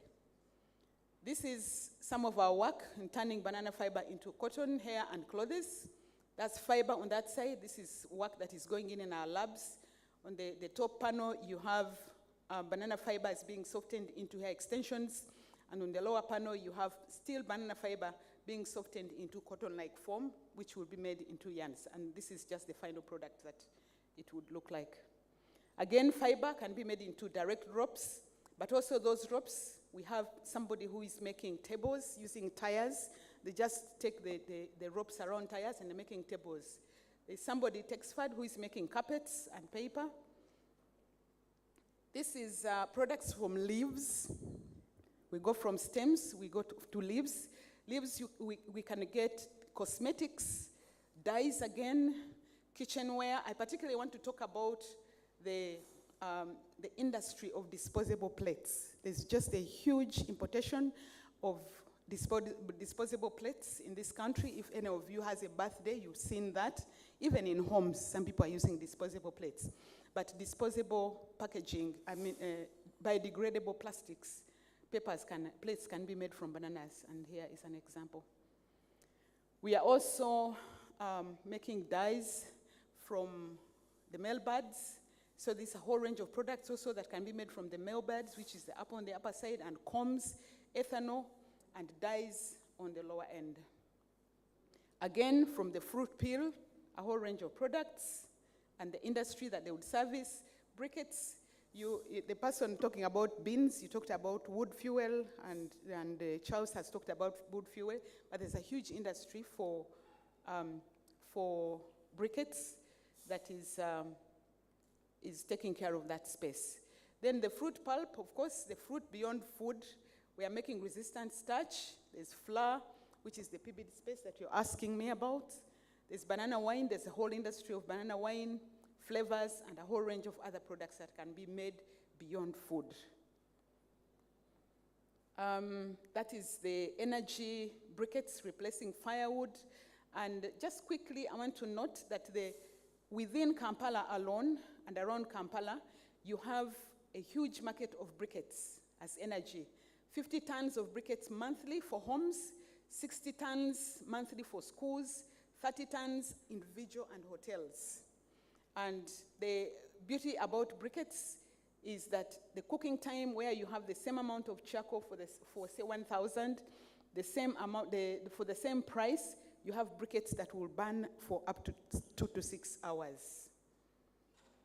That is green resistant starch, a probiotic for gut health that we have extracted from bananas.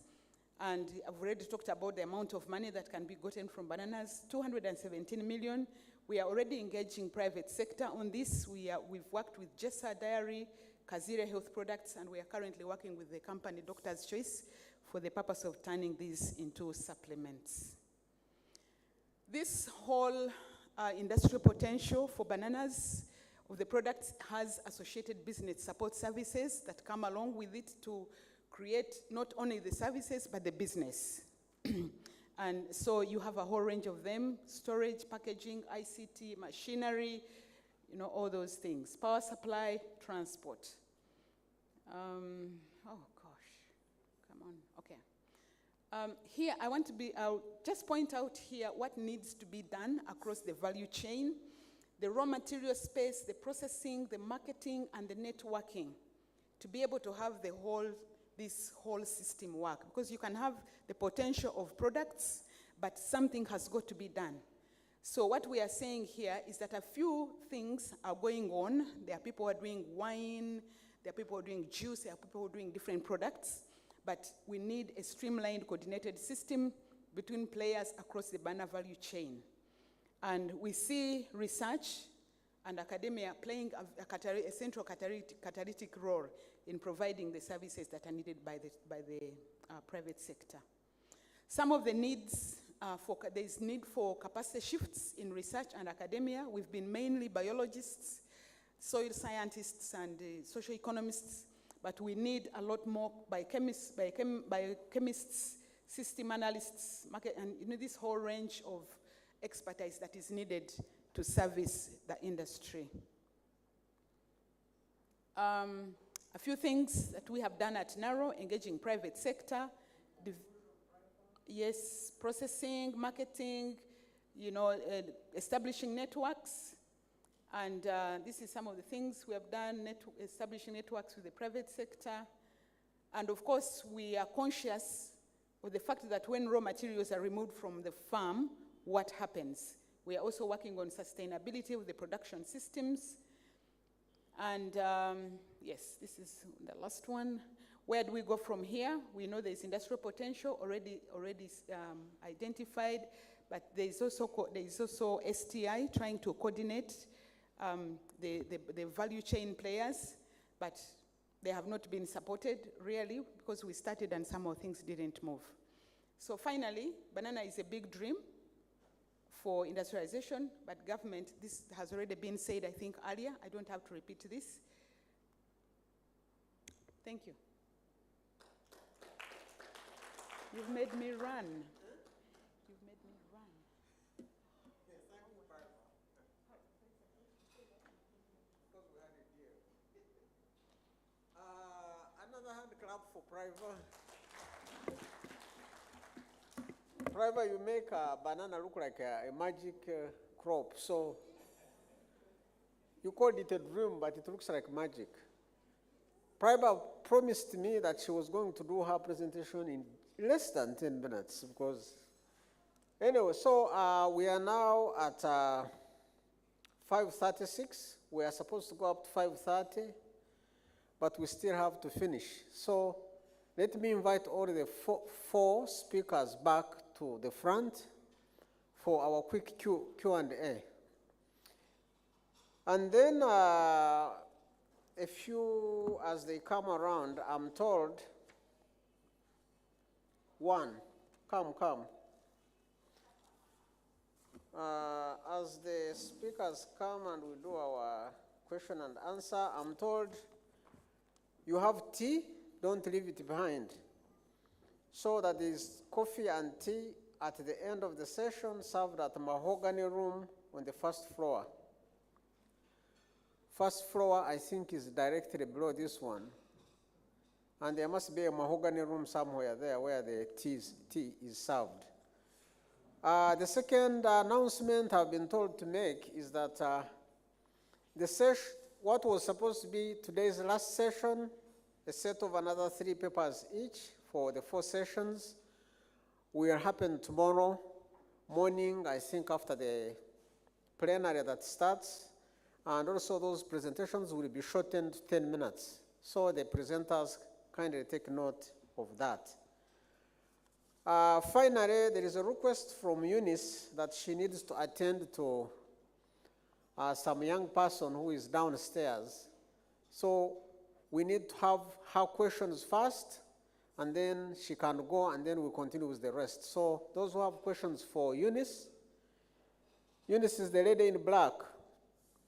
Just to remind you, so those who have questions for her, please ask them first, and then after she has answered, I think we can allow her to go and attend to the baby. Yes, there is one there, and I don't know how we are going to do it because we don't have any mobile mic. Oh, we have one. Okay. Thank you. So run the mic. Then there is another one here from the director, Nabwinyi. Any third one for Eunice? Yes, is that Paul? Yes, Paul, sorry, I'm getting old as you can see, so, but I can tell roughly that you are the one. Those are three. Okay, so that's it. So please. Thank you very much, Chair. And thank you, the presenters, particularly to Eunice. And this is in the spirit, because you mentioned that you're a PhD candidate. So these are in the spirit of making sure that the journey will be smooth. You presented results on the best 12 and also the worst 12 of the bean genotypes that we evaluated for cooking quality, okay? The simple comment there is, or question is, how did you decide to present the best 12 and the worst 12? In other words, the selection intensity. And then, maybe it was in the interest of shortening your presentation, but take a note that you need to show that whether you actually encountered structure in Rani when or addressed the issue of structure in your test material, the panel for the GWAS, and that is if the panel studied was suitable for GWAS analysis. Okay, that's the spirit of the. And then I know, yes, GWAS. You did genotyping by sequencing, I presume, and so you report SNPs.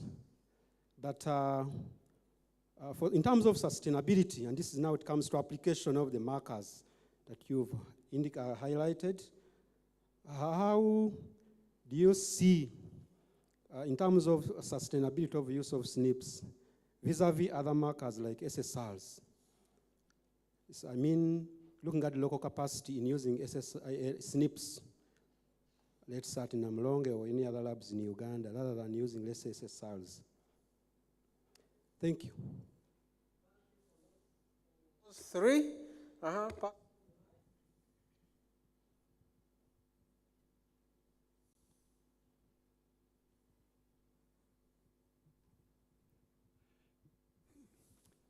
Thank you, Eunice, for an excellent presentation and excellent work.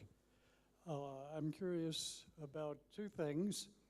One is, of the markers you identified, how many have enough impact to be useful for marker-assisted selection?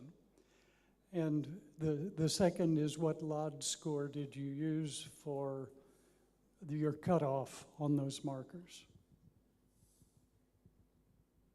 Thank you, Paul, for that.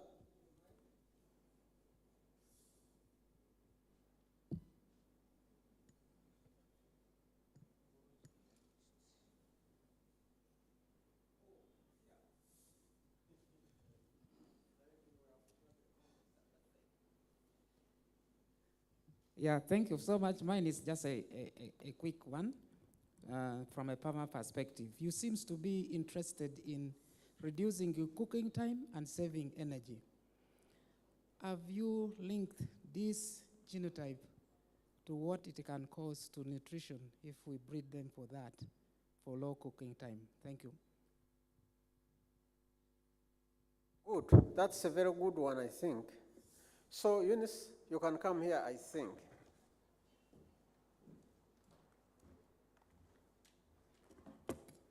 Thank you for your good questions. I didn't get his name, but thank you for those three important questions.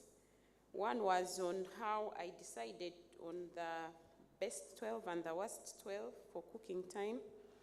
And I don't have any obvious answer for this, but I tested 250 accessions, and if I put a table here, it would, there is no way I would have. I just summarized to show that the cooking ranged from 50 to 215 and showed just those, but I have a table showing all, if it will appear in my supplementary data in the thesis for all the genotypes that were tested. Then on structure, I didn't run structure. I could consider that, and I ran it, but I made sure that we take care of the kinship and relatedness in the analysis so that we eliminate the false positives and the negatives, false negatives. Then using SNPs, currently SNPs are the most abundant in the genome, so it is easy to, especially with this high, when we are looking at recombination over time, which is the basis for GWAS, then we are able to get more associations, especially if we consider the SNPs, given that they are more abundant within the genome compared to the other markers. And in Namronge, I am not sure whether we are doing SNPs, but I think it is not hard. We can always get the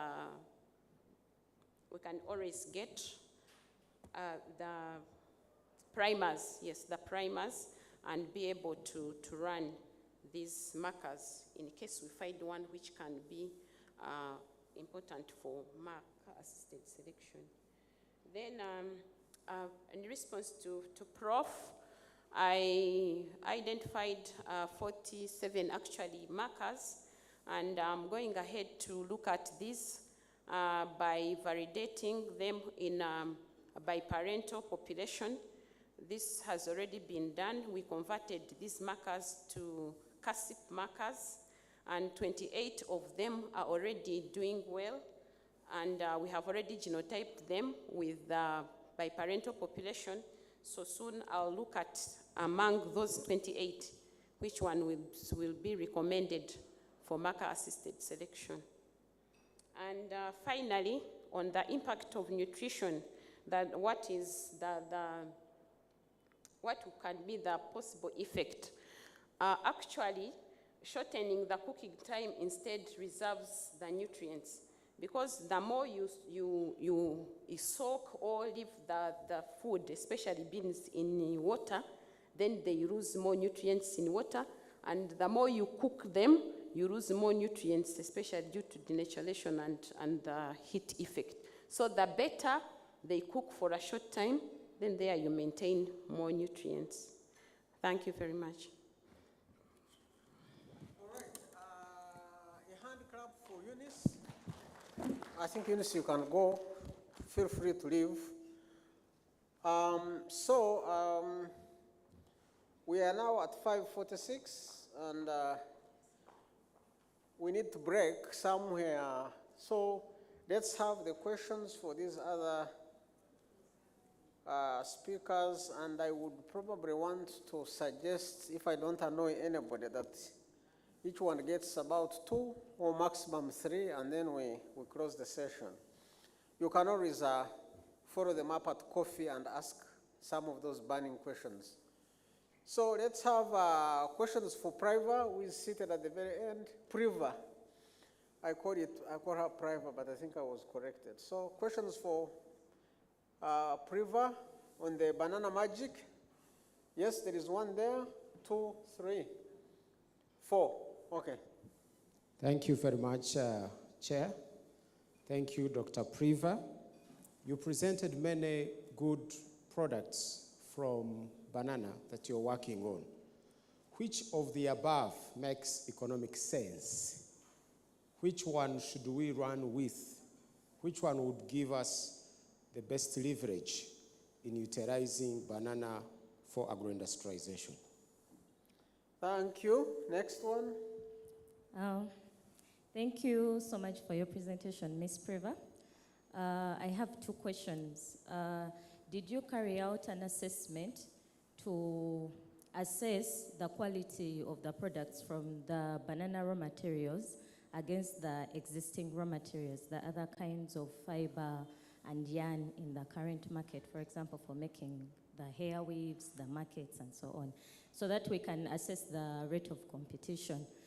Then secondly, what recommendations would you make for government to consider in how to support this system, mainly for the people who are in the communities who are producing these products, and usually they are a very low cost when we are buying them, yet at the point of selling, they are usually cost highly. So how can the local producer benefit maximally from such products with the support of government? Okay, next. Thank you very much, There, Priva. behind you, Chairman. There's a mic behind you. Okay. Yes. Hello. No. Yes. Allow me to thank Priva Namanya. Really, this is very on banana. Very interesting. But I have two questions. One, you see, for us, we want this up, what we call private sector uptake. These are very good, interesting technologies or products. What help do you need so that we enhance private sector uptake? These are issues which you should really be addressing. Secondly, how is the market potential in the in Uganda here and also in the region? These are issues you should be, I think, looking at, so that for us we need the money. We need to see that we are producing and we are making money. Thank you, but let me thank you for this. Just look at one plant and it has so much potential. Thank you for unlocking this. I submit. Thank you. Priva, you are happy to get that from the chairman, your chairman or your employer. Next. Okay, thank you so much, Priva and Chairman. I'm also asking on the same issues on those banana products. Your name, sorry, I'm forgetting. My name is Christine Alokit. I work with Kabi as a communication and extension scientist. Thank you. From Kabi, you gave us some money. Small. Yeah, just on these products, it's very interesting. And as one of the people asked, what is ready for us to actually try out? Because the private sector will not wait for the final product. There will be always a dummy somewhere that people can be trying out to give feedback, and which private sectors are actually this, so that we avoid a situation where we have so much innovations, but when you go to the supermarket shelves and anywhere, you don't find them, and they say, oh, you have to go to Kawanda, you have to go to Namlonge. What are these ready-to-run products that we can start to look out for? Thank you.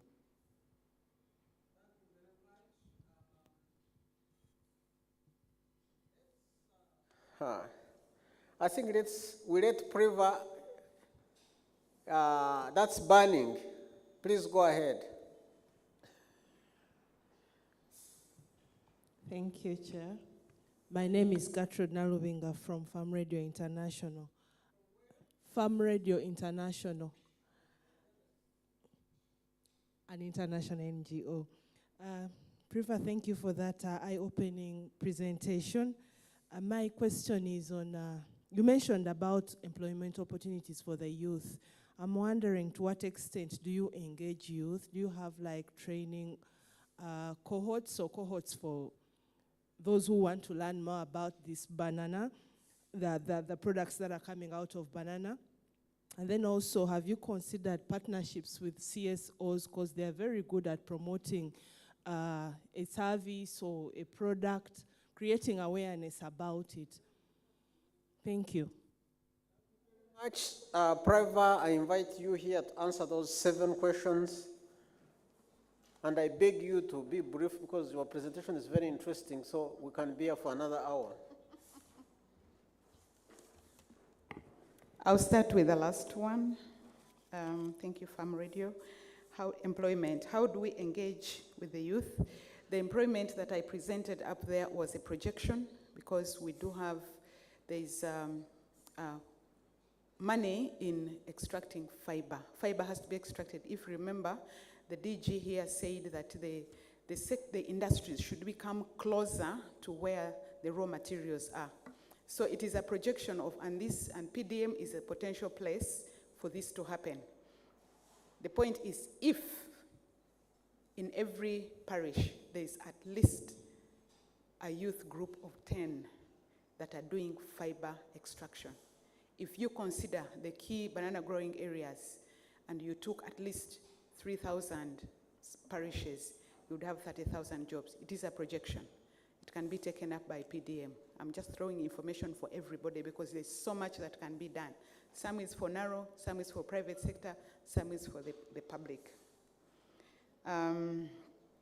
What is ready, Christine? Let me go back because that's repeated. Let me.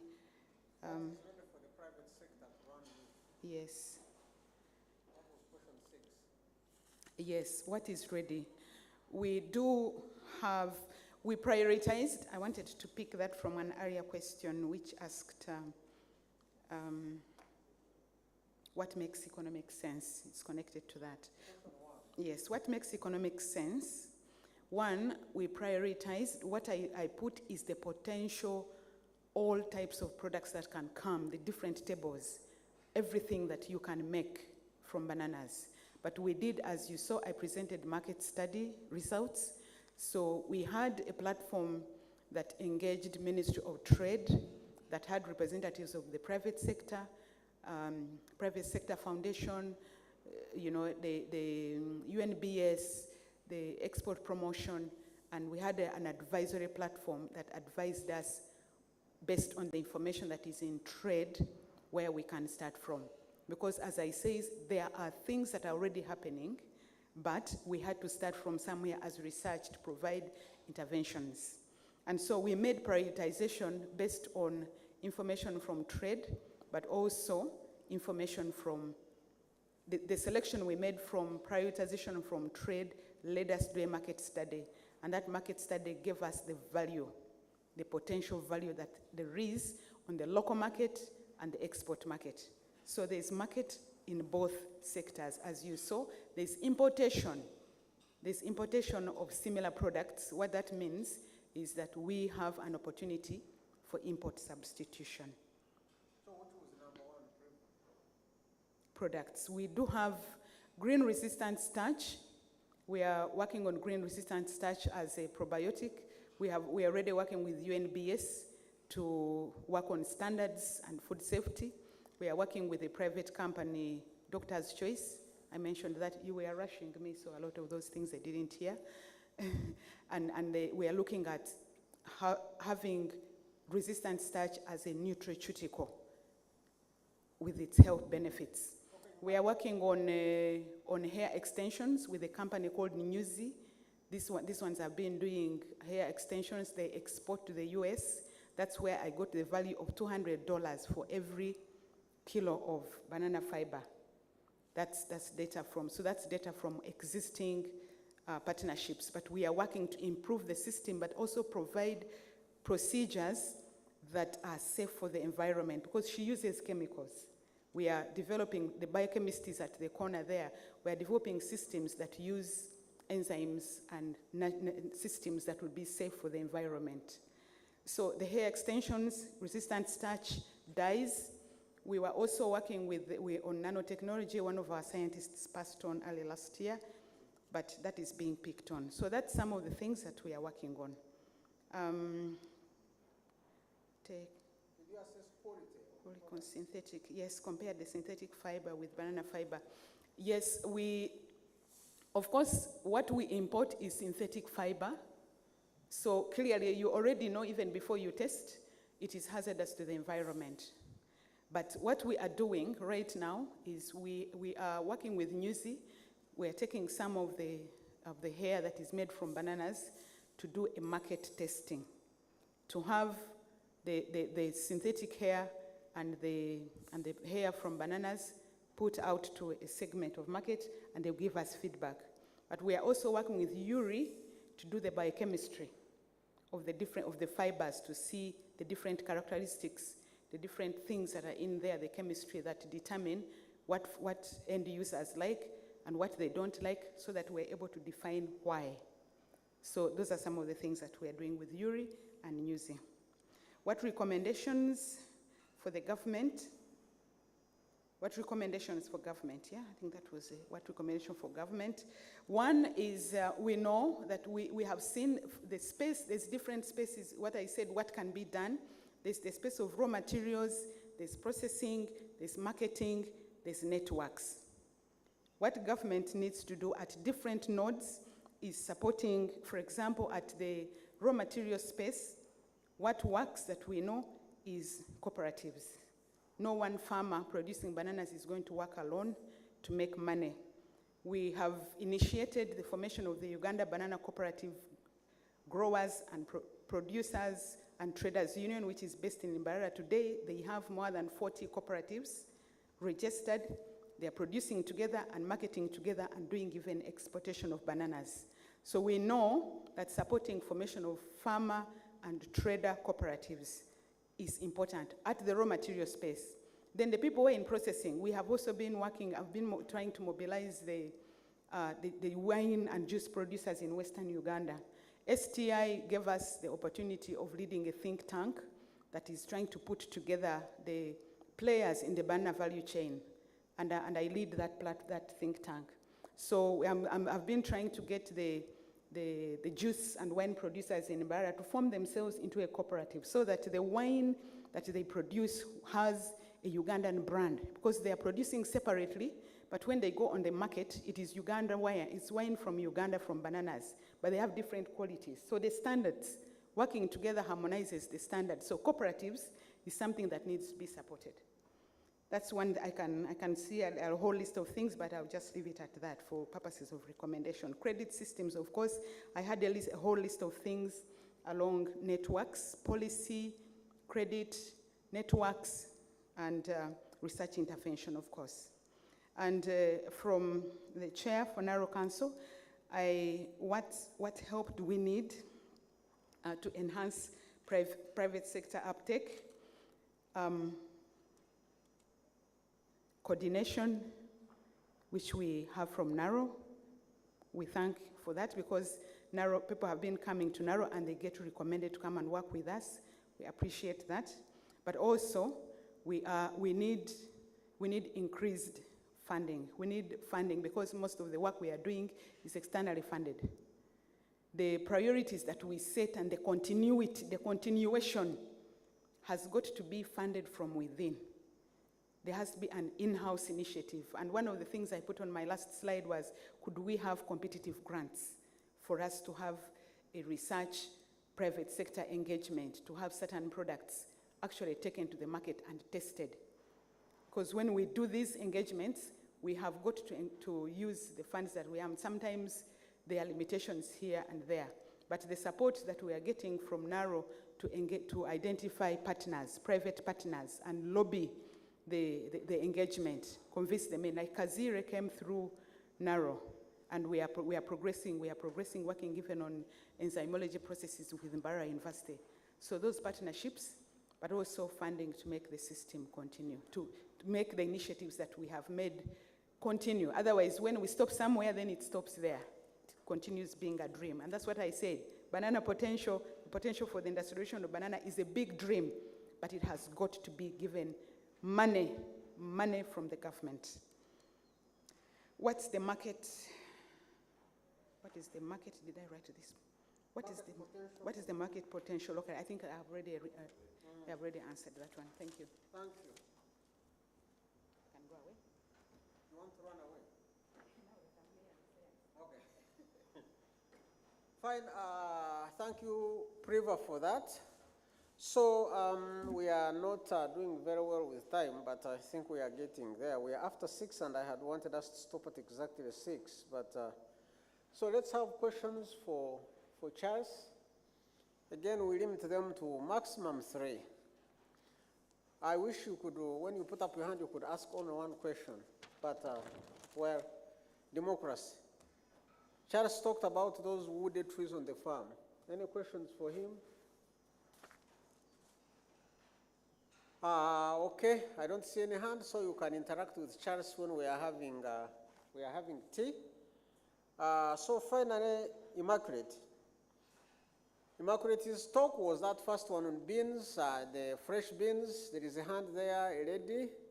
Another hand here, those are two. Perhaps we can just take those two and then call it an evening.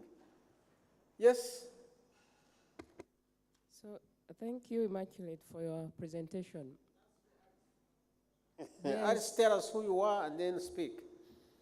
My name is Alice Turinawe. I'm from Makerere, the Department of Agribusiness and Natural Resource Economics. So it's an interesting topic what you've brought up about the beans. But I was looking at the demand that you were talking about. The fact that it doesn't change, whether the price is up or down.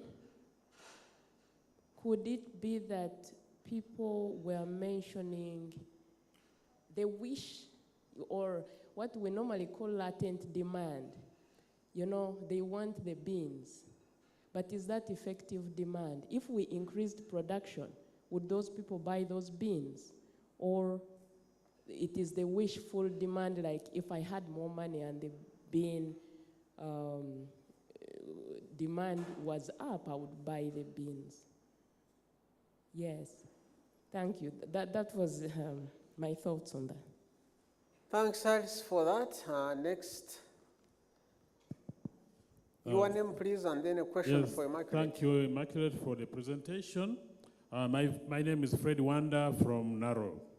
FAO normally gives per capita food consumption for various food items. Do we have that standard per capita bean consumption? Do we have that information? Thank you. Okay, that's it.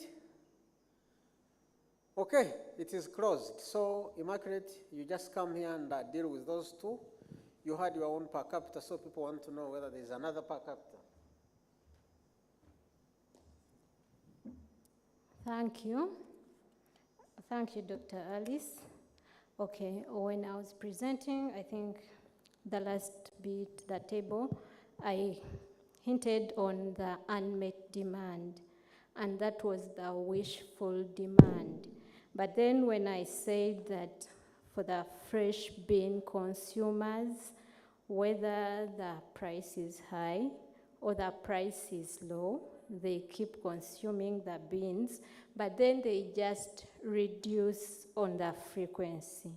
For example, during the plenty times, they consume 3 times a week, that is 3 days in a week, but they keep consuming the same amounts. For example, if somebody was buying 3 cups every time they buy, they would keep buying the 3 cups, but not 3 times a week. Let's say they would keep buying 3 cups, but then once or twice a week. And then the wishful demand is what came out when they were asked actually if they would prefer to consume the 3 times in a week.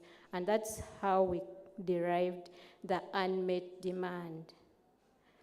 Yes, thank you, Fred Wanda. Okay, FAO has the per capita consumption for the different commodities. And what I was showing for fresh bean is not from FAO, because what FAO has is what I hinted for, that they actually have actually have beans. And when they talk about beans, what FAO has, I got the range from the different studies. That is, Dr. Paul Asete has done studies, and then Dr. Michael. I got the average. When I said the range, the current range of what the per capita consumption for dry beans is. But then what we calculated for fresh beans was way high. Yes, maybe what we have to do is to explain why the fresh beans was way high. And I literally think for fresh beans, they consume more. the consumers consume more. So thank you very much.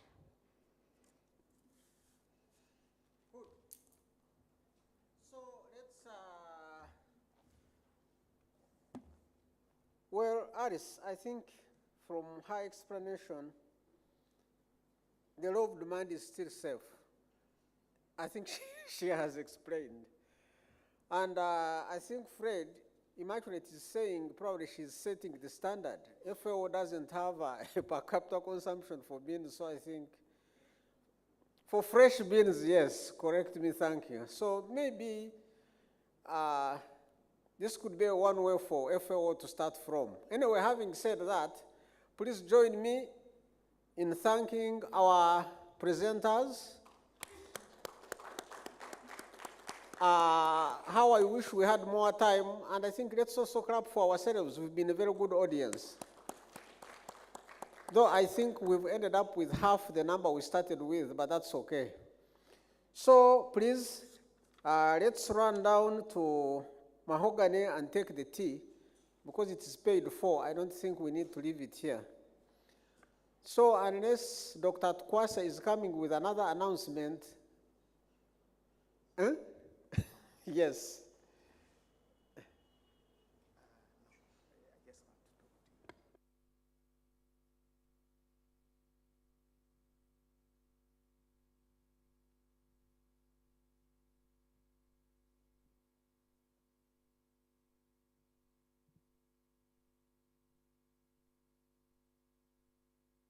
No, just for emphasis, the 3 presentations that were supposed to be in this session that have been skipped will be presented tomorrow. The organizing committee wants to ensure that that message has sunk and that each presentation will be 10 minutes.